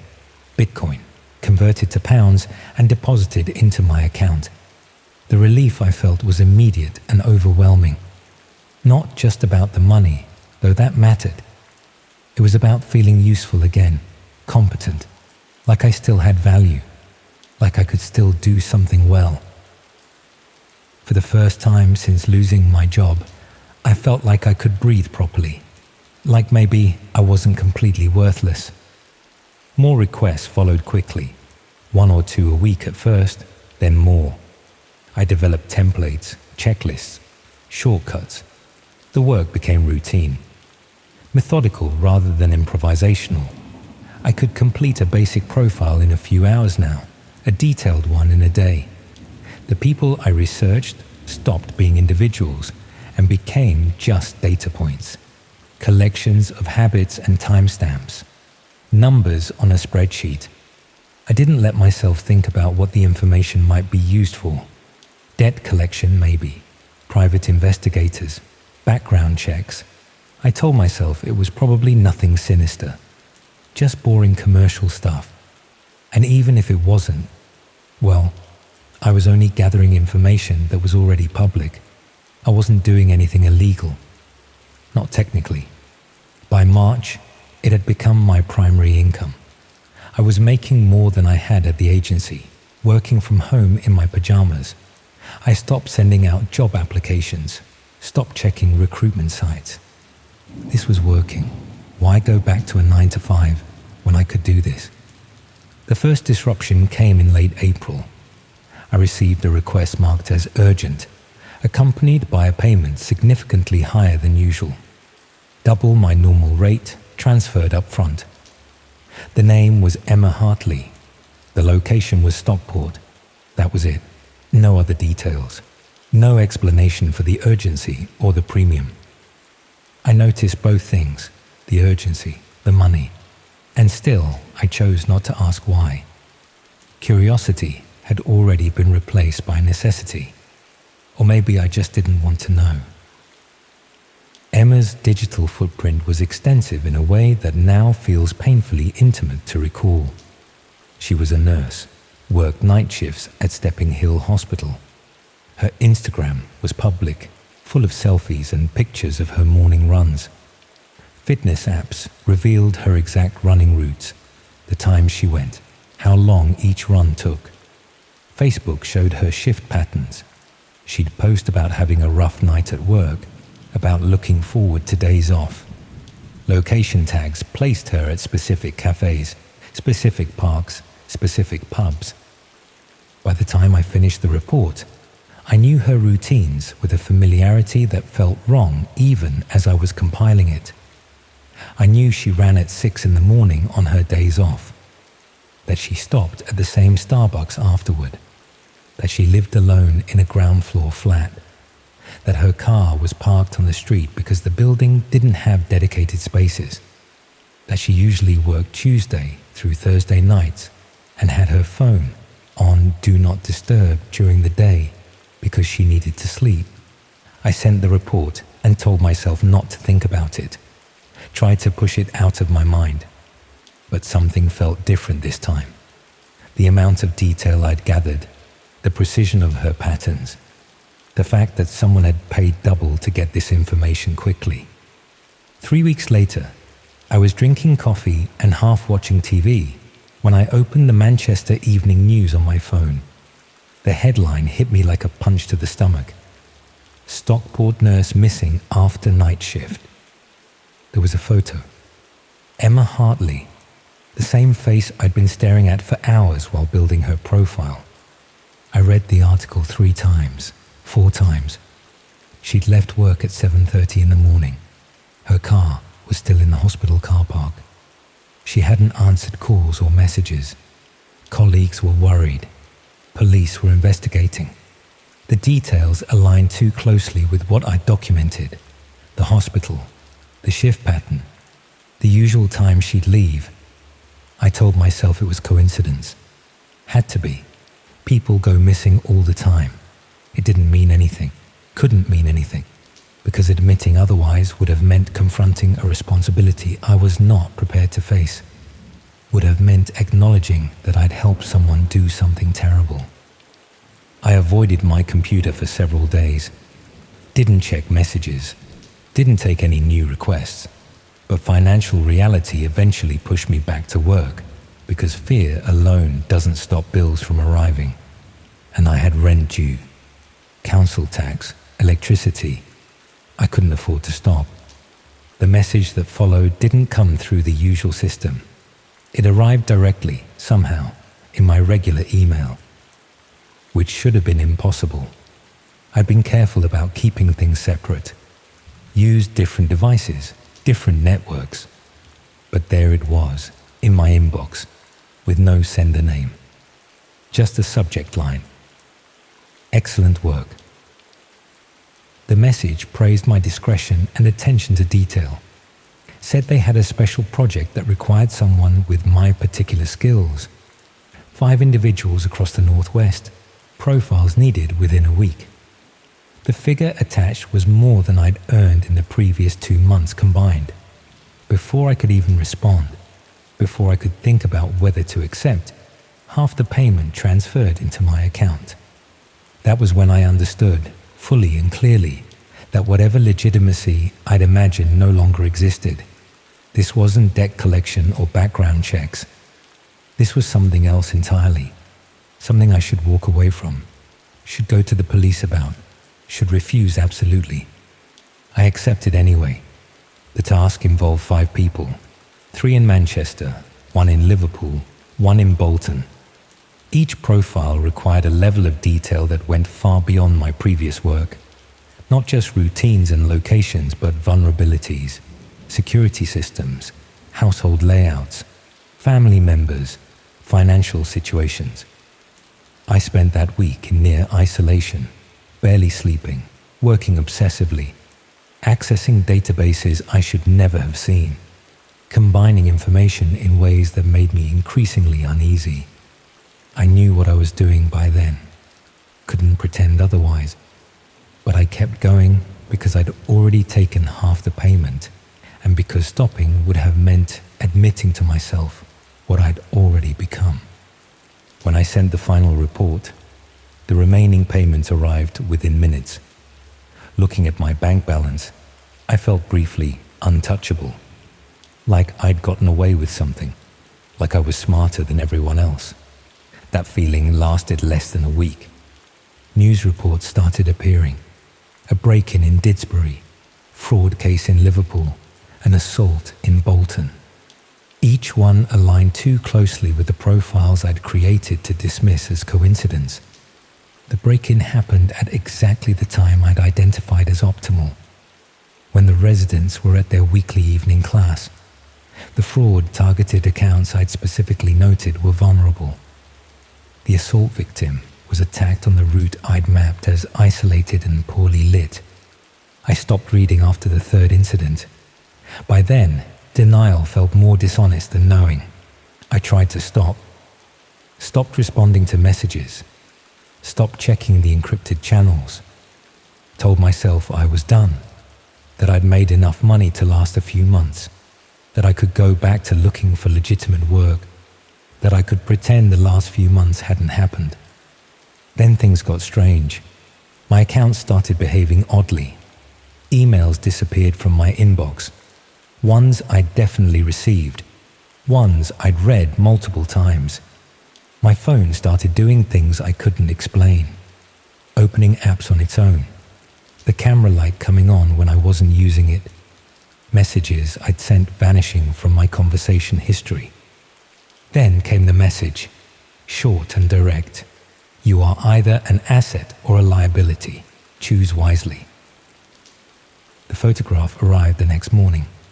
It showed me sitting at my desk, face illuminated by my laptop screen, taken from outside the flat.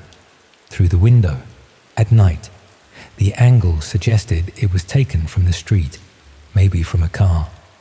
The timestamp was from 2 nights earlier. I'd been alone in the flat, thought I was safe, thought I was anonymous. Seeing myself from that perspective made something inside me collapse, because it demonstrated, with brutal clarity, how easily the same techniques I'd used on others could be applied to me. I knew my own patterns, knew my routines, knew exactly how vulnerable I was. And now someone else knew them too. I went to the police the next day, walked into the nearest station and told them I needed to report a crime. When they asked what had happened, I said I wanted to report myself.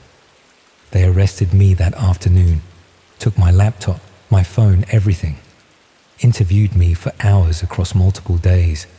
I told them everything. Every request I'd taken, every profile I'd built, every piece of information I'd gathered. Showed them how to access the forums, how the payment system worked, everything I knew about the people I'd worked for, which wasn't much. I cooperated completely, not because I expected leniency, but because I no longer believed in the possibility of undoing what I'd already set in motion. They charged me with multiple offenses: conspiracy, computer misuse, data protection violations. The solicitor they assigned me said I'd probably get prison time. Said cooperation would help, but wouldn't erase what I'd done. I told him I understood. Now I'm waiting for my court date. Still in the same flat, still going through the same routines, but watching them with an awareness that didn't exist before.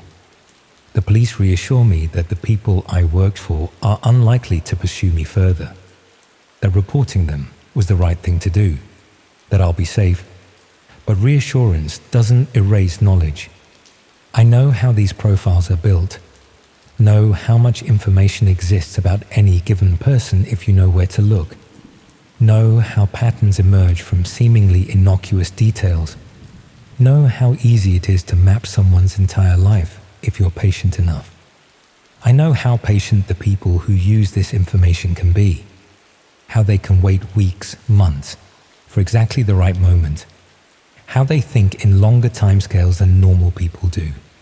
And I know that somewhere, it's entirely possible that my life exists as a document, neatly organized, comprehensively detailed, created using the same methods I once relied upon. Someone knows where I live, where I shop, what time I usually go to sleep, which window doesn't lock properly, which neighbors are home during the day, when the police patrol this street. That knowledge doesn't fade with time. You'd think it would. You'd hope that eventually you'd stop checking over your shoulder, stop flinching at unexpected noises, stop analyzing every stranger who walks past your building. But it doesn't work that way. It just sinks deeper, becomes part of you, sits there in the dark where you can't quite see it, but you always know it's there. Every time I hear footsteps in the hallway, every time a car idles outside for too long, every time my phone does something unexpected, every time I'm alone in the flat late at night, waiting, always waiting.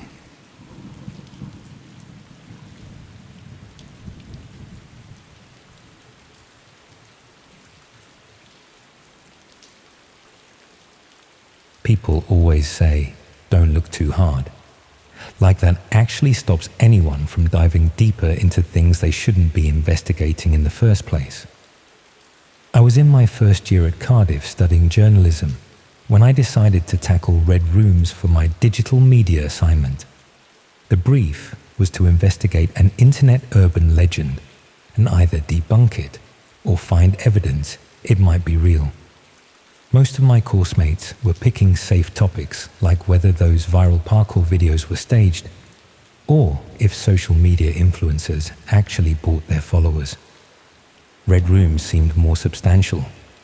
For anyone who doesn't know, they're supposedly live streams on the dark web where people pay to watch real torture and murder happening in real time. Some versions claim viewers can even control what happens through chat commands or donations.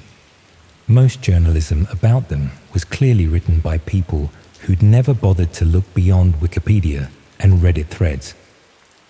I figured I could spend a few weeks doing actual research and write something that demonstrated proper investigative technique, rather than just repeating second-hand information. The sort of piece that might actually get noticed beyond student publications. The research started in the university library, going through academic papers about hidden services and illegal content distribution.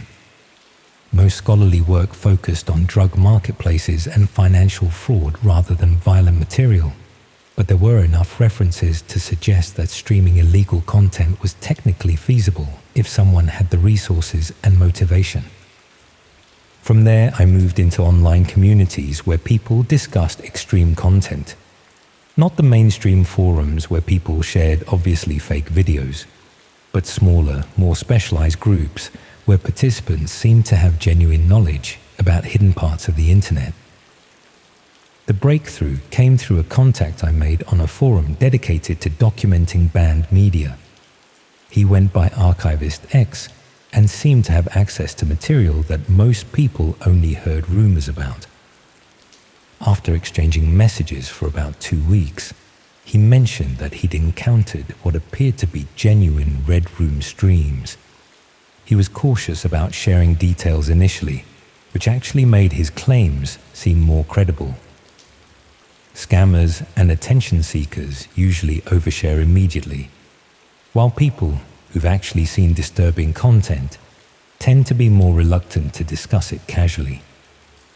Over several conversations, Archivist X described accessing streams that showed real violence in what appeared to be purpose-built rooms. The production quality was professional rather than amateur, suggesting organized operations rather than random individuals filming content on their phones. He offered to share screenshots and recordings, but only after I demonstrated serious academic interest rather than morbid curiosity. The verification process involved discussing other extreme content in enough detail to prove I wasn't a journalist fishing for quotes or law enforcement gathering evidence. The material he eventually shared was disturbing but not conclusive. Dark rooms with industrial equipment, restrained figures, timestamps suggesting live broadcasts. It could have been elaborate fiction created by someone with considerable technical skills, or genuine documentation of real events.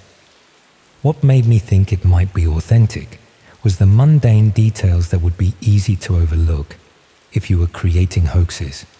Background sounds that suggested specific geographic locations, equipment brands visible in some shots, timestamps that corresponded to real dates when cross-referenced with news reports. Archivist X explained that accessing live streams required considerably more commitment than just viewing recordings. The hidden services changed locations frequently, required personal recommendations, and operated on irregular schedules that weren't advertised publicly. But if I was serious about documenting whether red rooms were real, he could arrange for me to observe a live stream scheduled for the following week. I should have declined at that point. My assignment was about investigating urban legends, not witnessing potential crimes in progress. But proper journalism requires getting as close to primary sources as possible, and this seemed like the only way to provide definitive evidence either way. The access process was complex but manageable. Specific software downloads, rotating passwords, designated connection times.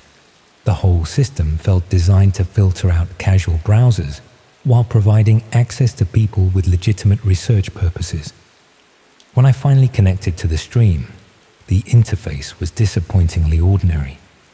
A video player embedded in a basic web page, chat window below, viewer counter showing about 300 people online. Nothing sophisticated or mysterious about the presentation. The video showed what appeared to be a basement or converted garage space. Concrete walls, harsh fluorescent lighting, minimal furniture except for a metal chair positioned in the center of the frame. The atmosphere was industrial rather than domestic.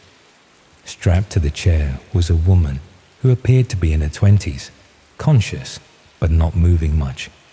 She would occasionally test her restraints or look around the room, but mostly just sat with the resigned expression of someone who understood their situation but had stopped fighting against it. The chat was active with comments in multiple languages, people discussing what they wanted to see happen, making suggestions, treating the whole situation like interactive entertainment. The international nature of the audience was clear from the variety of languages being used. I watched for about an hour before anything significant occurred. The woman would periodically struggle against the restraints or attempt to speak, though no audio was available through the stream. The chat maintained running commentary, with participants displaying varying levels of enthusiasm for what was clearly going to be genuine violence. Then someone entered the frame. They were dressed in ordinary work clothes, jeans, plain shirt, steel-toed boots. Nothing theatrical about their appearance, no mask or costume. Just someone who looked like they could be starting any manual labor job, except for what they were obviously planning to do. The figure moved around the space with practiced efficiency, arranging tools on a nearby surface, adjusting camera angles, checking equipment that wasn't visible in the main video feed. They worked with the methodical approach of someone following a familiar routine. The chat became more excited as preparations continued. People were making specific requests, sharing experiences from previous streams, discussing technical aspects of what they were watching. The viewer count had climbed to over 400. About 10 minutes into the preparations, the camera angle shifted slightly and I got a clearer view of the room's background. On the wall behind the chair was a calendar, one of those promotional ones that businesses give out to customers. The calendar was from a plumbing supply company in Cardiff. I recognized the company name because their shop was about 20 minutes from the university, in an industrial area where students sometimes went to buy cheap furniture from warehouse clearance sales. I'd been there myself a few months earlier looking for a desk lamp. The calendar was current year but showed several months ago, suggesting the room was being used regularly rather than set up specifically for this stream. Someone had been operating from this location for at least several months. I took screenshots of the calendar and cross-referenced the company details online. The business was legitimate, established about 15 years ago, with good customer reviews and no obvious connection to anything illegal. Just an ordinary local company whose promotional material had ended up in a room where people were broadcasting real violence. Over the next few days, I found myself obsessively researching the Cardiff connection, looking at maps of industrial areas, checking property records for commercial spaces, trying to identify locations that might match what I'd seen in the stream. The calendar detail bothered me more than the violence itself. Seeing something genuinely local in that context made the whole thing feel immediate and real rather than distant and abstract. This wasn't happening in some foreign country or anonymous urban wasteland.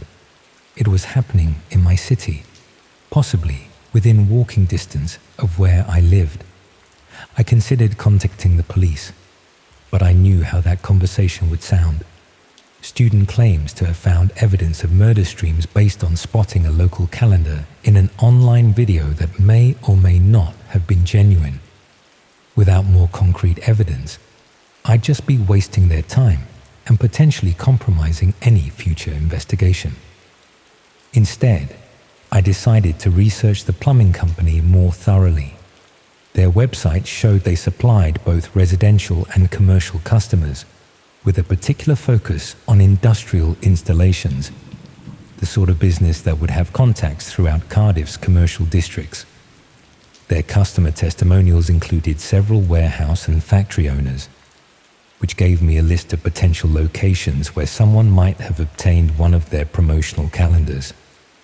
Most were legitimate businesses, but a few properties appeared to be vacant or underutilized based on recent planning applications and business listings. One address particularly caught my attention: a former automotive repair garage that had closed down 8 months earlier, located in an industrial estate about half an hour from the city centre. The property was owned by a company that seemed to exist only on paper, with no obvious business activities or employee records. I drove out there on a Saturday afternoon to see what the location looked like. The industrial estate was mostly active businesses, engineering firms, logistics companies, small manufacturing operations. But the former garage was clearly abandoned, with boards over the windows and weeds growing through cracks in the car park. From the road, it looked completely derelict, but when I walked around to the rear of the building, I noticed that one of the loading bay doors was slightly ajar despite appearing secured from the front. There were also fresh tire marks in the car park, suggesting recent vehicle access despite the abandoned appearance. I should have left at that point and reported my suspicions to the authorities. Instead, I found a gap in the boarding over one of the rear windows and looked inside. The garage had been converted into what looked like a filming studio, professional lighting equipment, multiple cameras positioned around a central area, computer stations along one wall. It looked exactly like a television production facility, except for the restraint equipment and metal furniture positioned where you'd normally expect to see comfortable seating. The space was currently empty, but there were clear signs of recent use. Equipment was plugged in and powered up. Cameras were positioned and focused. Computer screens displayed what appeared to be streaming interfaces ready for activation. And pinned to the wall near the computer stations was the same plumbing company calendar I'd seen in the stream. I took photos through the window gap, trying to document as much as possible without actually entering the property. The evidence was clear enough that police would have to take the situation seriously, even if my story about finding the location through an online stream sounded bizarre.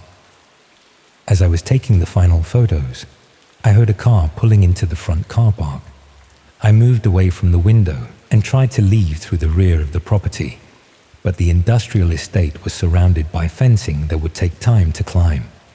Instead, I hid behind a skip and waited for whoever had arrived to go inside the building. 2 people got out of the car, a man and woman in their 30s, both dressed in ordinary clothes like they were going to any normal job. They let themselves into the garage through the front entrance, suggesting they had legitimate access to the property. About 10 minutes later, I heard the sound of equipment being activated inside.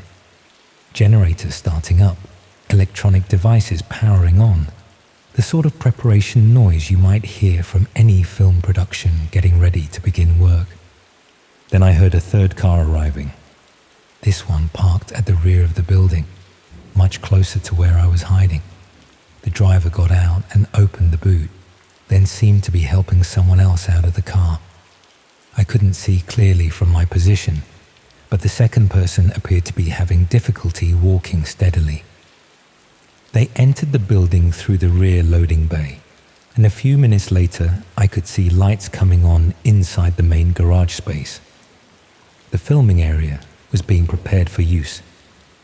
I realized I was about to witness the creation of another Red Room stream, potentially with someone who had been brought to the location against their will. I should have called the police immediately, should have run back to my car and driven straight to the nearest station to report what I was seeing. But I knew that by the time officers arrived and obtained warrants to enter the property, whatever was going to happen would probably be over. Instead, I called the emergency services and reported a suspected kidnapping at the garage address, then stayed hidden to see what would happen. The response was faster than I'd expected. Police cars arrived within about 15 minutes, followed by what appeared to be specialist units and an ambulance. The industrial estate was suddenly full of emergency vehicles and personnel. I watched from my hiding place as officers surrounded the building and began coordinating what looked like a planned entry operation. This wasn't a routine response to a suspicious activity report. They were treating it as a serious incident with potential for violence. The entry itself was quick and professional. Officers went in through multiple access points simultaneously, and within a few minutes I could hear shouting from inside the building. Not panicked shouting, but the sort of coordinated commands you hear from police operations on television. About 20 minutes later, 3 people were led out in handcuffs and put into separate police vehicles.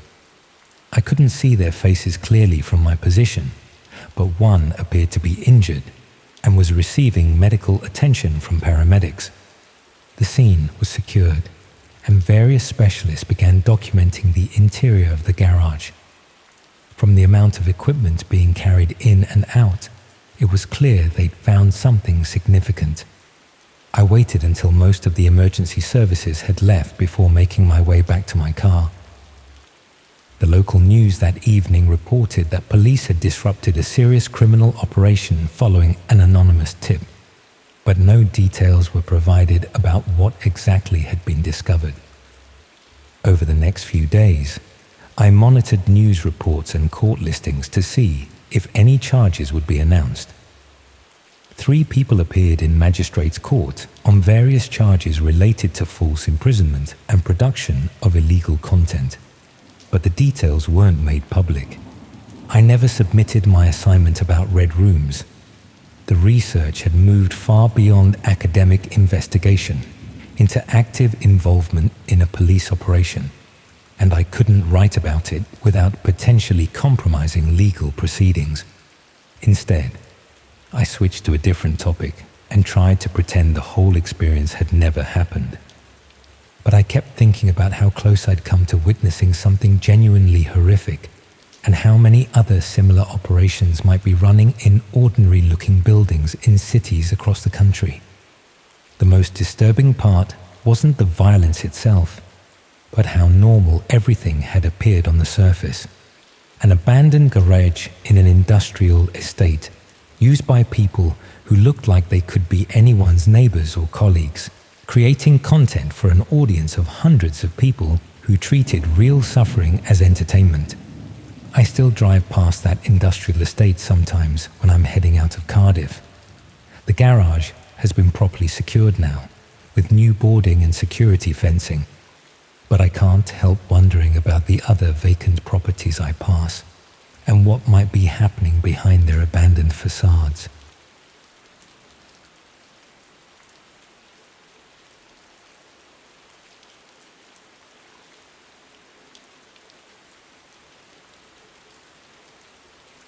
The first time I saw my own front door on someone else's screen, it was buried a few clicks deep into a part of the internet most people prefer to pretend is just an urban myth. I should start before that, otherwise it sounds like I am jumping to the end to make it dramatic. I did not grow up wanting to explore hidden parts of anything. I grew up on a tired council estate outside Birmingham, in a flat where the walls carried other people's arguments, kids crying and televisions you could follow through plaster. The family laptop sat on a wobbly little table in the living room, and it became the one thing that felt mine. Headphones on, brightness turned down, noise shrunk into a small square of light. At first it was harmless. Clips, music, stupid comedy videos. Then the recommendations shifted. Short CCTV compilations, doorbell camera footage, titles about burglars caught on camera, home intruders chased off, people trying door handles on quiet streets. At the start, I told myself it was educational in a way. You see how break-ins actually happen, instead of just hearing about them. A lot of those videos were fake. You could tell when the acting was too neat, when angles changed in ways real security cameras never would. But enough of them were real that it hooked me. You saw ordinary houses, ordinary people, and then one night something went wrong. I was not enjoying other people's fear. At least, that was what I told myself. I just wanted to see what danger looked like when it arrived without warning in a place that could have been ours. Years drifted by. I left school with average grades and got a job in a small warehouse near Digbeth. Normal hours, basic pay, nothing that would impress anyone.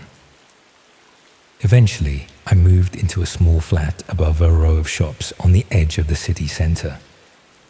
My life settled into a pattern that felt fine on the surface. Work, walk home, heat something up, sit on the sagging sofa with the laptop balanced on my legs.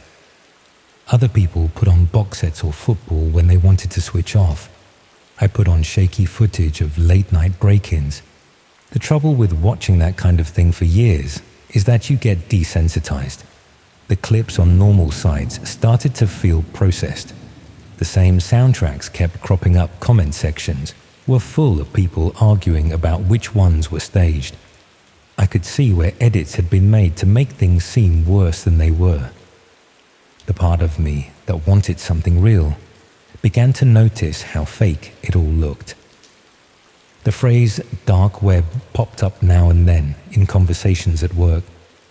Blokes by the loading bay repeating half-remembered stories about a place online where you could buy anything, hire anyone, see things too heavy for the normal internet. It was always delivered with a laugh, like they were not completely sure it existed. I did not rush off home and start digging. The idea just lodged itself somewhere in the back of my head, the way an odd door at the end of a hallway sticks in your mind, even when you never touch the handle. What finally pushed me was not anything dramatic. It was boredom. One night, I was scrolling through a long thread about missing people, hidden security footage type stuff. Deep in there, buried between stupid comments, someone mentioned a site that streamed live footage from unsecured cameras inside people's houses, not celebrities. Not people who had agreed to it, just normal homes someone had accidentally exposed. The person wrote that if you watched long enough, something always happened eventually. The way they said it was almost casual. That bothered me more than anything. I tried to forget it. I went back to my usual habits. But every time I watched some old clip of a man trying a back door or a teenager creeping through a garden, the thought floated up again. Somewhere, right now, someone might be watching a live hallway instead of a recording, waiting for the moment things tipped. Eventually, I found a way into that side of the internet. I am not going to explain how. You can piece it together if you really want, but if you have any sense, you will let the steps stay blurry. All that matters is that one evening, with the sky outside my windows turning orange and then black, I ended up on a page that was clearly not meant for the average user. It looked dull. No logos, no animations, no adverts. Just a pale background, a list of locations described in vague terms, and beside some of them, tiny video windows. The descriptions were deliberately unspecific. Terrace in a city, detached house in a village, flat in a tower block. Enough that you could imagine the place, not enough to identify it. A short line at the top claimed all the cameras were already exposed elsewhere, that nothing here involved breaking in or planting devices. It said the feeds were taken from things people had left open. That little sentence was enough for me to tell myself I was not crossing a line. I was only looking where someone careless had already left the door wide open. I clicked on one of the feeds. A living room appeared. The camera was mounted high up near the ceiling, looking down on a sofa, a television stand, a coffee table with an empty mug and remote on it. The room was empty. After a minute or two, a woman wandered in, dropped a bag, scrolled through her phone, and then flopped onto the sofa in that way you never do if you think anyone is watching you. Nothing happened. She did not get attacked. No masked figure appeared. She just watched television, scratched her leg, and eventually went to get a drink. It was painfully ordinary. I clicked away, then back, then tried a different feed. A kitchen, empty. A nursery, thankfully empty too. A hallway in a narrow house with a front door and staircase. The camera tucked up in one corner, so it saw almost everything in that small, cramped space. That hallway ended up being the one I kept returning to. You could tell it was somewhere in the UK from the style of the door and the switches. Coats hung thick on a rack. Shoes piled underneath a thin strip of carpet ran down the center, frayed at the edges. Through the patterned glass panes in the door, the blur of people walking past outside shifted back and forth. Nothing much happened there either. Someone came home, took shoes off, picked post up, went upstairs. Kids clattered through once or twice at night. It was just a dark strip with the occasional soft flash of headlights through the glass. I cannot explain why I watched that hallway as often as I did. There was something about the angle that made you feel as if you were balanced on a ledge above their doorway. It felt honest in a way. No music, no editing, just the light changing through the day. It became a quiet ritual, not every evening, but enough that I could tell when the doormat had been moved or another coat had been added. I started checking my own front door after watching, noticing how thin the wood felt, how you could almost picture a little camera in the corner above it. The first odd thing I saw there was so small I almost missed it. It was late on a Sunday with that steady drizzle that darkens everything without properly raining. I had the hallway feed open. The house was quiet, faint. Light from the street slipped through the frosted glass. Nothing moved. Then a darker shape passed close to the door, someone walking by outside. A couple of seconds later, the letterbox flap twitched. It lifted just a touch and fell back. No post dropped through. No flyers. It was not a full knock. More like someone testing it with a fingertip, seeing how easily it moved. I stared at that little rectangle of metal longer than made any sense. It could have been a bored kid, a drunk neighbor, a parcel courier playing with things on their route. Or it could have been exactly what it looked like. Someone touching the edge of that household safety to see if anyone noticed. After that, I started spotting tiny things in other feeds too. A back gate left open that was always shut before. A kitchen window tilted just enough that someone careful could get fingers under it. A side door that no one ever seemed to double lock. It was around then that I realized the page I was using was not the only layer. One evening, I accidentally scrolled past a list of locations and noticed a faint line at the bottom, almost the same color as the background. It mentioned alternative feeds, more active houses, and something about viewer suggestions. The text only stood out when the cursor passed over it. Part of me knew exactly what kind of people would click that link. Part of me had already become one. The new page looked the same as the first at a glance. Same list, same vague descriptions. But next to some of the locations, there was an extra column. In that column, short notes had been added in a neat little list. They were only a few words each. Gate, light, knock, back door. I scrolled until I found the hallway I knew. The description matched. Next to it was a chain of those blunt notes. The most recent said simply, letterbox. It did not take much imagination to connect that list of words with the little movements I had been watching. Someone, somewhere, was writing those notes after arranging for things to be done to that house people on the site had asked for small tests, and someone else had carried them out. Realizing that did not make me close the laptop. It should have. Instead, I shut that page and tried not to think about it for a bit.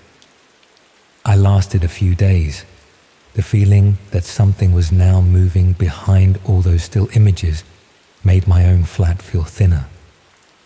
One evening, after work, I came up the stairwell in my building, walked along the corridor, and slid my key into my front door. The lock turned with almost no resistance. It felt wrong immediately. I stood there, key still in hand, trying to remember whether I had definitely locked it that morning. You would be surprised how quickly memory bends when you need it to. Maybe I had been distracted. Maybe I'd been on my phone. People forget to lock doors all the time. I opened the door and stepped into my hallway. At first glance, everything looked normal. The shoes lined up in a half-hearted row. The little hook on the wall where my keys usually hung. A couple of letters on the floor. Beyond that, the living room in its usual state. Sofa sagging a bit in the middle. Television on its stand. Clutter on the coffee table. The kitchen to the right with washing up. I should have done the night before. Even so, the air felt unsettled, as if someone had been moving through it not long before I arrived. I walked through the flat trying to look casual, eyes sliding over surfaces, shelves, corners. I noticed a cushion on the sofa angled slightly differently. A glass on the worktop I thought I'd put in the sink. Tiny things that could have meant nothing. In the bedroom, the wardrobe door was open by a sliver. A shirt sleeve was caught in the gap. I always shut it fully, not because of monsters, just because I did not like the dark line of the opening staring at me when I was in bed. I pulled the door wide, half expecting something ridiculous. There was nothing inside but my clothes and a couple of boxes on the floor. Ordinary silent. I felt stupid standing there, listening to my own breathing. I told myself, again, that I was letting the things I'd been watching get into my head. That night I tried to keep away from the site, put on normal programs, scrolled news, anything. Eventually habit took over. I opened the darker page almost without noticing. For reasons I still cannot fully explain, I searched for a description that sounded like my own building. It did not take long to find. Top floor, city center, converted shop, single occupant. Beside it was the same kind of code I had seen by the hallway house. I clicked. My own hallway appeared in the little window. Same door, same cheap mat my mum had given me. Same skirting board scuffed where I had once knocked a bookcase. The camera was high up somewhere, just out of view. I had never installed anything. I had never agreed to anything. Yet there I was, walking in and out on old clips, completely unaware. The site kept a short buffer of footage, so I watched myself leave for work, come back with shopping, wander about half-dressed in the mornings, movements I would never do if I thought anyone was there to see them. Underneath the feed was a blank space where notes could go. The location was labeled active and new. No tasks listed yet. I shut the laptop so hard the lid bounced. There is a particular kind of fear that does not come with shouting or screaming. It just sits under your ribs and makes everything around you feel slightly wrong. My flat was suddenly not mine. It was a set someone else had dressed and wired for their own purposes. I found the first camera almost straight away after that, once I started looking. In the casing of the smoke alarm in the hallway. Another in a corner of the living room ceiling. Nothing obvious in the bedroom, but by then I assumed it was there, disguised as something else. I should have called the police that second. I should have rung the landlord and demanded answers. I did not do either. Instead, I scrolled down. At the bottom of the entry for my flat, there was that same faint line I had seen before. New locations eligible for introductory tasks. Suggestions open. Up until that moment, I had always thought of myself as separate from the people who use this site properly. I was a watcher, nothing more. Now the page was effectively asking if I wanted to prove to myself more than anyone how real it was. I can dress it up any way I like, but what I did next was stupid. I clicked to submit a suggestion. A simple little form appeared. My location code was already filled in. There was a box where you could type what you wanted done. No mention of who did it or how, no prices, no guarantees. I told myself I wanted a test, something small, something that could not hurt anyone, just to see whether this whole thing was live, or if I had stumbled onto some elaborate relic. I typed a short request asking whoever handled tasks to move one of the kitchen chairs a little out of place. Nothing threatening, just enough for someone living there to notice. I submitted it before I could talk myself out of it. Nothing obvious happened. The form cleared. The feed of my hallway carried on showing stale footage. The word under the window stayed blank. I went to bed eventually, after checking every log and window twice. The next morning, as I walked into the kitchen, I smacked my hip on the corner of a chair that should not have been in the way. It was subtle. The chair was angled a few centimeters out from the table, as if someone had started to pull it out and then changed their mind, not shoved rudely, not overturned, just wrong enough for your body to notice before your eyes did. I did not touch it for a full minute. I just stood there and stared at it. When I finally pulled up the site again, there was now a kitchen feed for my flat I had not noticed before. The recording from the early hours showed a dark room. After a few seconds, a hooded figure stepped into view. They did not act like a cartoon burglar. No creeping, no darting about. Calm movements. They walked to the table, rested a hand on the back of the nearest chair, shifted it slightly, looked at it for a second, and walked out again. The whole thing took less than half a minute. Under the hallway feed, in the blank note space, there was now one word: chair. Any shred of comfort I had taken from thinking of myself as only an observer disappeared. I had given someone a task, and they had completed it by entering my flat while I was asleep. I stopped submitting anything after that. I tried to pull back, delete bookmarks, go back to ordinary videos. I kept the laptop closed more often, but fear does not die neatly. It just changes shape. Every night I heard little noises in the building and found myself awake, listening. Every time I locked the door, I wondered who else had a key. I looked at the smoke alarm in the hallway and imagined the little camera lens behind the plastic. When I finally caved and opened the site again, there was a new note beneath my feed. Pending. No description of what was pending. No clue how big or small. That single word sat there under the image of my front door, and I could not stop looking at it. Sleep stopped being something that happened naturally. I would drift off, snap awake at the slightest creak, then stare at the ceiling for hours. I thought about staying with a friend, but every version of the story sounded insane when I tried to rehearse it. I did not want the questions that would come afterwards. On the fourth night, I woke up around 3 a.m. to the feeling that something in the flat was different. No bang, no shout. Just that prickling awareness you get when you know there is someone else in the room even before you see them. I lay still and listened. From the hallway came the exact floorboard creak I had heard 100 times in other people's houses on that site. I did not shout. I did not leap out of bed. My hand reached for the laptop almost on reflex, as if it was the only tool I had. When the page loaded, my location was already open. In the hallway feed, a figure stood just inside the door.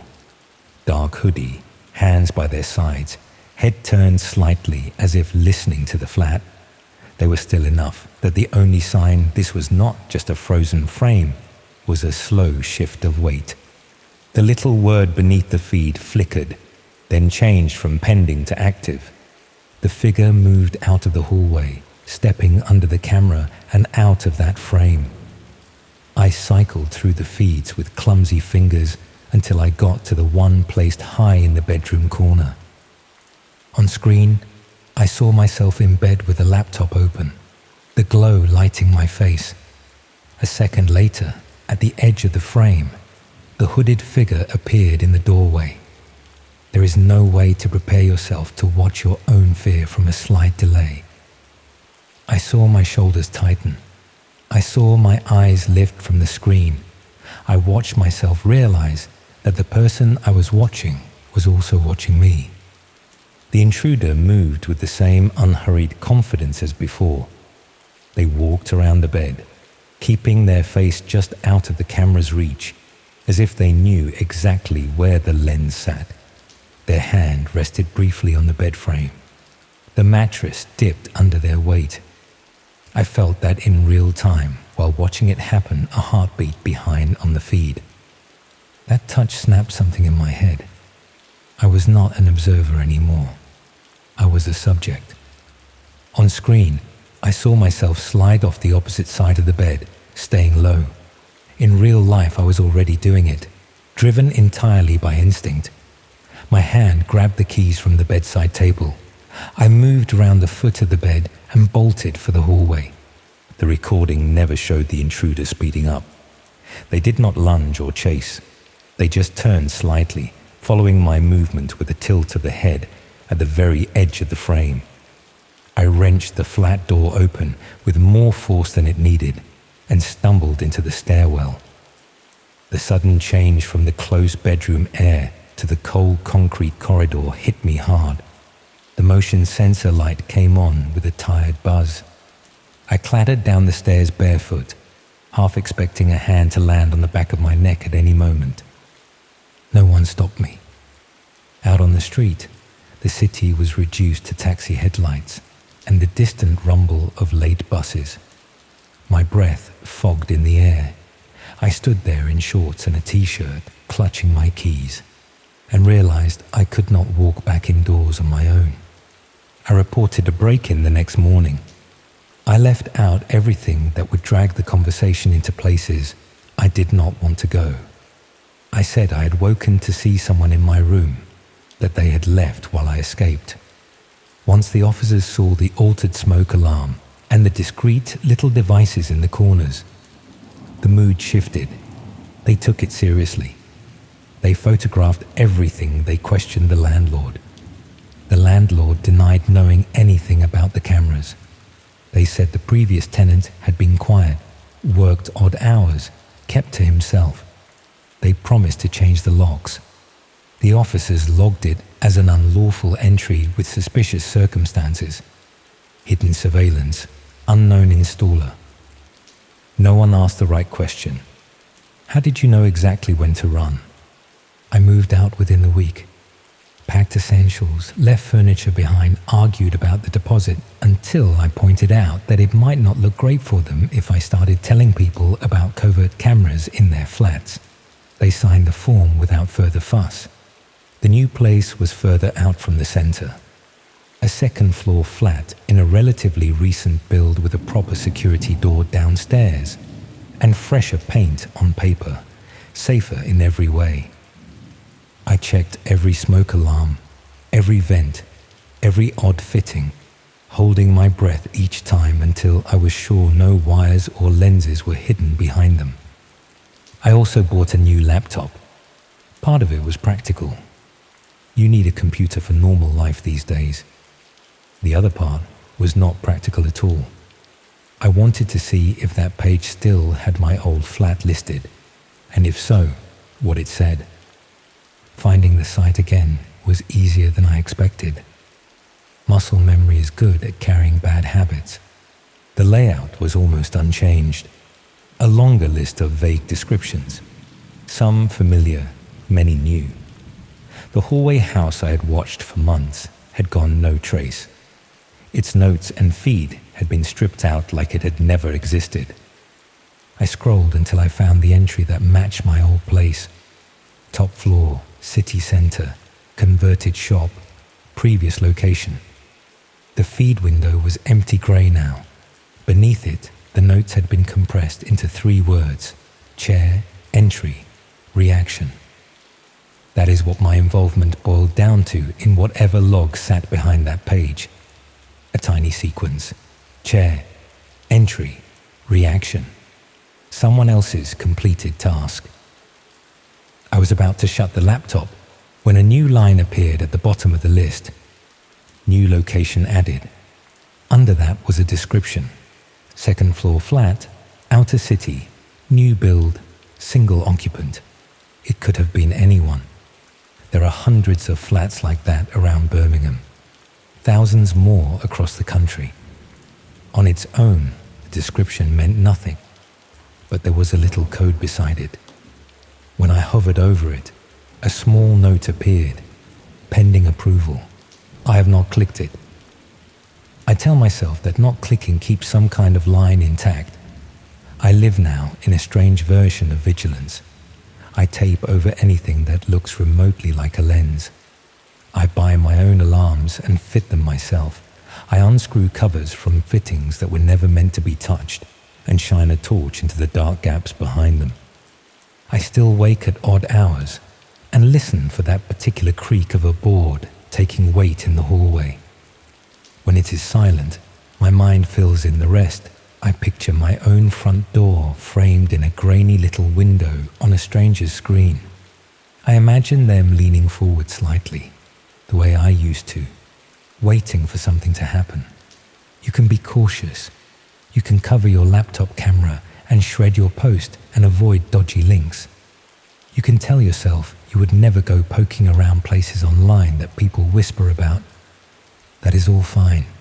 The cameras in my old flat went up before I even knew the site existed. The feed was live before I ever tuned in. The person who shifted my chair and stood by my bed would have done the same in other houses before mine. They will do it in other houses afterwards. What I did, by watching and then asking for a harmless test, was give them permission to prove it to me. The last time I checked, that new entry still said pending approval. Maybe it has nothing to do with me. Maybe it is another single occupant in another anonymous building on the opposite side of the city, boiling pasta right now and checking their phone, unaware that someone has already filed them away under a code. Or maybe not. Either way, this is the part that matters to you. Next time you lock your front door for the night and walk down the hallway towards your bedroom, you might feel a faint pull to turn back and check it one more time. If you do not only think about keys and chains. Think about the simple fact that somewhere, out of sight, there are people who do not care who you are, only that your life can be summarized in a handful of blunt little words on a list. Chair, entry, reaction. At one point, I thought I was on the safe side of the screen, watching danger happen to other people far away. I am not convinced there is a safe side anymore.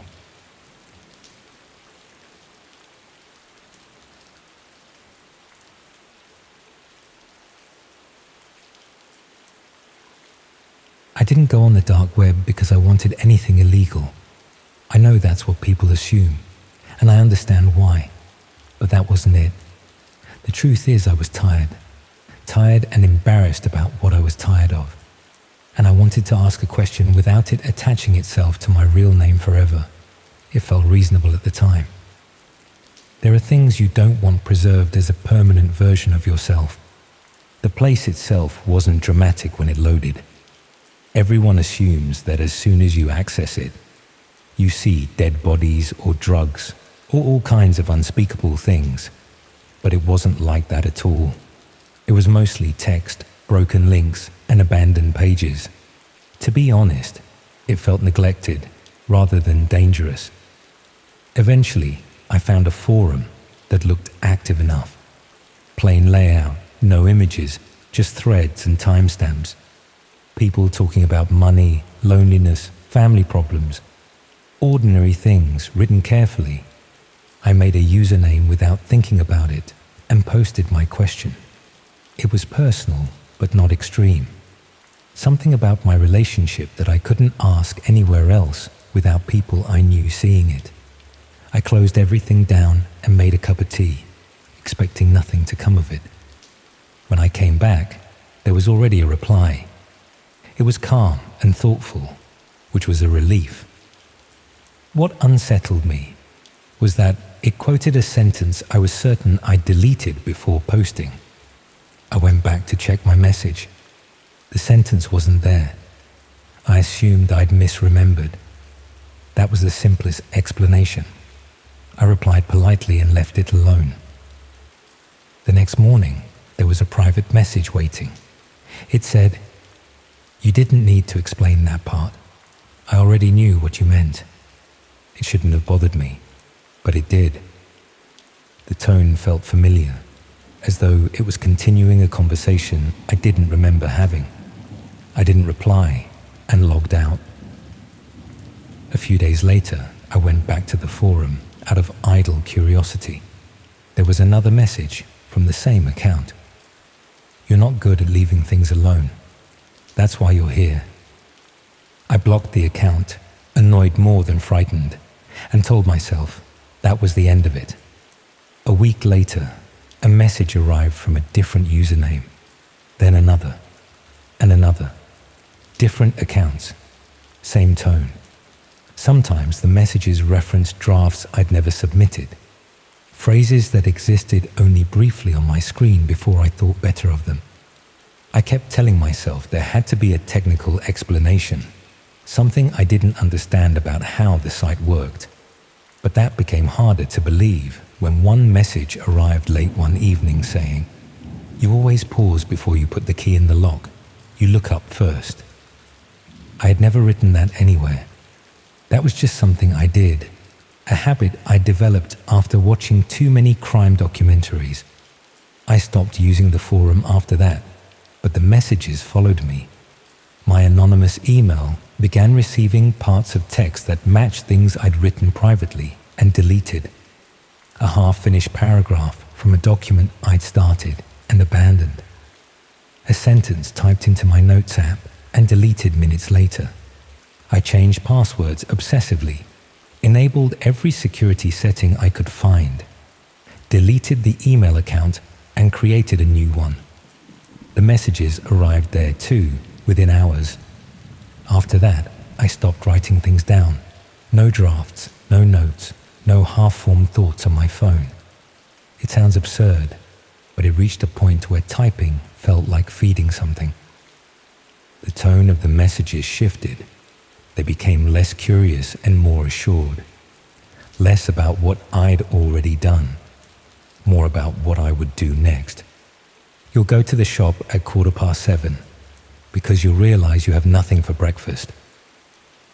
I'd read messages like that 10 minutes beforehand, heart racing, trying to decide whether to obey or resist. Some nights I stayed in out of spite. Other nights I went anyway, because hunger and habit were stronger than fear. Either choice felt like losing. I began checking my inbox before making decisions, the way people check the weather. I replayed my days looking for patterns, trying to work out how I'd made myself predictable.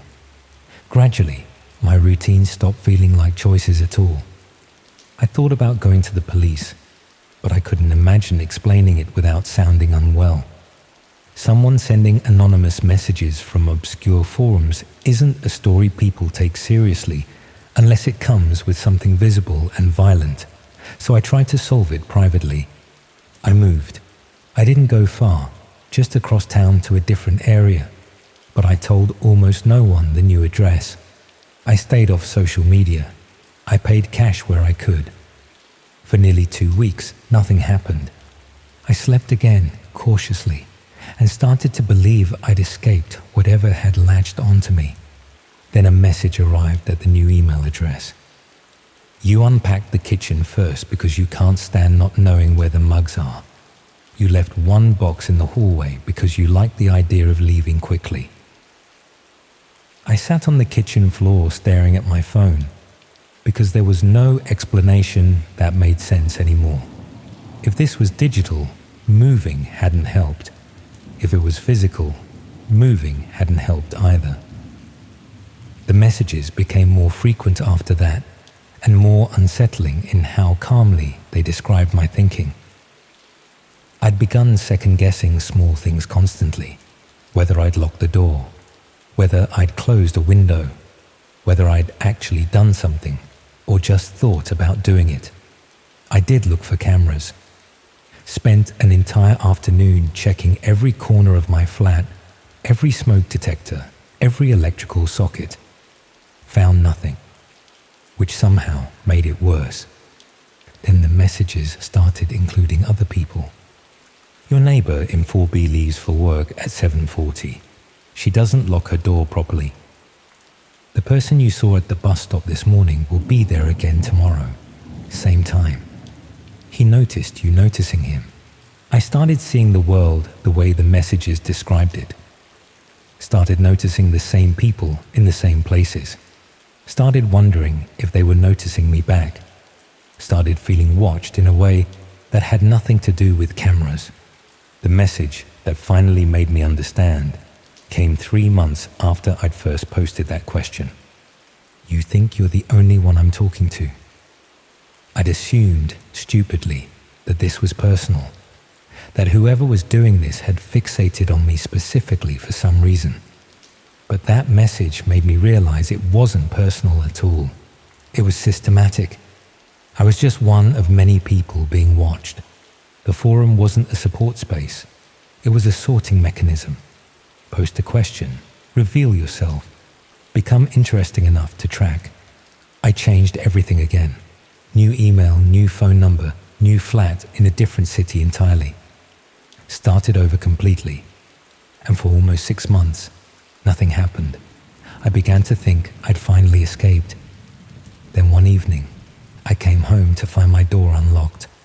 Not broken into, not forced, just unlocked, as though I'd left it that way myself, though I knew I hadn't. Nothing was missing, nothing was moved, but there was something new. A piece of paper on my kitchen table, printed text, single sentence. I'm sorry, I didn't mean for you to become interesting. I moved out that night, stayed with a friend, didn't go back for my belongings for nearly a week. When I finally did, escorted by my friend who thought I was overreacting, everything looked normal. The note was gone, but my laptop was open. I'd left it closed. I was certain of that. I took it to someone who knew about these things, paid them to check it for malware, spyware, anything that might explain how someone had been reading my deleted drafts and tracking my movements. They found nothing, said the laptop was clean, said I was probably just stressed and imagining patterns that weren't there. I stopped trying to explain it to people after that. The messages have been less frequent since then, but they haven't stopped. They arrive every few weeks, sometimes months apart, always to whatever new email I'm using, always knowing details they shouldn't know. You still write things and delete them. You're reading this now wondering if I'll know. That last one arrived 2 days ago, the day after I started writing this account down, trying to make sense of it all, trying to create some kind of record that proves I'm not imagining this.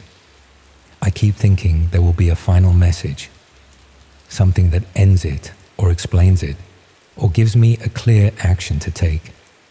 But I don't think that's how this works. Yesterday, I came home to find my door unlocked again. This time, there was no note. But my laptop was open to a document I'd been working on. This document, this account of everything that's happened. Except there were additions. Sentences I didn't write, inserted between my own words. Small changes to what I'd written, making it slightly different, more accurate, if I'm honest. I don't know if I'm supposed to be frightened or if this is just what happens now. I asked one private question in a place that promised anonymity, and instead of being answered, I was noticed. And being noticed, it turns out, means someone has a key to wherever you go. I'm going to post this somewhere public, not the dark web, somewhere normal, where it might actually matter, where someone might see it and understand. Though I suspect by the time anyone reads it, there will be changes I didn't make, additions I didn't write, because the messages aren't the worst part anymore. The worst part is knowing that someone can get in whenever they want, that they've been in, that they might be in now while I'm out, reading whatever I've written, leaving traces of themselves that I'll only notice later. That's what stays with me. Not the messages themselves, but what they represent. Not surveillance from a distance, but proximity. Not watching, but entering. I asked a question I was embarrassed about, and the answer, it turns out, is that some places don't just remember what you say. They remember where you live.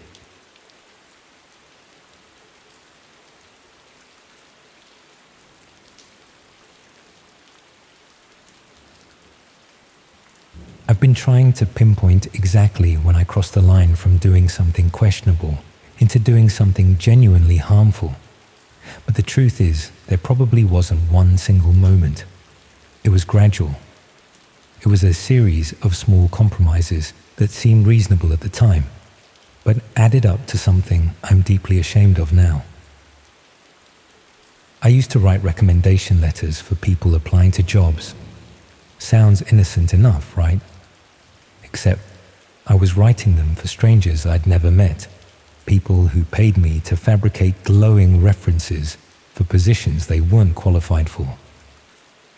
I'm holed up in a Premier Inn outside Newcastle now, having fled my flat in Leeds after discovering what some of those recommendations were actually being used for, because it turns out that helping unqualified people get jobs they shouldn't have isn't just unethical, it's dangerous. And I've spent the last 6 months living with the consequences of not asking enough questions about who I was helping and why they needed my services. The whole thing started about 18 months ago, when I was barely scraping by as a freelance copywriter. I'd left my job as a communications officer for a local charity after a falling out with management, and I'd discovered that freelance writing paid even worse than I'd feared. Most months, I was choosing between heating and eating, as the saying goes.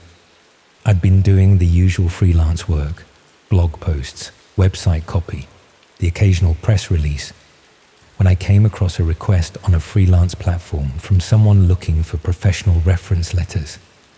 They explained they were applying for jobs, but had been out of work for several years and didn't have recent references from employers who could vouch for their skills. The rate they offered was generous, £200 for a single letter that would take me perhaps an hour to write.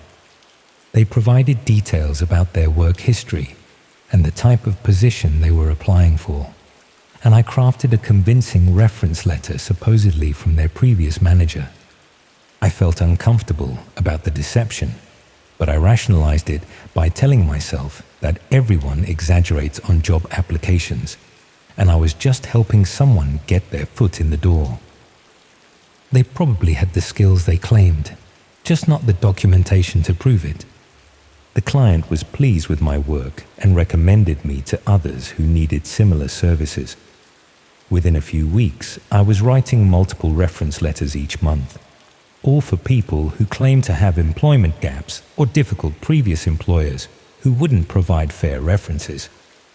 The money was keeping me afloat financially, and I convinced myself I was providing a legitimate service for people who'd been unfairly disadvantaged by circumstances beyond their control. After all, the job market was brutal, and sometimes good people needed a helping hand to compete with candidates who had more conventional career paths. But the requests started becoming more specific and troubling. Instead of general employment references, clients began asking for letters vouching for professional qualifications they clearly didn't possess. Teaching credentials, medical certifications, even security clearances for positions that required background checks. When I questioned whether I should be fabricating credentials for regulated professions, the clients assured me they had the necessary qualifications, but had lost their documentation or had problems with previous employers who were blocking their access to official records. The explanations were always plausible enough that I could convince myself I was helping victims of bureaucratic incompetence rather than enabling fraud. The rates increased as the requests became more demanding. I was soon earning more from writing fraudulent references than I had from my previous legitimate employment. The financial security was intoxicating after months of struggling to make rent. I developed a system for creating convincing reference letters that would pass casual scrutiny. I researched real companies and institutions, created plausible employment histories, even generated fake contact details that would redirect to voicemail boxes if anyone tried to verify the references. The work became almost routine. I'd receive a request with employment details, craft a convincing reference letter, and collect my fee. I stopped thinking about the consequences of what I was doing, treating it as just another writing assignment, rather than systematic fraud that was helping unqualified people access positions they had no business occupying. The breakthrough came when I saw a news report about a care home scandal in Yorkshire. Several elderly residents had died after receiving improper medication from a care worker who'd falsified her nursing credentials. The investigation revealed she'd been working in healthcare for over a year using fraudulent reference letters and fake certification documents. Something about the story felt familiar, and I checked my records to see if I'd ever written references for anyone in the healthcare sector. What I found made me feel physically sick. I'd written multiple reference letters for someone matching the care worker's description, fabricating employment history as a qualified nurse with years of experience in elderly care. I couldn't be certain it was the same person. My clients used pseudonyms and paid through anonymous channels, but the timing and details matched too closely to be coincidence. I'd probably helped an unqualified person get a job in a care home, where her incompetence had contributed to several deaths. The realization that my fraudulent reference letters might have enabled someone to kill vulnerable people, even unintentionally, was devastating. But what made it worse was understanding that this probably wasn't an isolated case. I'd written hundreds of reference letters over the past year, and I had no idea what positions those letters had helped people obtain, or what damage those unqualified individuals might have caused.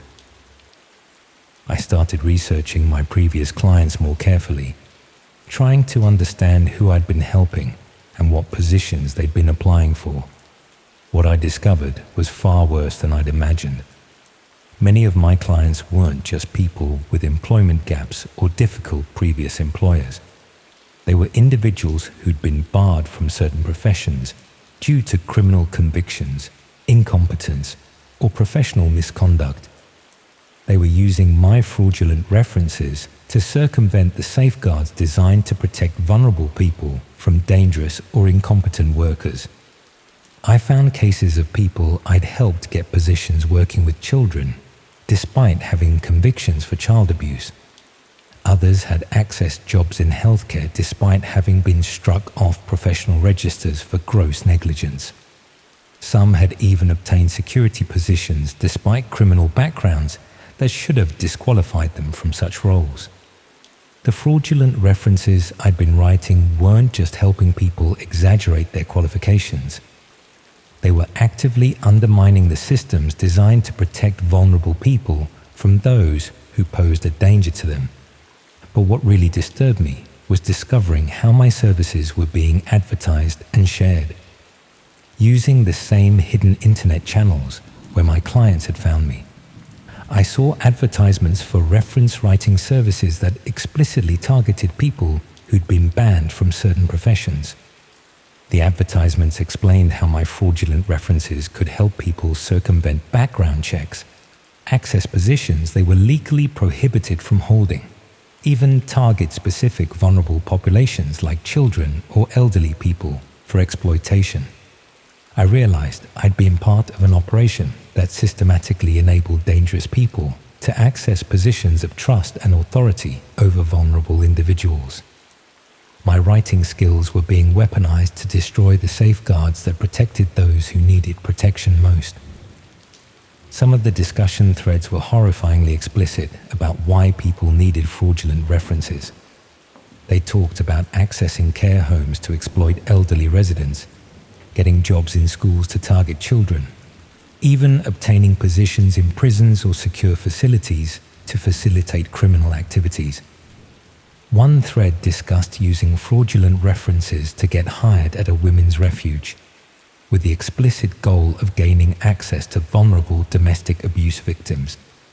Another focused on targeting disability care services to exploit people who couldn't easily report abuse or defend themselves. I was looking at a systematic effort to place dangerous people in positions where they could harm the most vulnerable members of society, and I'd been helping them do it, writing convincing reference letters that enabled them to bypass the safeguards designed to prevent exactly this kind of infiltration. The guilt became overwhelming when I found a case that was definitely connected to my work. A man I'd written references for had been arrested for abuse while working at a residential facility for adults with learning disabilities. The investigation revealed he'd been barred from working in care services years earlier, but had used fraudulent references to obtain his current position.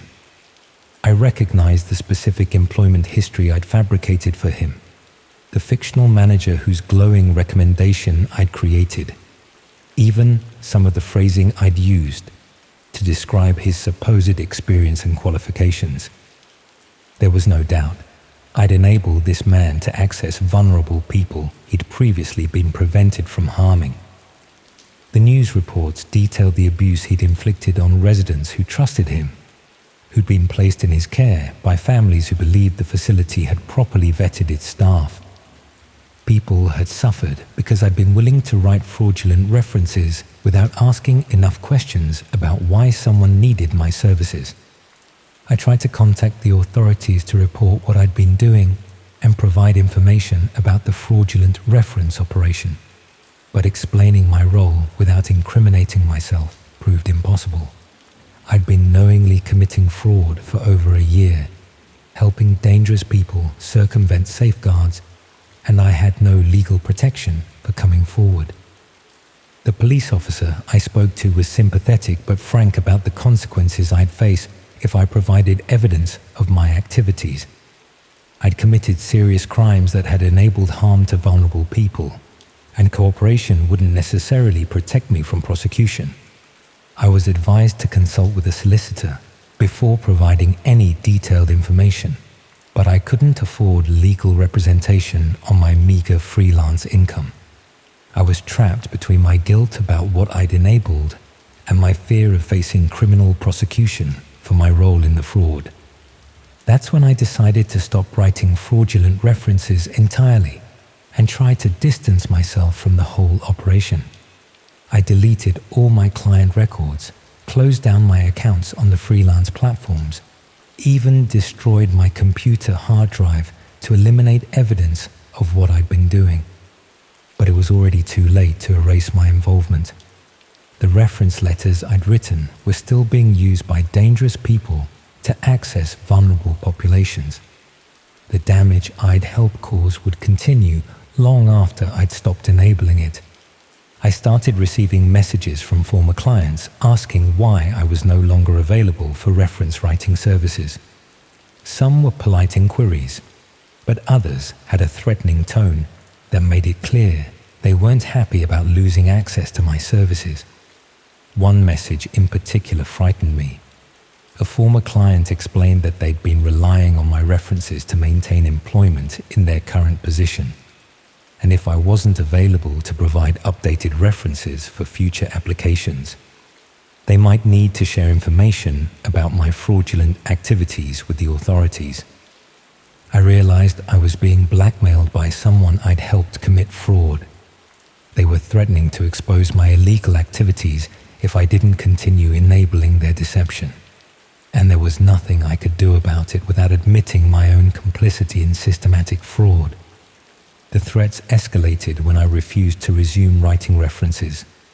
Former clients began posting details about my real identity and location on the hidden internet channels where they'd originally found my services. They were exposing me to others who might be interested in preventing me from cooperating with authorities or revealing information about the fraud operation. I started noticing signs that I was being watched. People photographing me from across the street, cars following me around Leeds, even evidence that someone had been through my flat while I was out. The people I'd been helping had decided I was now a liability they needed to monitor and control. The final straw came when I received an envelope containing photographs of me going about my daily routine, along with a list of the vulnerable people who'd been harmed by individuals I'd provided references for. The message was clear. If I caused problems by going to the authorities, information about my role in enabling those harms would be shared widely. I realized I was being held hostage by my own guilt and complicity. The people I'd helped were using my knowledge of what I'd done to ensure I couldn't expose their ongoing activities without destroying my own life in the process. That's when I decided to leave Leeds entirely. I withdrew what little money I had in my bank account, packed essential belongings, and drove to Newcastle, where I hoped I could disappear for a while. I've been staying in budget hotels, moving every few days, trying to avoid establishing any pattern that might make me easy to find. But I know running away doesn't solve anything. The reference letters I wrote are still being used by dangerous people to access vulnerable populations. The safeguards I helped circumvent are still failing to protect those who need protection most. And the guilt I feel about my role in enabling harm to innocent people only grows heavier with each passing day. I keep thinking about the elderly people who died in that care home, the residents who were abused in the disability facility, all the other victims whose suffering was enabled by reference letters I wrote for a few £100s. They trusted that the people caring for them had been properly vetted, that the system had protected them from those who meant them harm. But I helped destroy that trust, helped dangerous people infiltrate the very institutions designed to protect vulnerable individuals. And I did it knowingly, consciously choosing to ignore the obvious warning signs because I needed money more than I cared about the potential consequences. The fraudulent reference operation continues without me. Other writers are probably being recruited to provide the same services I did, creating convincing documentation for people who've been barred from certain professions for good reason.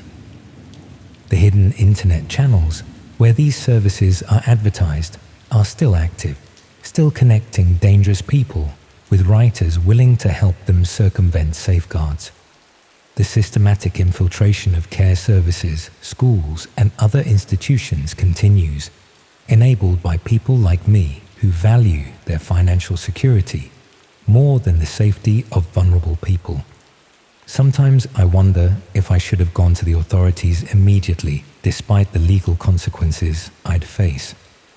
Whether preventing future harm would have been worth accepting punishment for the fraud I'd committed. But fear of prosecution and shame about what I'd done kept me silent until it was too late to prevent the worst consequences of my actions.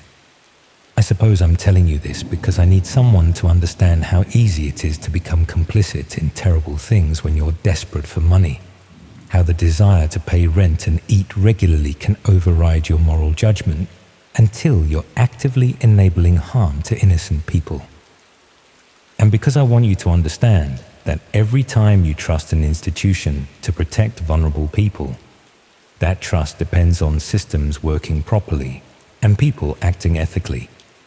But those systems can be circumvented by anyone with a few £100 and a willingness to hire someone like me who prioritizes their own financial security over the safety of others. The worst part is knowing that I can't undo the damage I helped cause.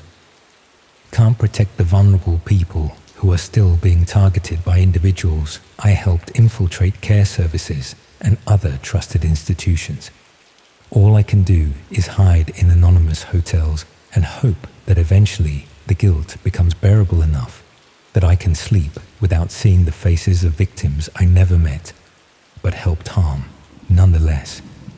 I keep hoping someone with more courage than I have will expose these fraudulent reference operations before they enable more harm. But I'm not optimistic about that happening, because the people who profit from circumventing safeguards understand how to exploit desperate writers like me, how to insulate themselves from consequences, and how to ensure that their victims remain silent through fear and complicity. And in the meantime, vulnerable people continue to suffer because I was willing to write convincing lies for anyone who could pay my rate, without asking enough questions about why they needed my services or what they planned to do with the fraudulent credentials I provided.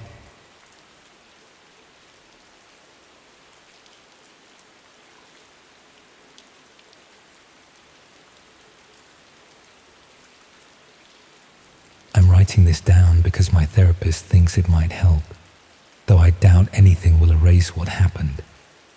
Some nights I still wake up drenched in sweat, convinced I'm back in that warehouse, back under those lights, the camera's eye watching my every move. The doctor says I need to confront it all, every detail, to process the trauma. So here it is, the full account of how I became unwitting talent for the darkest corner of the internet. Before all this, I was just a struggling actor in London, 27 years old with more ambition than sense and a CV full of unpaid student films and community theatre.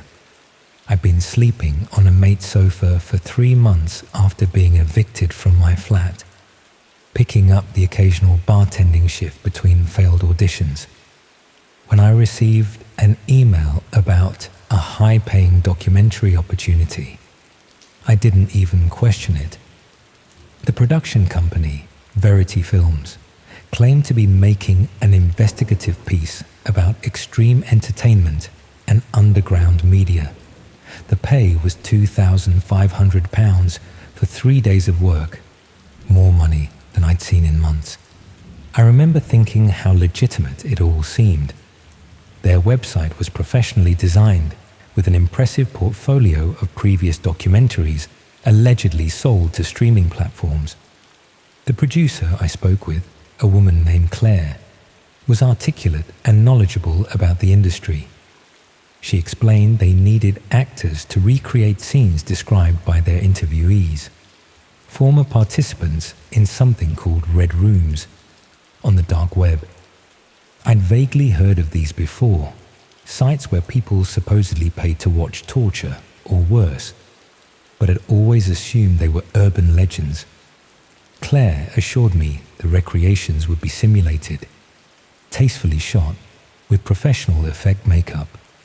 Like those crime reconstruction programs, she said, just a bit more intense. The contract I signed was lengthy, full of clauses about confidentiality and the graphic nature of the content. In retrospect, I should have had someone look it over, but I was desperate for the money and flattered by Claire's insistence that I had exactly the right look for their project. I signed it without reading past the first page, a decision I would come to regret more than anything in my life. The filming location was an industrial estate in Dagenham, a sprawling complex of warehouses that seemed largely abandoned. Claire met me outside, her warmth from our previous meeting noticeably diminished. She led me through a maze of corridors to a loading bay where a black van waited. I remember feeling the first genuine flicker of unease when I saw the driver, a massive bloke with a face that looked like it had been repeatedly introduced to a brick wall. Claire explained we needed to travel to the actual set, which was more atmospheric than the production office. The windows of the van were blacked out, making it impossible to track our journey. I tried to make conversation, asking about the other actors or the director, but Claire's responses were clipped, distracted. After what felt like an hour, we stopped. I was led, blindfolded, through what sounded like another industrial space, the echoing footsteps and damp smell suggesting another warehouse. When they removed the blindfold, I found myself in a room designed to look like a dingy basement, with bare concrete walls, exposed pipes, and a drain in the center of the floor.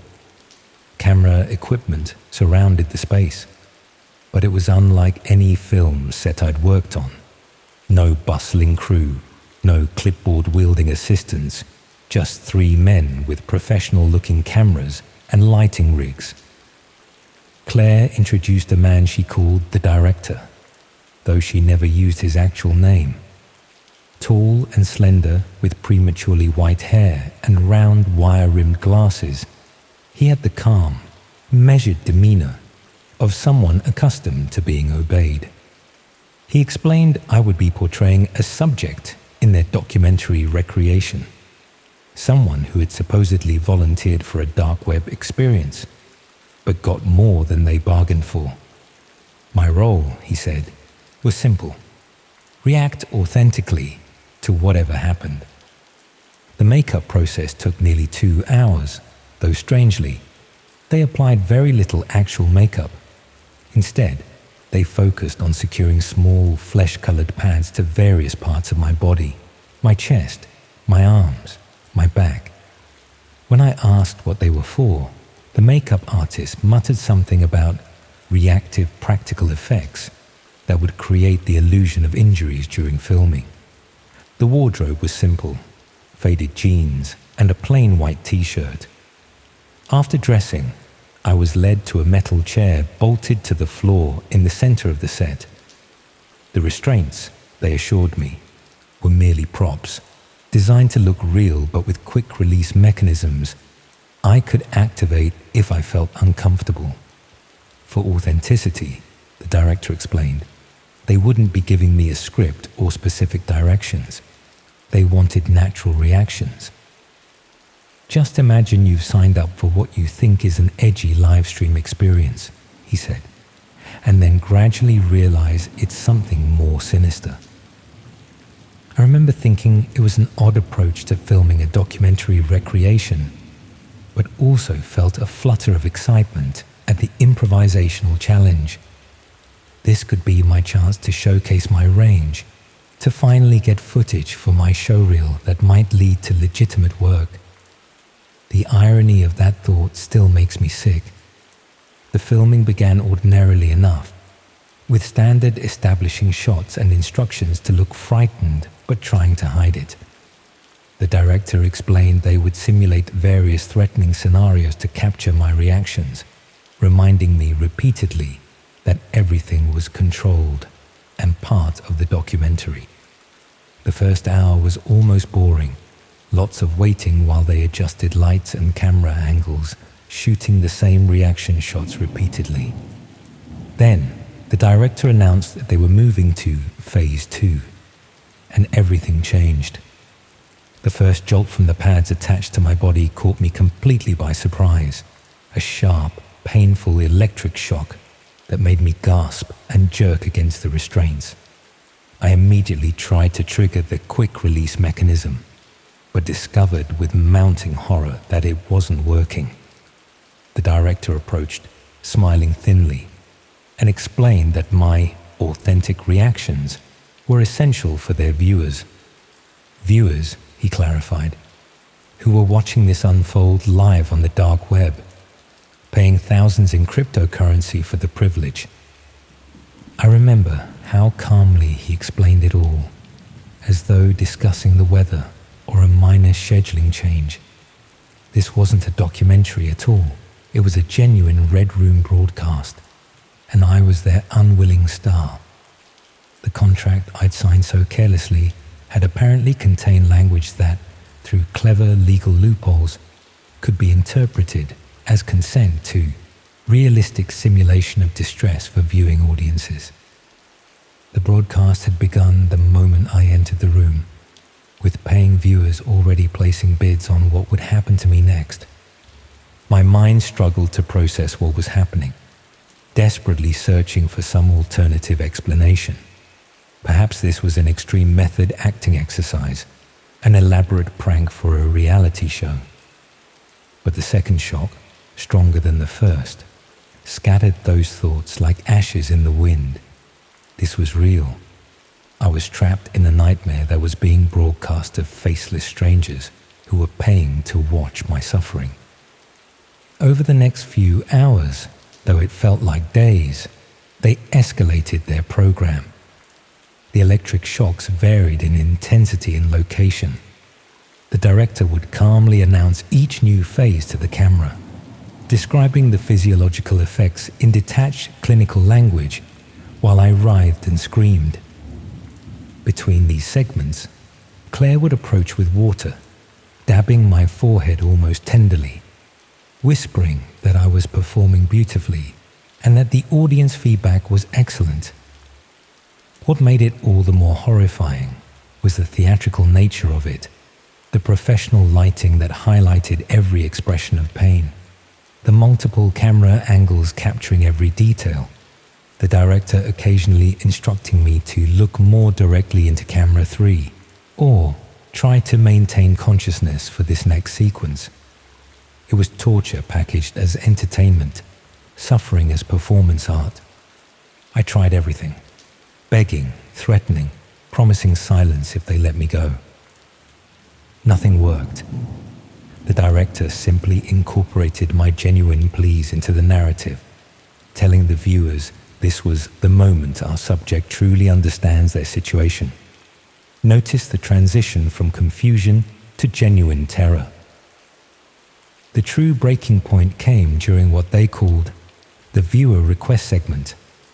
The director read out usernames and their corresponding bids for specific acts to be performed. I won't detail what followed. I'm still not ready to put those particular memories into words. What I remember most vividly was the clinical precision with which they worked, careful never to go too far, to keep me conscious and visibly responsive. They weren't sadists in the conventional sense. They were business people providing a service to a particular market. Somehow, that calculated approach made it all the more horrifying. I lost track of time completely. The bright lights, the pain, and the constant performance demands created a nightmarish blur. At some point, the director announced they were moving to the finale, which had apparently received record viewership and bidding. This would be followed by the closing auction, a phrase I couldn't comprehend through the fog of pain and exhaustion. It was during the preparation for this finale that my opportunity came. One of the camera operators knocked over a light stand while repositioning, causing momentary confusion. The director barked orders, momentarily distracted, and Claire rushed to help adjust the equipment. The restraints on my right hand had loosened slightly from my constant struggling, giving me just enough room to squeeze my hand through with a final desperate effort. What followed was pure adrenaline and instinct. I lunged for the nearest potential weapon, a heavy battery pack from one of the lights, and swung it at the camera operator closest to me. in the ensuing chaos, I somehow made it to a fire exit I hadn't noticed before, partly hidden behind some equipment. I burst through into the cold night air, still trailing wires from the pads attached to my body. I ran blindly through what appeared to be an abandoned industrial complex, not knowing if I was still in London or somewhere else entirely. Eventually, I found a main road and flagged down a passing lorry driver who, seeing my condition, called an ambulance. The police investigation that followed was frustrating and ultimately fruitless. The warehouse was empty when they arrived, professionally cleaned of any evidence. The website for Verity Films disappeared, along with any trace of Claire or the director.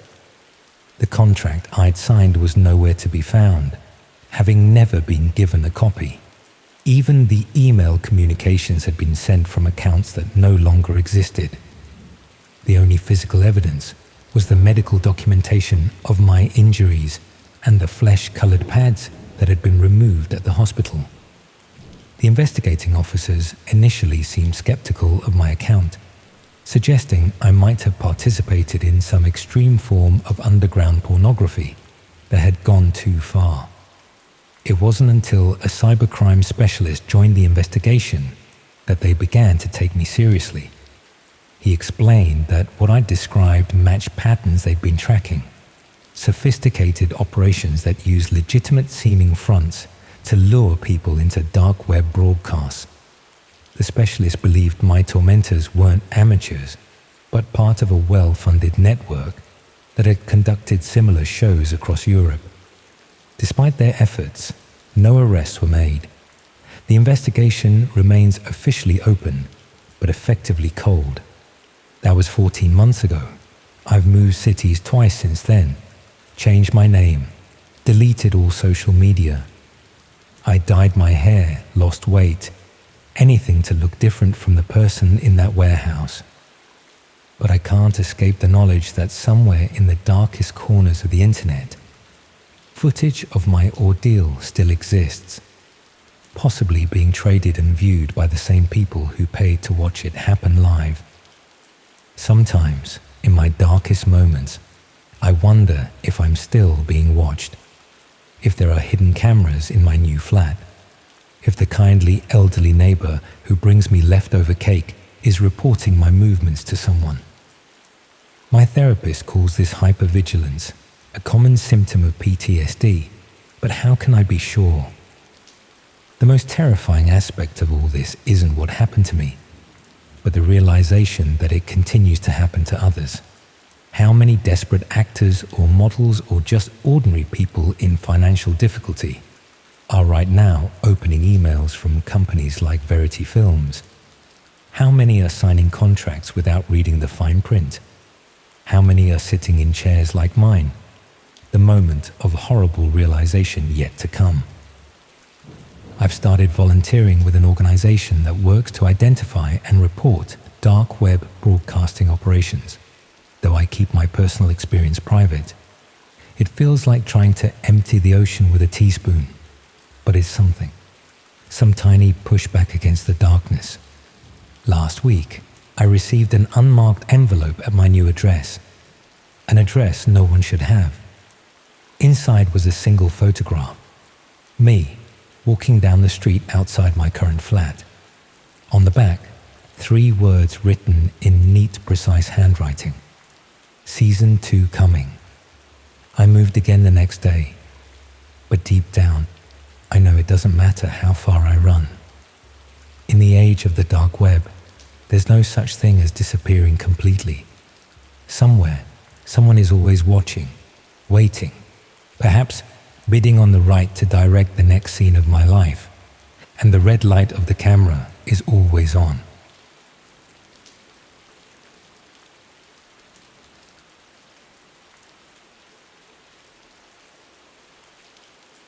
Have you ever given away furniture you didn't need anymore? I have. About 18 months ago, I put an old sofa and chest of drawers up for free collection, just getting rid of things that were taking up space after I'd bought replacements. You know how it is, seemed more responsible than paying for a skip, and someone else might get some use out of them. One of those small, practical decisions you make without giving it much thought. The sort of thing people do all the time. Except those pieces of furniture I gave away apparently never left my house. At least, that's what several people believe. People who spent money purchasing detailed inventories of my possessions that were compiled over the past year and a half. Inventories that still list items I got rid of, photographed and catalogued whilst they were still sitting in my living room, before I had any idea what that collection visit was really about. I'm a librarian working at a county library in Nottingham. I've been there for around 9 years now, mostly managing the children's section and organising reading programmes during school holidays. I live alone in a small 2-bedroom flat on the 3rd floor of a converted mill building near the canal. It's quiet, affordable, close enough to walk to work on decent days. I've lived there for nearly 5 years, long enough that I've stopped really noticing the space and just exist in it comfortably.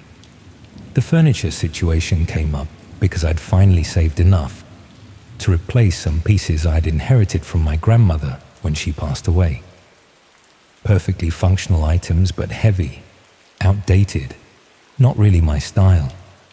The sofa was one of those floral patterned things from the 80s, sturdy but hideous. The chest of drawers was solid oak, nice enough but too large for my bedroom. I wanted something lighter, more modern, and I needed to get rid of the old furniture before the new pieces were delivered. I posted both items on a local website that facilitates free collections. You put up photos and descriptions, people respond if they're interested, and you arrange a time for them to collect. I'd used the site before for giving away books and kitchen items, and it had always worked straightforwardly.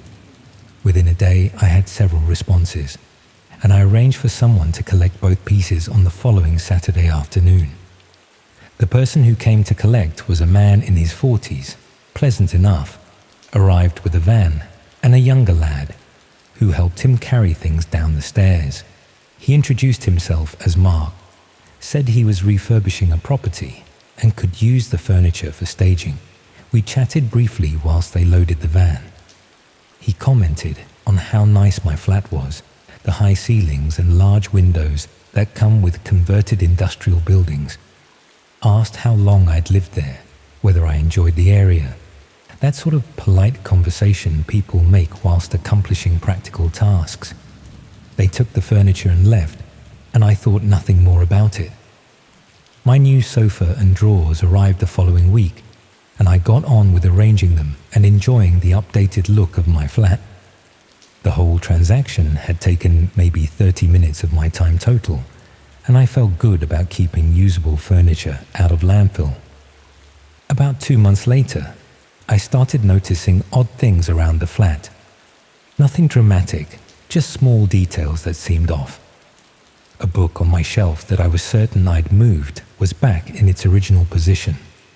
A mug in my cupboard placed handle left when I always positioned them handle right. The bathroom window left slightly open when I was sure I'd closed it before leaving for work. I convinced myself I was just being forgetful, that I'd moved these things and not remembered doing so. Working long hours during the summer reading challenge at the library, I was tired and probably not paying proper attention to small details at home. Everyone has moments where they question whether they've done something or just thought about doing it. Then I found a hairpin on my bathroom floor. I have short hair and never use hairpins. None of my friends who'd visited recently used them either. It was just there, a plain metal hairpin that hadn't been present when I'd cleaned the bathroom a few days earlier. I picked it up and stared at it, trying to think of any reasonable explanation for how it had appeared. Around the same time, my neighbour mentioned she'd seen someone in the building's entrance hall late one evening. Someone she didn't recognise who'd been standing by the mailboxes looking at the flat numbers. She'd assumed they were visiting someone, and hadn't thought much of it, but she mentioned it casually because the building was usually quite secure and she wasn't used to seeing strangers. I started paying more attention to my flat after that, making note of exactly how I left things before going to work. I took photos of my bookshelf arrangement, my kitchen cupboards, the position of items on my bathroom counter. When I came home, I'd compare the photos to what I found. Small changes kept appearing. A chair pulled out slightly from the dining table, a coat in my wardrobe hanging on a different hook, my bedroom curtains positioned differently than I'd left them. Someone was entering my flat whilst I was at work, not taking anything, not leaving obvious evidence, just moving through the space and touching things in ways that made their presence known. It felt like a deliberate campaign to make me feel unsafe, to demonstrate that my home wasn't actually private or secure. I changed my locks, which wasn't cheap given the building's security requirements.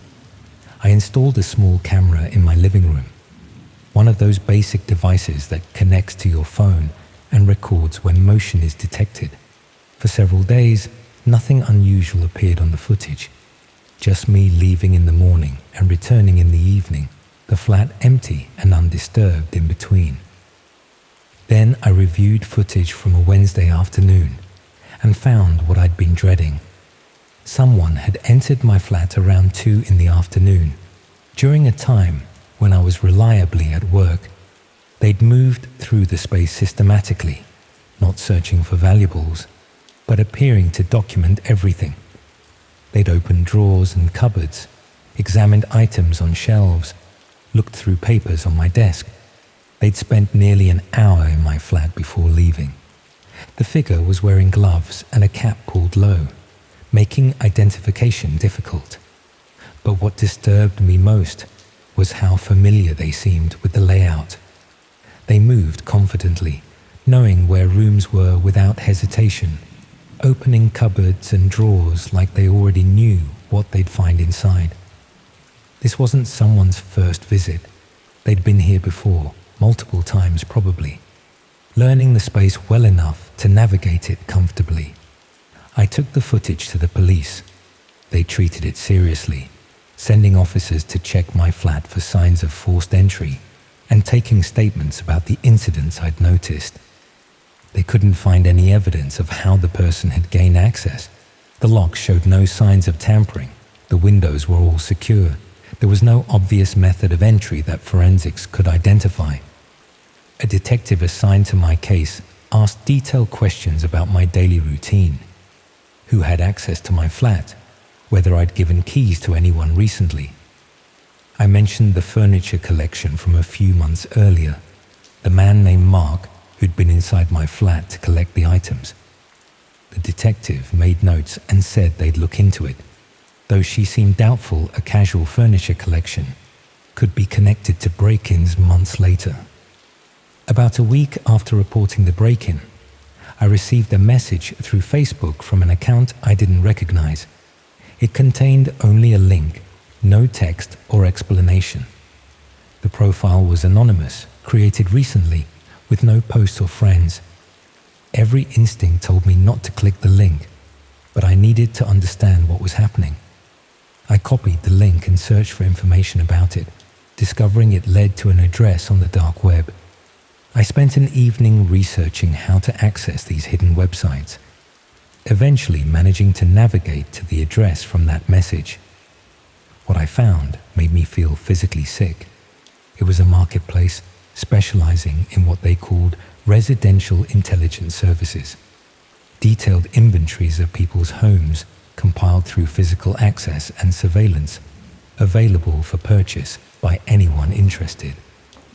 My flat was listed there. The inventory included photographs of every room, detailed lists of my possessions, notes about the layout and security measures.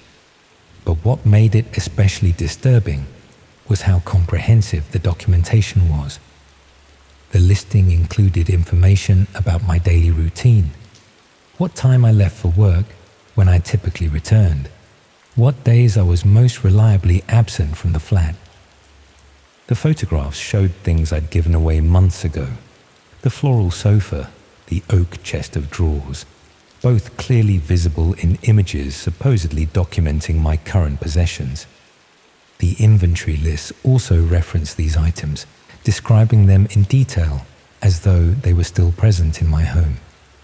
Someone had photographed and catalogued my flat before I'd changed the furniture, and they'd been selling that information to buyers who had no idea it was partially outdated.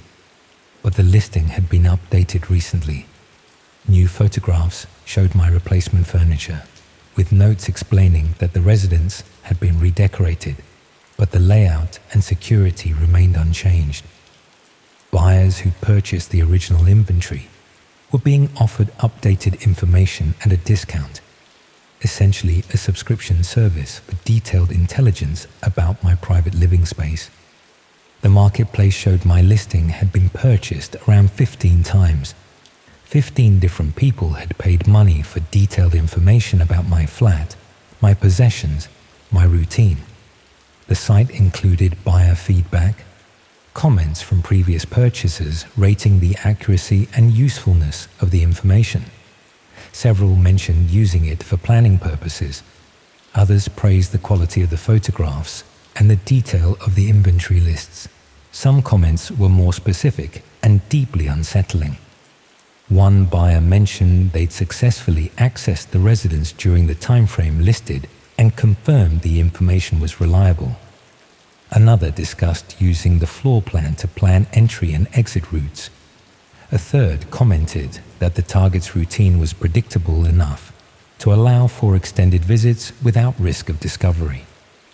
These weren't people planning burglaries in any traditional sense. They weren't looking for valuable items to steal quickly and sell on. They were purchasing access to private spaces, opportunities to enter someone's home and spend time there whilst the occupant was away. The marketplace facilitated a specific type of violation, selling the ability to walk through a stranger's bedroom, examine their belongings, exist in their private space without their knowledge or consent. The detective I'd been working with became much more engaged when I showed her what I'd found. This type of organized residential access service was something their cybercrime unit had been tracking but struggling to infiltrate. The fact that I'd been sent a direct link to my own listing suggested whoever was running the operation wanted me to know what was happening, perhaps as intimidation or as a way of advertising their services to others who might be interested. The investigation revealed that the furniture collection had been the method of initial access and intelligence gathering. The man who'd collected my items, whoever he really was, had used that legitimate visit to photograph my flat, note the layout, potentially copy my keys or test locks to determine how easily they could be bypassed later. The furniture itself was irrelevant. It had just been an excuse to gain entry and spend time examining a space that would later be documented and sold. They'd been operating this scheme across the East Midlands for over a year, responding to furniture collection posts and using those visits to gather residential intelligence. Most victims never knew anything had happened beyond giving away unwanted items. Only a few, like me, had noticed the subsequent intrusions and made the connection to that initial visit. The police arrested 3 people involved in the operation, though the person I'd known as Mark wasn't among them. That name had obviously been fake, and the van's registration had been cloned from a legitimate vehicle. The marketplace itself was shut down temporarily, but apparently resurfaced elsewhere within weeks. My listing was presumably copied and preserved before the site was taken down, still circulating somewhere in spaces I can't access. I moved out of that flat within 2 months of discovering the marketplace. I couldn't stay somewhere that had been so thoroughly documented and sold to strangers. Knowing that around 15 people had purchased detailed information about my home, that some of them had used that information to enter whilst I was at work, that photographs of my bedroom and bathroom were saved on devices I'd never locate. It was too much. My new flat is on the ground floor of a different building, deliberately chosen for better security and less privacy risk. I've installed extensive security measures, and I'm hyper-vigilant about who I allow inside. I'll never give away furniture through collection websites again. Never allow strangers into my home for any reason, no matter how innocent the purpose seems. But I know my old flat's documentation still exists somewhere. The photographs, the inventory lists, the detailed notes about layout and routine, all preserved in private collections and possibly still being traded through marketplaces I'll never find. The new tenants who moved in after me have no idea their home was professionally catalogued and sold online. That detailed instructions for accessing it exist in multiple hands. I think about warning them sometimes, explaining what happened so they can take precautions. But how do you tell strangers that their home has been mapped out and sold to people interested in entering it without permission? How do you prove something that exists only in hidden corners of the internet and in private collections you can't access? So instead, I stay silent, and I live more carefully now, questioning every interaction that might involve giving someone access to my space. I've learned that generosity has risks I never considered, that the simple act of giving away unwanted furniture can be exploited by people who see residential access as a commodity worth documenting and selling. The furniture I gave away is probably in a landfill now, or maybe it really is staging a property somewhere like Mark claimed. I'll never know, and it doesn't really matter. What matters is that the 30 minutes I spent allowing strangers into my home to collect those items led to months of violations, to discovering my private space had been sold to multiple buyers, to ultimately having to abandon a flat I'd lived in comfortably for years. I gave away furniture I didn't need anymore, just a sofa and a chest of drawers, free to whoever wanted them, collected by someone who seemed perfectly ordinary and legitimate. That simple transaction led to professional documentation of my entire living space, systematic intrusions whilst I was at work, and the permanent knowledge that detailed inventories of my possessions and habits exist somewhere I can't control or eliminate. That's what I think about now when I see furniture listed for free collection online. Not whether the items are worth saving from landfill or whether someone could use them, but whether the person posting realizes what they might be inviting into their home. Whether they understand that a legitimate seeming collection visit could be cover for something much darker, something that continues long after the furniture has been taken away. I gave away furniture once, and that decision cost me my sense of security, my home, and my willingness to trust ordinary transactions that should be straightforward and safe. All because I didn't realize that some people view access to private spaces as valuable enough to systematically exploit, document, and sell to strangers who have reasons of their own for wanting detailed information about how someone lives when they think they're alone.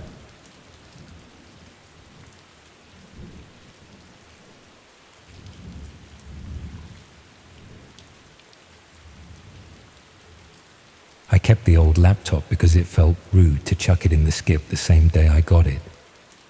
That's the honest reason. Not curiosity, not nostalgia, just a small, misplaced guilt at holding a stranger's life in my hands for a moment and deciding it wasn't worth the space. I'd picked it up from a house clearance on a quiet street near Reading. The man running the sale told me it had been left under a bed with a tangle of charging leads. The battery didn't hold, the casing was scuffed, and the keyboard had that shiny patch in the center that tells you someone lived on it. I paid less than I would for a takeaway, took it home, and left it on a shelf where I keep the cables that don't fit anything I own. Weeks passed, I worked. I went for a run on the towpath. I saw the same faces at the corner shop. I cooked the same meals. The laptop sat where I'd put it, collecting a thin film of dust that never looks like dust until you move the thing and see the clean rectangle underneath. One wet Saturday, with rain ticking the window and nothing good on, I plugged it in. The boot took forever. The fan sounded like a small Hoover, and the desktop appeared with that familiar spread of icons drifted across the screen, like birds settled on a wire.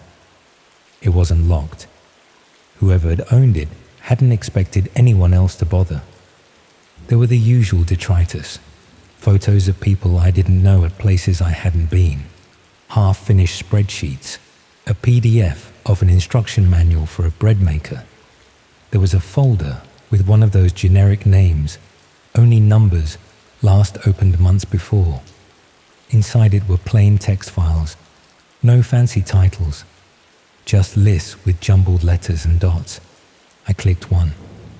It was a set of addresses I didn't recognize. The file names didn't say anything helpful.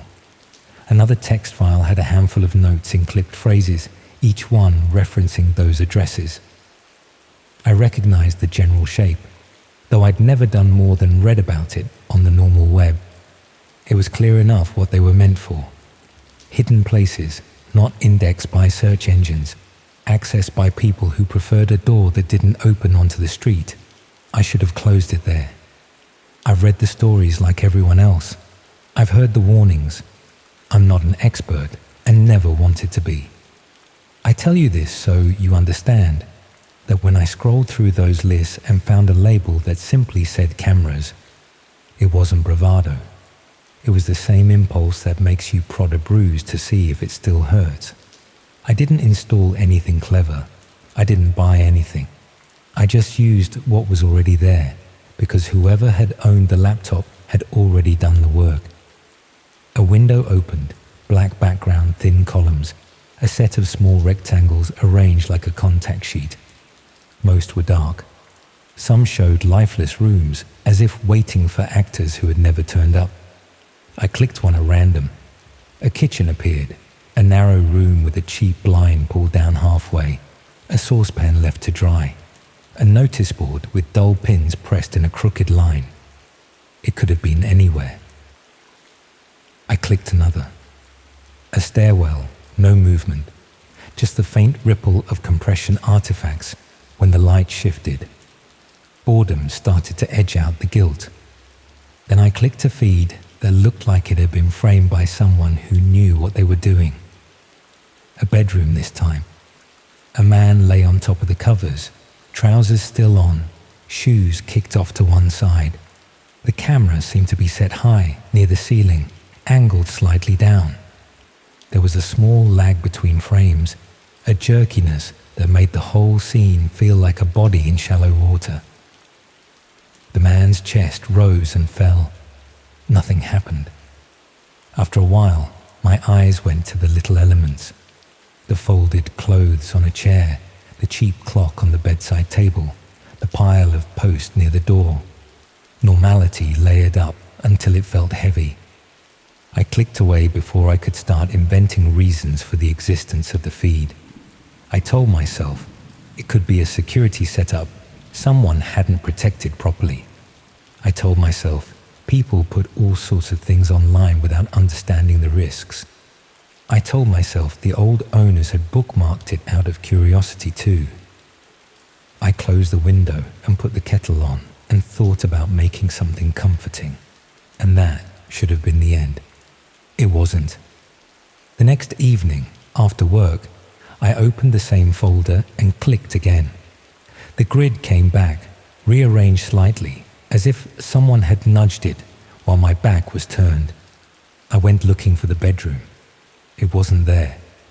I found a hallway instead, a skinny corridor with a runner rug and a bent umbrella in a stand. I only looked because I thought I recognized the pattern on the rug, a standard repeating shape you can buy anywhere. I leaned in, squinted a bit, and caught sight of a framed print further down the hall. A seaside scene, chalk cliffs and a small boat. It wasn't the same as mine, but it felt similar enough that my stomach gave that small, pointless twist of recognition. The angle was from one corner of the ceiling again.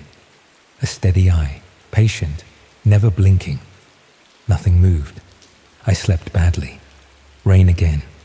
Wind testing the old sash window. The kind of night where you wake because the house creaks like a half-set cake. In the morning, nothing felt different, and I told myself I had imagined the unease. At lunch, while stirring something in a pan, I glanced at my own hallway. I'd always hated the bulb there. It flickered sometimes and needed a firm touch. The runner rug, however, had always been reliable. As I looked, I noticed that it sat a fraction further from the skirting than usual. Not a gap you'd measure, just a change from memory. I couldn't decide if I was inventing that too. I pushed it back with my foot and went back to eating. And that small domestic act felt like a reassurance. The third night, I didn't go looking for the grid. I watched something trivial, answered a message from a friend, read an article about a long case that had finally gone to court. I went to bed early and slept late. When I woke, a thin envelope had been pushed through my letterbox. It had no return address. The paper had that smooth, expensive finish used by people who don't want their fingerprint to hang on. Inside, there was a single sheet. No letterhead, no greeting. Just a short line of instruction, printed from a computer, stating the room where I should place a camera and the corner it should face. I won't write the exact words. I can still see them in my mind, and I think spelling them out would give them weight again. There was also a small plastic packet with a camera no bigger than a shirt button, adhesive on the back, a cable coiled neat as a snake in cold weather. It wasn't the best you can buy, but it didn't need to be. People talk about the moment something in your life scrapes over a concealed edge. They make it sound like a dramatic cut. In my experience, it's quieter.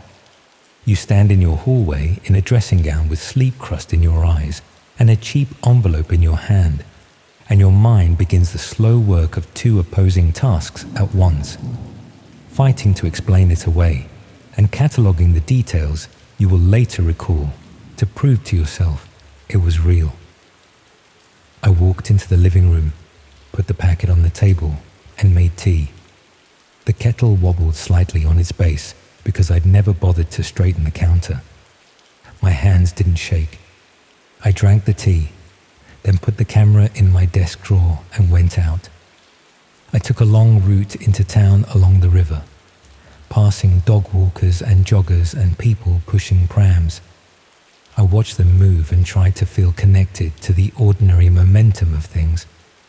In a charity shop, I bought a lamp for the corner of my hall that had always been dim.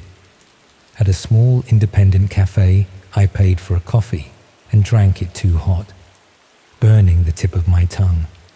I felt normal. It lasted just long enough to let me believe I'd done something sensible by stepping outside. When I got back, the envelope I'd left on the table had gone. The camera was still in the drawer. The note had been lifted out and taken. I checked the floor around the table, under the sofa, between the pages of a magazine. Nothing. I walked into the hall. The new lamp sat where I'd left it. The runner rug had shifted again. I didn't call anyone. I had the classic reasons not to. Embarrassment at being tricked by something that might still be a prank. Uncertainty that I could explain the full picture without sounding like I'd created it for myself. The small but not insignificant worry that I had been careless somehow, and this was the correction. I spent the evening in the living room with the TV on, volume a notch higher than usual, watching a program about renovation disasters. When I finally looked at my desk, the drawer was slightly open. The camera was gone.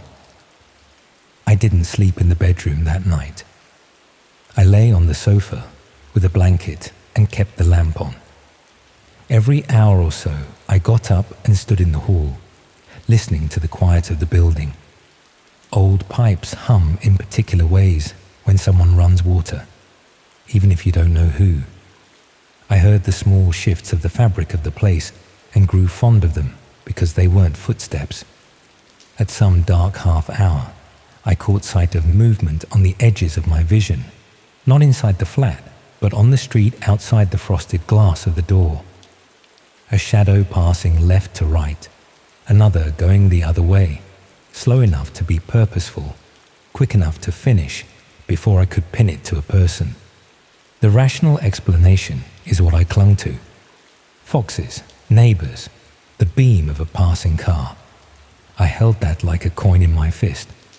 Morning came with that tired grayness that makes even clean rooms look dirty.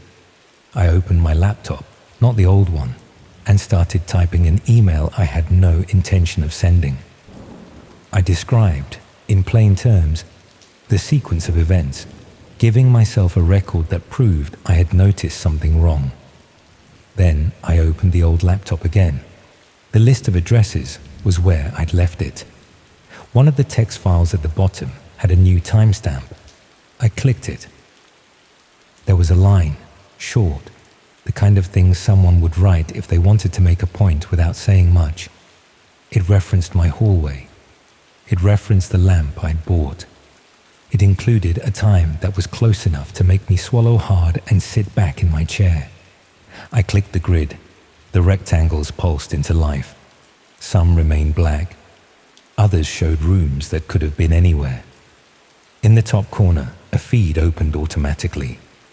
I saw my hallway, the frame wide enough to include the front door and the runner rug and the new lamp, which was switched on even though it was daylight, because I hadn't got round to plugging it into the switch socket.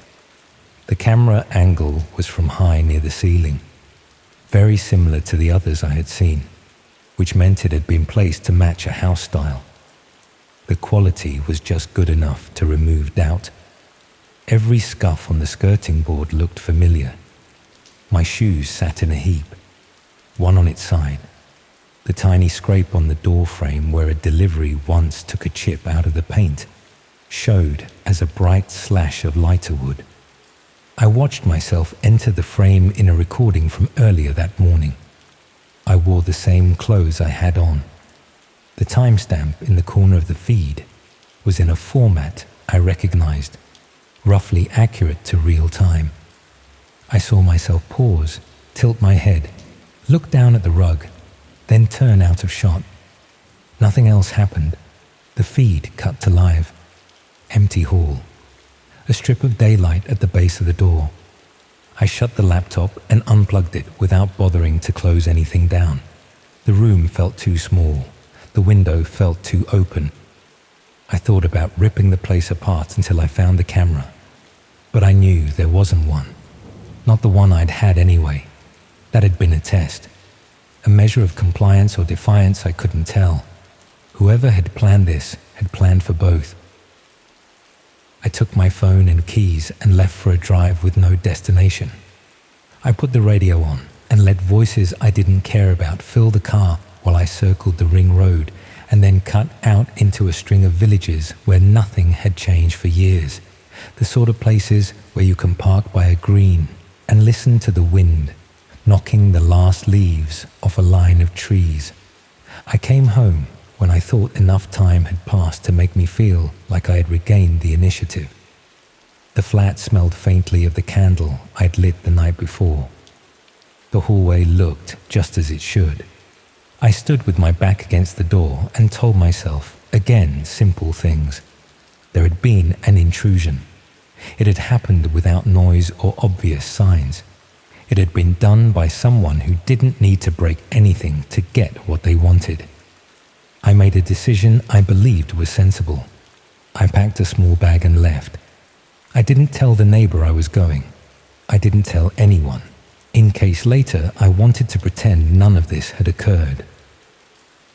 I booked a room at a cheap hotel near the motorway, the kind of anonymous place only ever halfway clean, and I took the stairs because small lifts make me imagine what I would do if they stopped. That night I didn't sleep well, but I slept. I woke to sunlight finding its way past heavy curtains and a breakfast tray outside the door that I hadn't ordered. There was a folded note on top of it. My name, written in an ordinary pen, with the kind of handwriting you'd never remember. Inside, there was a short line about the dark web and how people often have the wrong idea about who sets the terms. Then there was a link, not the kind you can click. It was the sort of address someone who already knew where to go would recognize. I didn't have my old laptop with me.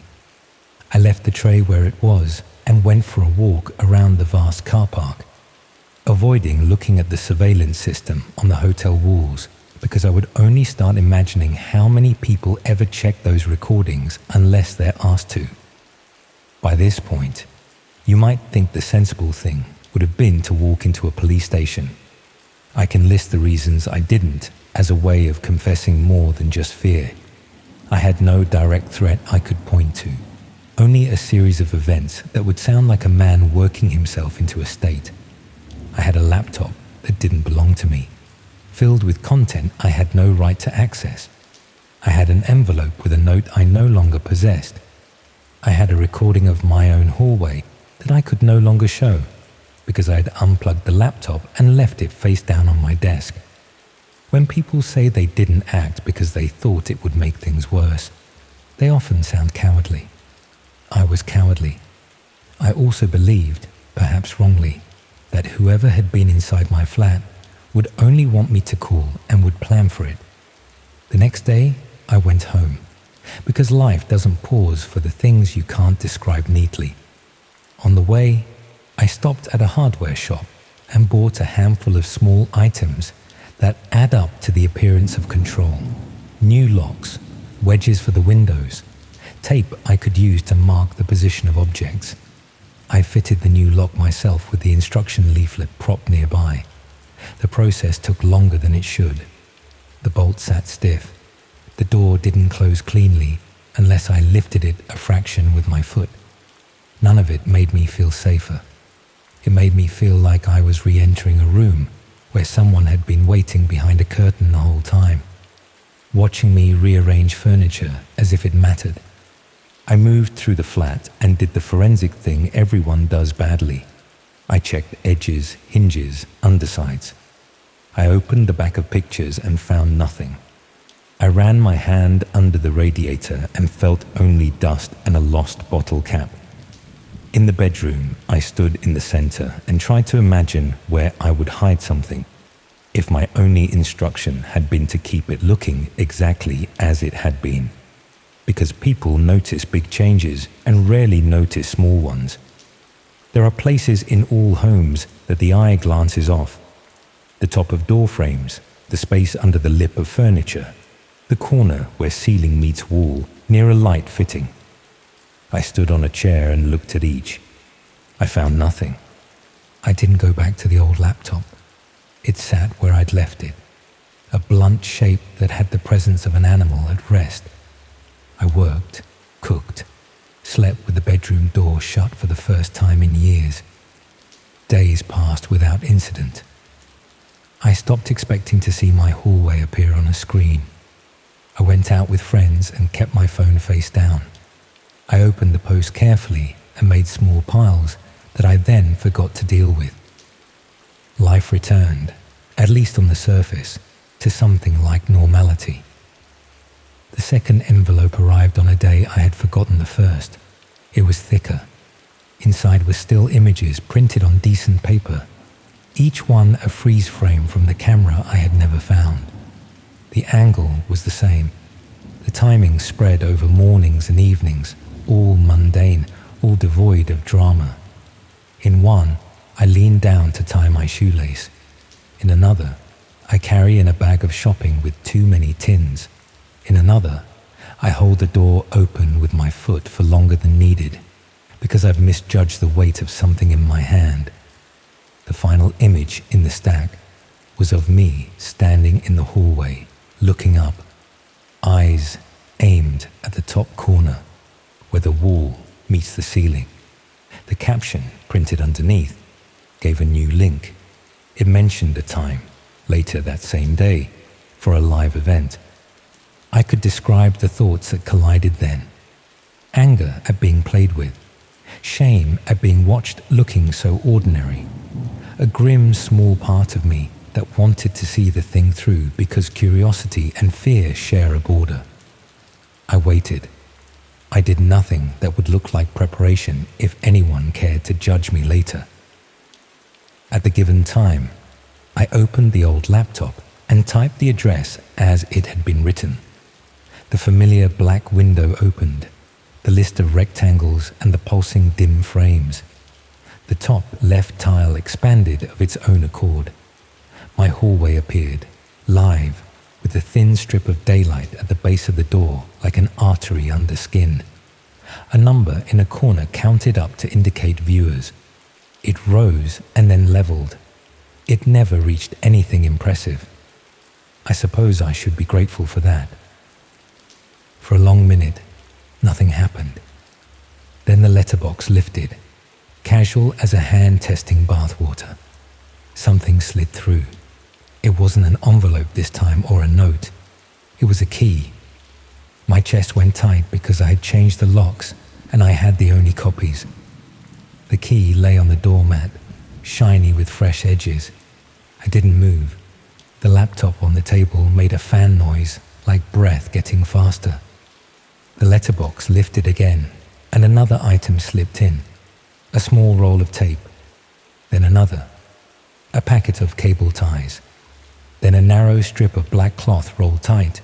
They landed in untidy order. A hand tapped the letterbox from outside, not knocking, just testing the flex, and withdrew. I don't know how long I sat without moving. Long enough for my legs to complain when I stood. On the screen, nothing shifted. I felt in that moment the exact weight of choice, because there are times when your actions may invite one outcome or another, and you are painfully aware that you are being asked to pick. I chose the simplest thing because I was frightened. I pulled the plug on the old laptop, shut it, and put it back on the shelf where I'd first left it. I left the items on the hall floor. I went into the kitchen and did something I could control. I washed up. I wiped the worktop and hung the towel up neatly and stood facing the sink until I could breathe without hearing my pulse. In the early hours, at the time when sleep weakens enough to let in small noises, I heard a faint scrape at the door. Not the letterbox this time. Then the dull push of weight against wood. Then silence. I lay on my side and counted my breaths until dawn. As if by making it to a certain number, I could cross into a place where decisions were easier. The morning light came mean and flat. When I opened the bedroom door, the hall looked exactly the same except for the small stack I'd left untouched. The key lay at the top with the clean confidence of a threat. I moved out that afternoon. I packed badly, left items I liked because I couldn't bear to turn my back on the door long enough to find them, and drove to a storage unit on the edge of town, where the people at the desk are cheerful in a way that makes you want to cry. I rented a unit and dragged in boxes until I could close the shutter and lock it with a padlock that felt sturdy in the hand. I booked another cheap hotel, not the same one, and sat on the bed and stared at the fake art on the wall until my vision went soft. I didn't go back. I arranged for an estate agent to collect the keys and meet prospective tenants. I told myself I had no duty to warn anyone because I had no proof to pass on. I told myself that if I was honest about the door and the lock and the standard of the fittings, I was doing the job I had to do. I moved into a different flat across town, a newer building with a buzzer that buzzed and lights that came on when you walked past. I sat on the floor the first night and listened to the hum of the fridge like it was a friendly voice. I didn't buy a runner rug for the hallway. I picked lamps that came with fixed shades. I lasted a week before I looked again. I'm ashamed to admit that it wasn't even a week of clean abstinence. I thought about it every evening. I imagined the grid of small rectangles and the live counter in the corner and the thin strip of daylight at the base of the door. I wondered if someone else had taken my place. I wondered if not looking was a kind of cruelty, because it meant refusing to witness what might be happening to another person without their consent. On a quiet night, I gave in. I opened the old laptop where I'd tucked it into the back of a cupboard. It took its time waking, like an animal pulled from hibernation. The folder opened to the same set of text files. One had a new timestamp again, and another line, simple as ever, that referenced my new road by name. The grid appeared, a different arrangement this time, a reshuffle that told me rooms are added and removed in a pattern I didn't want to understand. The top left tile opened. I saw a hallway I didn't recognize. Not mine, not the old flat. A different door, a different configuration, a different cheap print on the wall.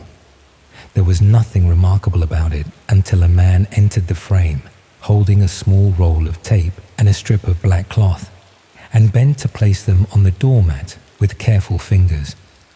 He looked straight up at the camera. I thought for a second that I knew him, and then I realized I was forcing a connection, because what mattered was the posture, not the face. He had the confidence of someone acting out a set of instructions they had learned by heart. I clicked around the grid, searching for any hint of my own new hallway. I didn't find it. I found a bathroom with a towel folded too neatly to be honest. I found a living room with a TV casting a faint blue light into an empty space. I found a garage with a bike hanging from a hook and a dark stain on the floor that could have been oil or anything else that stains concrete. Then I clicked on a feed that made my throat go tight, in a way I hadn't felt since I was a child and had fallen in a swimming pool. It was a bedroom. The angle was from high near the ceiling, the bed tidy, the duvet smooth. On the bedside table was a book I owned, the same edition with the same small tear near the spine from where I'd packed it badly. The only difference was the lamp. Mine had a different shade. Everything else matched with the kind of casual accuracy that made denial impossible. I closed the laptop and slid it into a bin bag with other things I didn't want to see anymore. I carried it to my car and drove to the tip on the edge of town, where men in fluorescent jackets point you towards the right skips with a wave that never looks bored.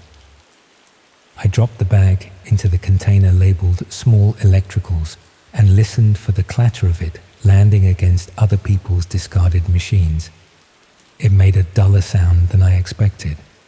I stood for a moment and looked at the mound of anonymous plastic and metal and thought about how many lives hide in such piles, silent until someone knows where to look. Back home, I did the small practical things a person can do.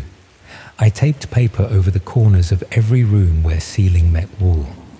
I boxed up the books I had enjoyed and placed them in a cupboard and put different ones out as decoys, as if those invisible eyes cared about what I read. I set the alarm on my phone for odd intervals at night and got up to walk from room to room, putting my hand to the coolness of the glass, listening to the stairwell for the weight of a footfall that didn't belong to me. Nothing happened. Days ran into each other. I pushed the knowledge to the edges, a trick people learn for much heavier secrets than mine. Then, one evening, I opened my front door to an envelope on the mat, thicker than the last. I picked it up and carried it to the kitchen without opening it. My stomach felt leaden. I placed it on the table with care and made tea as if the ritual would armor me. When I finally slit it open with the back of a knife, a set of photographs slid out. A new hallway, not mine. The same style of shots, the same dull fluorescent wash of light. each one ordered carefully in a sequence that built to a picture of a door opening from the inside. A hand holding the knob without showing the person attached to it. The last image was a still of a living room I recognized from the grid.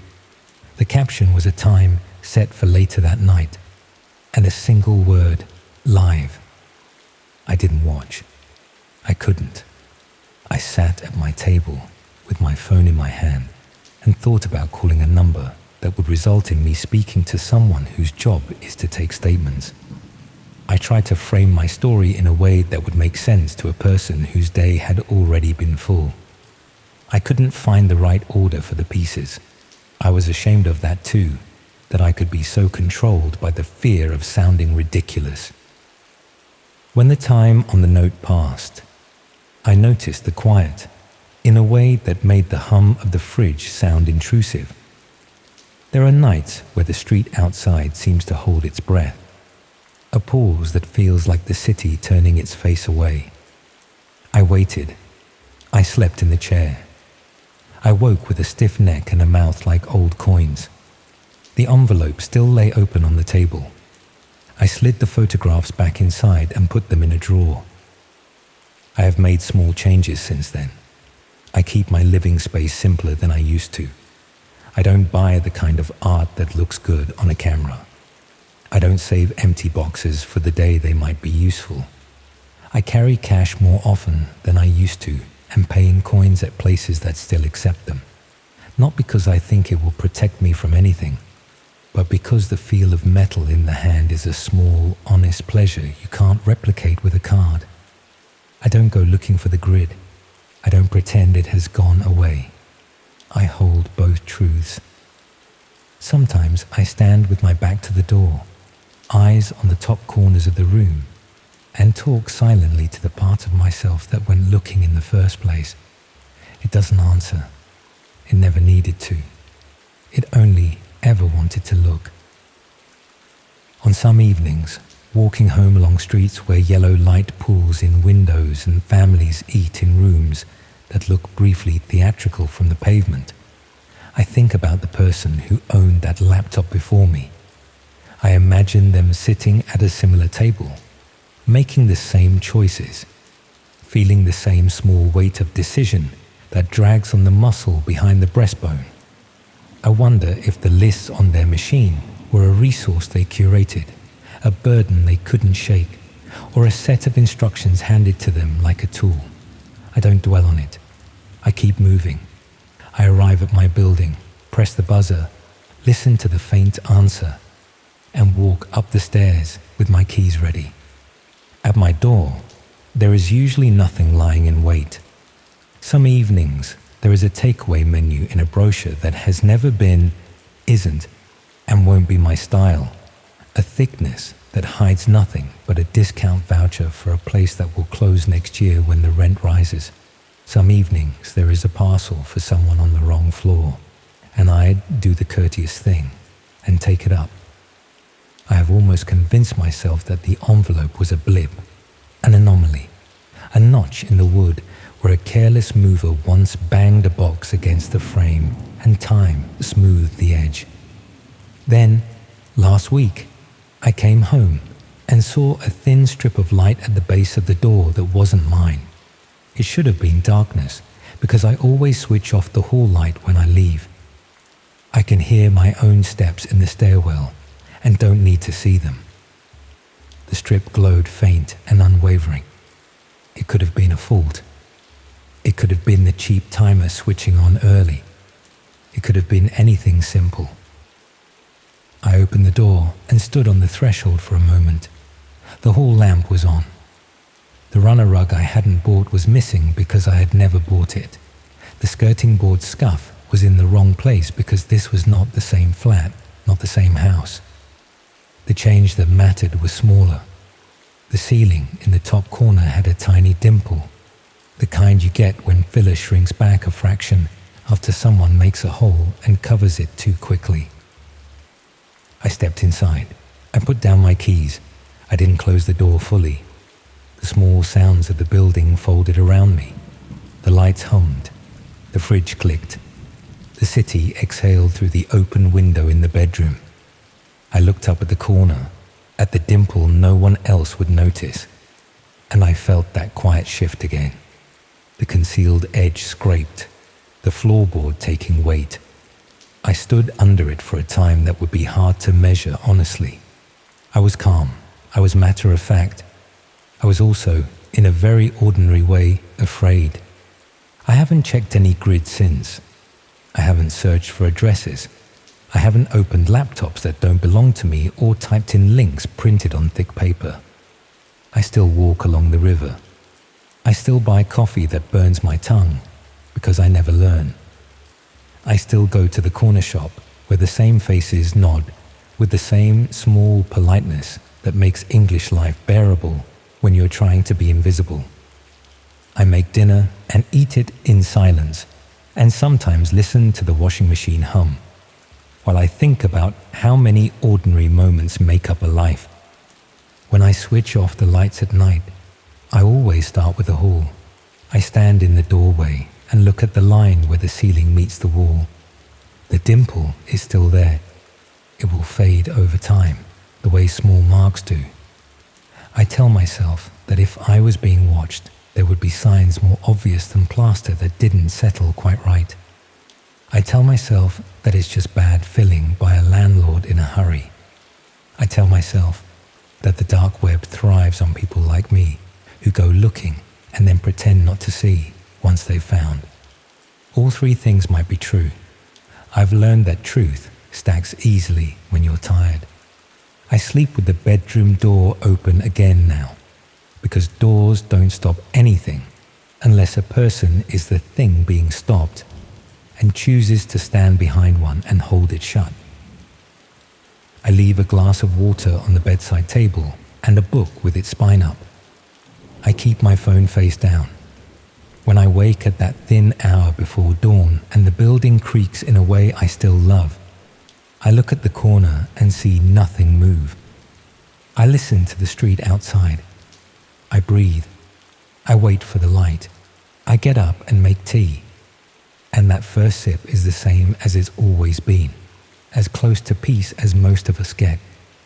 I told you I wasn't proud of any of this. I told you it started small. I haven't told you the worst part because it isn't dramatic. It's as ordinary as the people who watch weather forecasts and tidy bedrooms and tape cables along a skirting board. It's the knowledge that somewhere, on a grid I will never open again, there is a small rectangle of my hallway that looks like every other hallway in the country. And sometimes, at degree times I no longer know, it pulses from black to live. It probably doesn't have a huge audience. It probably doesn't draw much attention at all.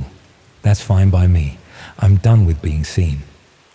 I go about my days and nights with my keys ready and my eyes on the corners, and I let the rest of the world get on with its business behind doors I no longer trust.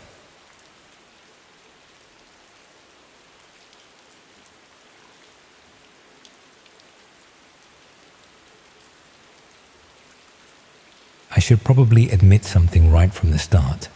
I agreed to help my brother because I wanted to feel useful again. That's the pathetic truth of it.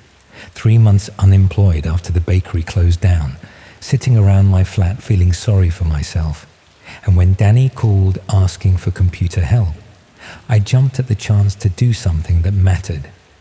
I told myself I was being a good sister, helping family when they needed it most. But really, I was just desperate to feel competent at something again. That desperation has cost me my peace of mind, my sense of security, and probably a lot more besides.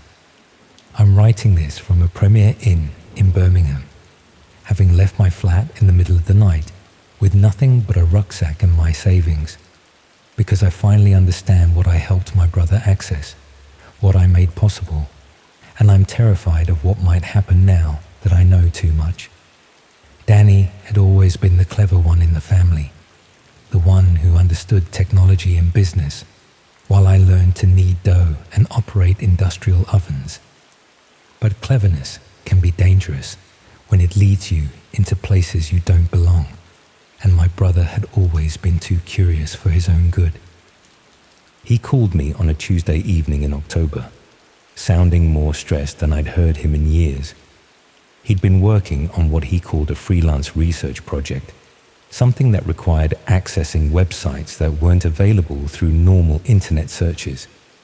He'd managed to set up the necessary software, but was having trouble navigating the technical requirements. The job paid well, he explained, and he desperately needed the income. His marketing consultancy had been struggling since the recession, and this research work was keeping him afloat financially. All he needed was someone to help him understand how to access specific websites and download certain files.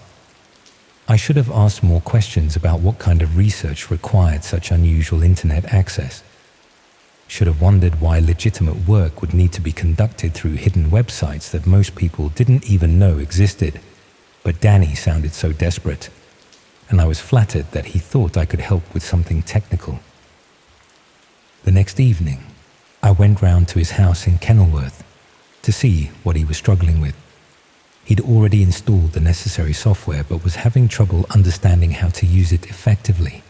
The interface was confusing, nothing like the normal web browsers we were used to. It took me most of the evening to work out the basics, but eventually we managed to access the hidden websites Danny needed for his research. The whole system seemed needlessly complicated, but I assumed that was just how these privacy tools worked. The websites themselves looked basic compared to normal internet sites. Simple layouts, minimal graphics, mostly text-based content. Danny explained that his research involved gathering information from discussion groups and databases that weren't indexed by search engines. Over the following weeks, I helped him navigate these sites whenever he got stuck with technical problems. It became a regular arrangement. He'd call when he needed assistance, and I'd come over to help him access specific pages or download particular files. I was curious about the research itself, but Danny was vague about the details. He said his client valued discretion, and he couldn't discuss the specific subject matter. Something to do with market research and consumer behavior, he claimed, though the websites we were accessing didn't look like they contained commercial information. The first sign something wasn't right was when I noticed the types of files Danny was downloading. They weren't research documents or market reports, but photographs and personal information about specific individuals. When I asked about this, he explained that his client was investigating potential employees and needed comprehensive background checks. That seemed plausible enough, though I was surprised by the level of personal detail being gathered. The files contained information about people's daily routines, family relationships, even financial circumstances, more detailed than any legitimate employment background check would require. But I was enjoying the regular visits to Danny's house and the feeling that I was helping with important work. After months of unemployment, it was gratifying to feel needed and competent at something, even if I didn't fully understand what we were accomplishing. The research requests became more specific over time. Instead of general background information, Danny's client began asking for details about particular individuals' vulnerabilities, their fears, their secrets, their potential pressure points. When I questioned the appropriateness of gathering such personal information, Danny assured me it was all legal and above board. He showed me the client communications, which seemed professional enough. The requests were always couched in business language about risk assessment and due diligence. But reading between the lines, it was clear that someone was building detailed psychological profiles of people who had no idea they were being investigated. I should have refused to continue helping at that point. Should have recognized that legitimate research doesn't require such invasive intelligence gathering about private individuals. But Danny was paying me a small fee for my technical assistance, and I needed the money more than I cared to admit. The breakthrough came when I recognized one of the research targets It was Sarah, a woman who worked at the coffee shop near my flat. I knew her fairly well from regular visits over the past 2 years. She was friendly, hard-working, and studying part-time to become a teacher. The file Danny was compiling about Sarah contained frighteningly personal information. Details about her work schedule, her college timetable, even her route home from the bus stop. Someone had been systematically observing her daily routine and documenting her movements with methodical precision. But it was the psychological profile that really disturbed me. The file included assessments of Sarah's personality traits, her emotional vulnerabilities, even speculation about her romantic relationships and family dynamics. This wasn't employment background checking. It was preparation for something much more sinister. When I confronted Danny about what we were really doing, he became defensive and evasive. He insisted that the research was legitimate, that his client had valid reasons for gathering such detailed information, but he couldn't explain why a simple background check would require knowledge of someone's daily fears and emotional weaknesses. I threatened to stop helping unless he told me the truth about what the research was being used for. That's when he finally admitted that his client wasn't conducting employment screening. They were providing intelligence services to people who wanted detailed information about specific individuals for unstated purposes. Danny claimed he didn't know what the client ultimately did with the research, but it was obvious he suspected the information was being used for harassment or stalking. He justified his involvement by saying he was just gathering publicly available information, that he wasn't responsible for how it was used. But I knew that wasn't true. The information in these files could only have been obtained through systematic surveillance and investigation. Someone was paying Danny to facilitate stalking campaigns, and I'd been helping him do it without understanding the consequences. I demanded that he stop accepting these research requests and delete all the files we'd compiled. Danny refused, claiming he couldn't afford to lose the income and that someone else would do the work if he didn't. He tried to minimize my concerns by suggesting that information gathering wasn't inherently harmful. That's when I realized my brother had become someone I didn't recognize. The financial pressure had compromised his moral judgment, and he was willing to facilitate serious crimes against innocent people, rather than face economic hardship. I stopped helping him and tried to put the whole experience behind me, but I couldn't stop thinking about Sarah and the other people whose lives we documented in such invasive detail. I started paying closer attention to her behavior when I visited the coffee shop, looking for signs that she was being harassed or followed. It didn't take long to notice changes. Sarah seemed more nervous than usual, constantly checking over her shoulder and jumping at unexpected sounds. She'd started varying her route home from work and seemed reluctant to stay late for closing duties. Someone was clearly making her feel unsafe. I considered warning her about the research file. But how do you tell someone that your brother has been paid to compile a stalking manual about their daily life? How do you explain your own complicity in gathering the intelligence that was now being used to terrorize them? Instead, I decided to investigate who Danny's client actually was and what they were doing with the information we'd provided. I used the same hidden websites we'd been accessing for research, following the digital trail back to see where the requests were originating. What I discovered was a marketplace where people could commission detailed surveillance reports about anyone they chose. The clients weren't employers or private investigators. They were stalkers, harassers, and worse. People who wanted to terrorize specific individuals but needed intelligence about their targets' routines and vulnerabilities. The research Danny had been conducting was being sold to the highest bidder, with no screening of the buyers or oversight of how the information was used. We'd been feeding intelligence into a system that facilitated serious crimes against vulnerable people. Some of the completed research files had been used for elaborate stalking campaigns that had driven victims from their homes and jobs.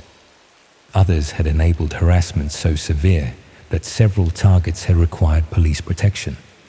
A few had even been connected to physical assaults, where the attackers had used detailed intelligence about their victims' routines and psychology.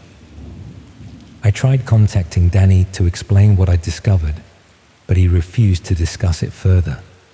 He claimed he was just providing a service that was in demand, that he wasn't responsible for criminal misuse of information. When I threatened to report his activities to the police, he reminded me that I'd been complicit in gathering much of the intelligence myself. That's when I understood the trap I'd fallen into. My desire to feel useful had made me an accessory to systematic stalking and harassment. I couldn't expose Danny's activities without implicating myself, and I couldn't protect his victims without admitting my own role in facilitating their persecution. I started monitoring the hidden websites regularly, looking for signs that the research targets were being harmed. Found several news reports that seemed connected to intelligence we'd gathered. Break-ins at addresses we'd surveilled. Harassment campaigns against people whose psychological profiles we'd compiled. Even a few cases where victims had been approached by strangers who demonstrated intimate knowledge of their personal lives. Each report made me feel sicker about what I'd been part of.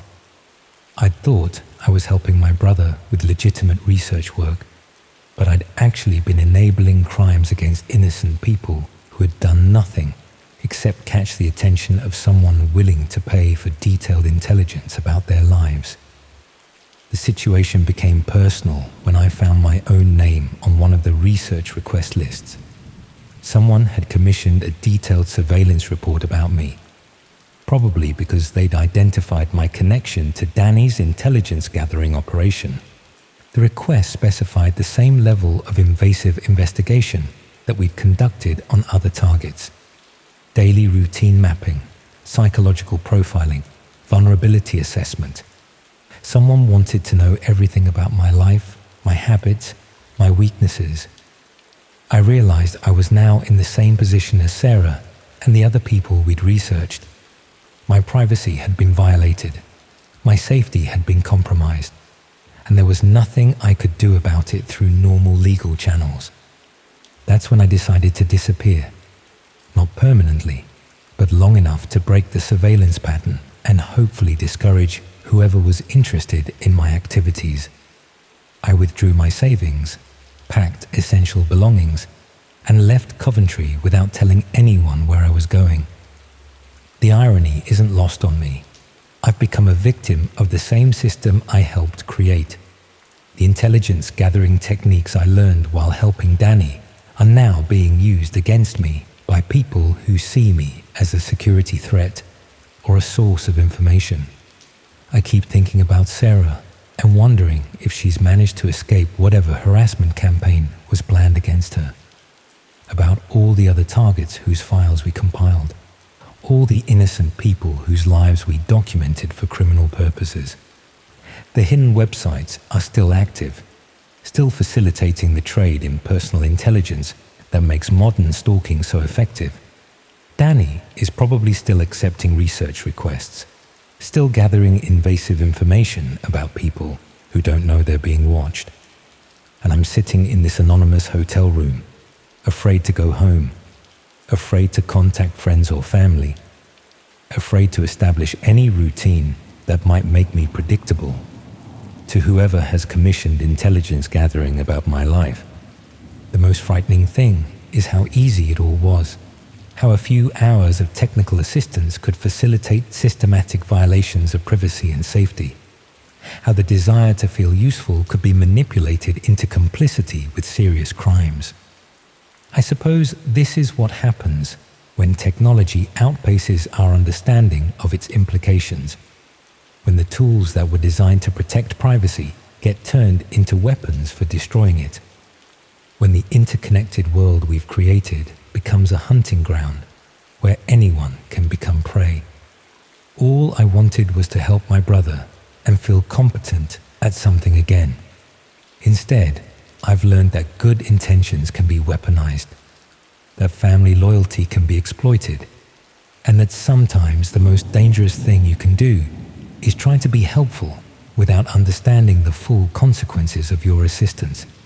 Now I just have to hope that whoever is researching me will lose interest before they gather enough intelligence to make me genuinely vulnerable.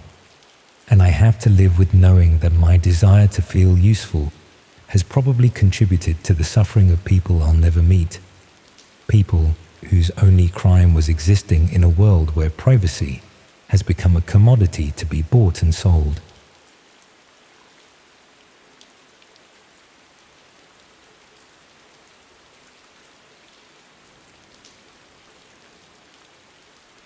Imagine thinking you're helping someone find their missing dog, and 3 months later discovering you've been part of something that makes your stomach turn every time you close your eyes. That's essentially what happened to me, though it took far longer than it should have for me to piece together what I'd actually been doing. I should probably explain how I ended up involved in the first place, though I'm still not entirely comfortable admitting how naive I was about the whole thing. Last spring, I was between jobs after being made redundant from my position at a marketing firm in Birmingham. The severance wasn't terrible, but it wasn't going to last forever, and I'd been putting off the inevitable return to job hunting by convincing myself I deserved a proper break after 15 years of office work. My mate Craig had mentioned in passing that he'd been earning a bit of extra cash doing odd jobs for people online. Nothing elaborate, just simple tasks that required someone local to handle things in person. Collecting parcels from collection points when people were away, checking on properties during holidays, that sort of thing. He made it sound straightforward enough, and the money wasn't insignificant for what seemed like minimal effort. The website he'd found these opportunities through wasn't anything I'd heard of before, but it looked legitimate enough.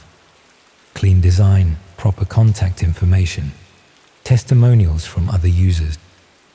The registration process required proof of identity and address, which actually reassured me that they were taking security seriously. Within a week, I'd been approved and had access to the job listings in my area. Most of the tasks were exactly what Craig had described: simple collection and delivery work, house-sitting arrangements, occasional help with moving furniture. The pay was decent, usually between £20 and £50 for a few hours' work, and the clients seemed genuinely appreciative. I found myself with a small but steady income stream that kept me occupied whilst I half-heartedly searched for proper employment. The request that changed everything appeared in my inbox on a Tuesday morning in late May. A woman named Sarah needed someone to help distribute missing pet flyers around various locations in and around Coventry. Her dog, a golden retriever called Max, had gone missing from her garden 3 weeks earlier, and despite her best efforts, she hadn't had any luck finding him. She was offering £40 for a day's work putting up posters and handing out flyers in busy areas. What struck me about the request was how desperate she sounded in her message. She explained that Max was getting on in years and needed medication for a heart condition. Every day he was missing reduced the chances of finding him alive.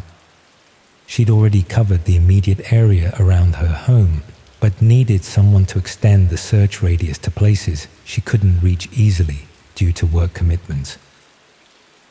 I responded that same day, and Sarah got back to me almost immediately.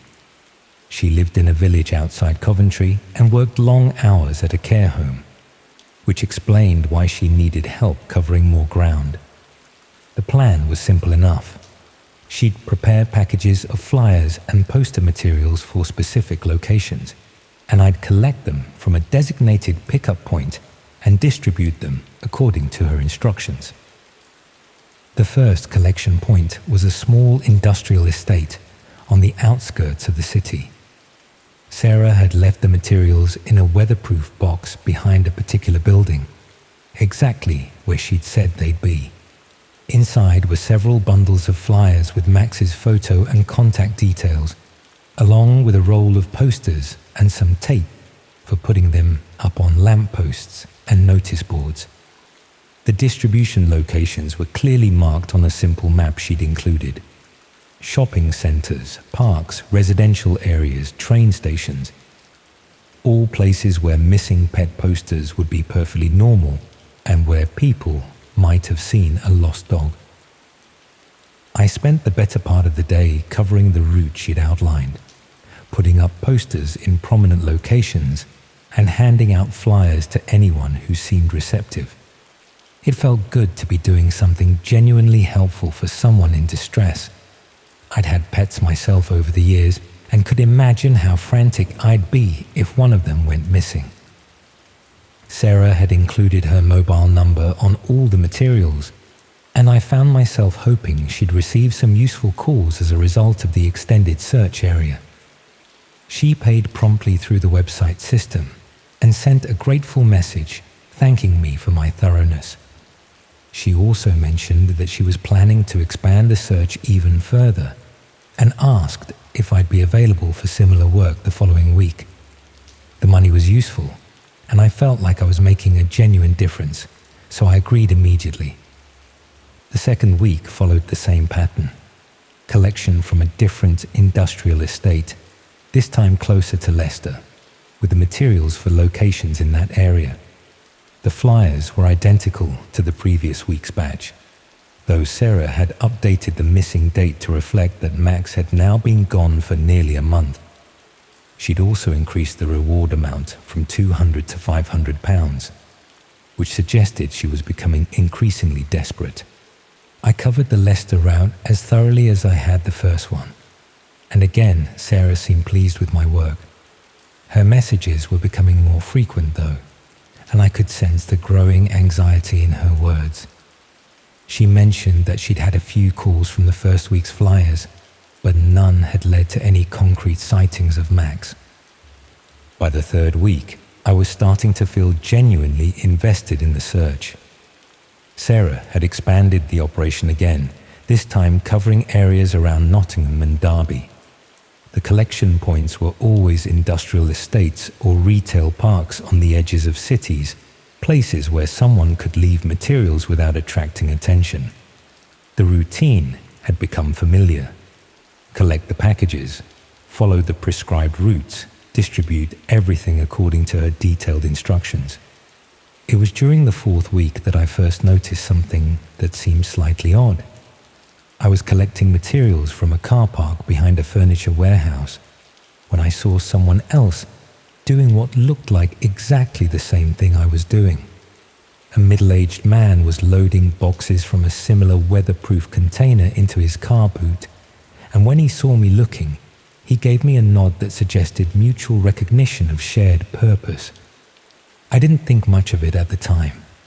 It made sense that Sarah would have recruited multiple people to help with the search, especially given how wide an area she was now trying to cover.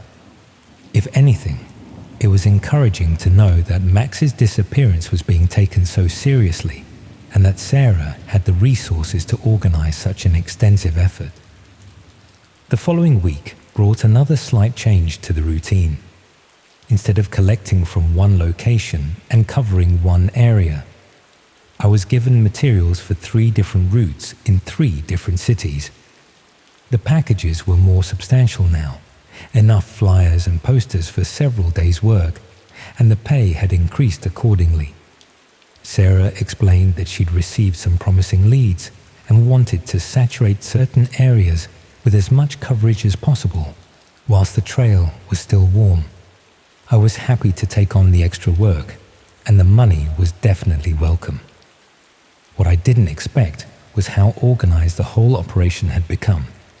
Each package now included detailed schedules showing optimal times for different locations, priority areas marked clearly on the maps, and even suggestions for the most effective approaches to use when handing out flyers to members of the public.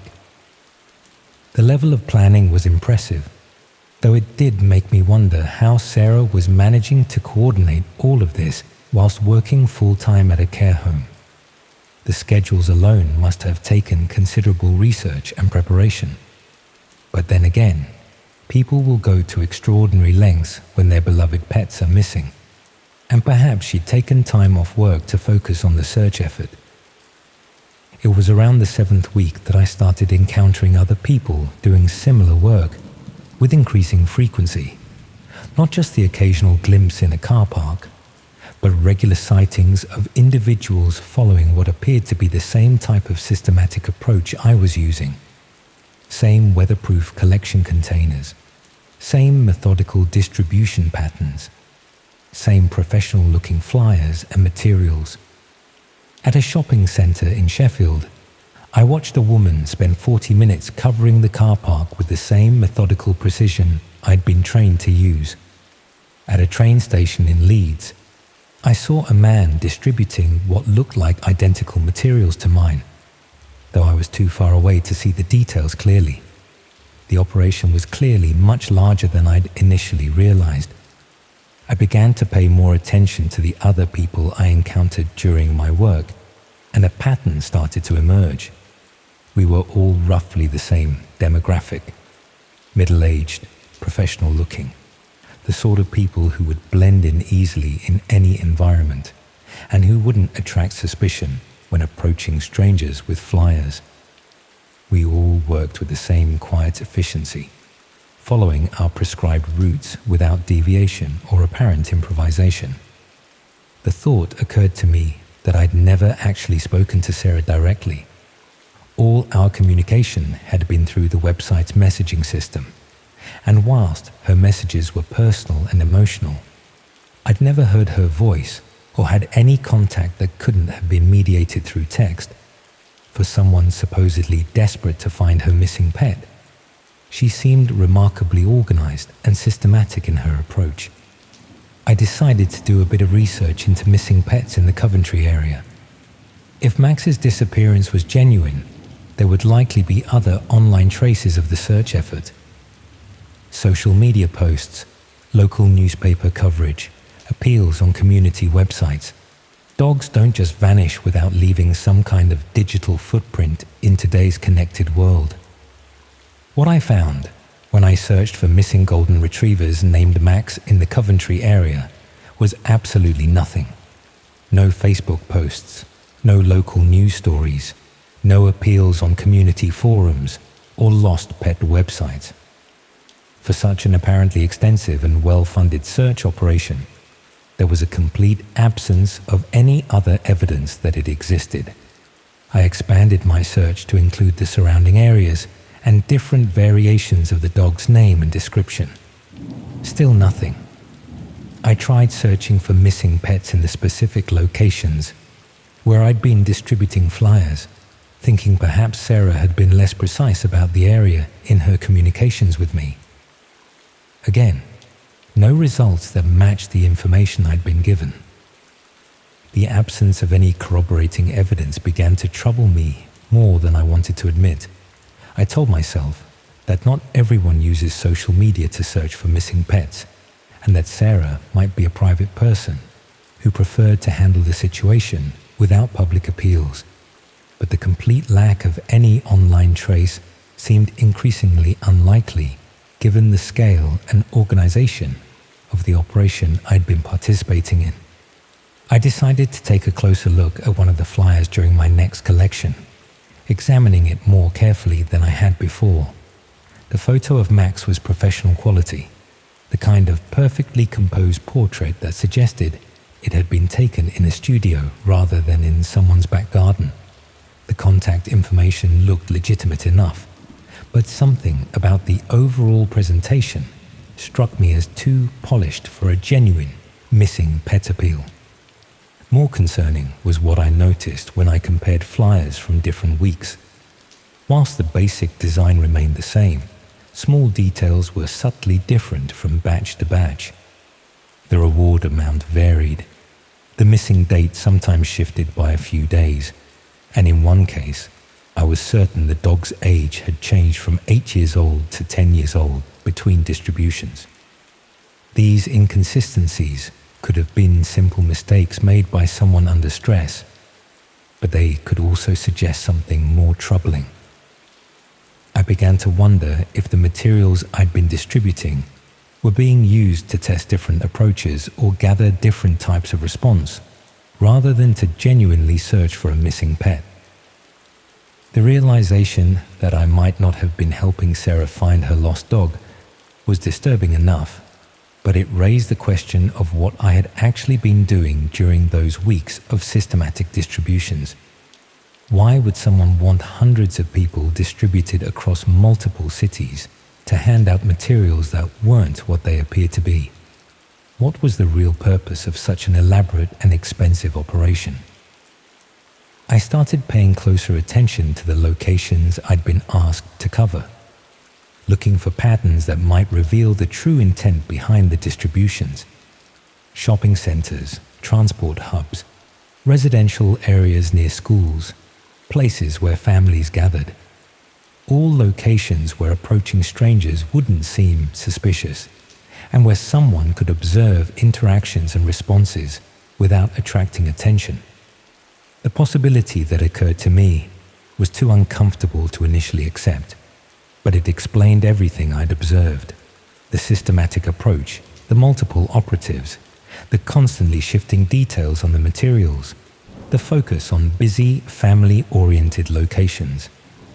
Someone was using the missing pet story as cover for something that resembled surveillance or intelligence gathering on a significant scale. I tried to convince myself I was being paranoid, but the more I thought about it, the more sense it made. The dark web, which I'd only heard about in passing, supposedly contained marketplaces for all sorts of illegal activities. If someone wanted to gather information about people's routines, their responses to approaches from strangers, or their willingness to help in certain situations, this would be an almost perfect methodology. The missing pet angle was particularly clever because it encouraged people to provide detailed information about their own movements and observations. Anyone who responded to the flyers would likely share when and where they thought they might have seen the dog, essentially mapping out their own daily routines and favorite locations. Information that could be valuable to someone with less innocent intentions. I stopped accepting jobs from Sarah immediately, claiming I'd found full-time employment and was no longer available for freelance work. Her response was understanding but disappointed, and she asked if I knew anyone else who might be interested in helping with the continuing search. I politely declined to provide any referrals. Over the following weeks, I found myself paying attention to missing pet appeals with a new and uncomfortable awareness. How many of them were genuine, and how many might be sophisticated data collection operations? The thought that I'd unknowingly participated in something that could potentially be used to harm the same families I thought I was helping made me feel physically sick. I never reported my suspicions to the police because I had no concrete evidence that anything illegal had actually occurred. The materials I distributed were professionally produced and seemed legitimate on the surface. The payments I'd received were processed through official channels and properly declared for tax purposes. On paper, everything appeared entirely legal. But I know what I experienced during those weeks, and I know how systematic and extensive the operation was. I know that dozens of other people were doing exactly the same work I was doing, covering hundreds of locations across multiple cities with materials that contained inconsistent information about a dog that apparently never existed. I still think about Sarah sometimes, though I'm certain that wasn't her real name. I wonder if she was even aware of how her operation appeared to someone on the ground, or if the missing pet story was just another layer of deception in something much larger and more concerning. I wonder how many other people like me are still out there, thinking they're helping reunite families with beloved pets, whilst actually participating in something entirely different. The worst part is not knowing what the real purpose was, or what might have been done with whatever information was gathered through those carefully orchestrated distributions. I tell myself that perhaps it was market research or social psychology study, something benign that just used unusual methodology. But I can't shake the feeling that I was part of something much darker, something that someone had taken considerable trouble to disguise as an act of compassion. These days, I'm more careful about the jobs I accept and the people I trust. I've learned that the internet makes it frighteningly easy for people to create convincing facades for activities that might be far from what they appear. I've learned that legitimate-looking websites and professional quality materials don't guarantee that something is actually legitimate. Most importantly, I've learned that sometimes the most effective disguises are the ones that make you feel good about participating. The missing pet story was perfect because it appealed to people's natural desire to help and their emotional connection to animals. It made questioning the operation feel almost cruel, like doubting someone's genuine distress. I probably should have been more suspicious from the beginning, but hindsight makes everything seem obvious. At the time, helping someone find their lost dog seemed like the most natural thing in the world. I wanted to believe I was making a difference, and that desire made me overlook details that should have raised immediate red flags. I still check missing pet websites occasionally, looking for any sign that Max was real and that my cynicism about the whole operation was unfounded. I keep hoping to see his photo appear in a genuine appeal, or to find evidence that Sarah was exactly who she claimed to be. But deep down, I know that's not going to happen. The truth is that I'll probably never know for certain what I was really doing during those weeks of systematic distributions. I'll never know if my participation contributed to anything harmful, or if my suspicions were entirely unfounded. What I do know is that the experience has fundamentally changed how I think about trust and vulnerability in our increasingly connected world. And sometimes, late at night, when I'm checking the locks on my doors, I wonder if the people who organized that operation know that I figured out what they were really doing.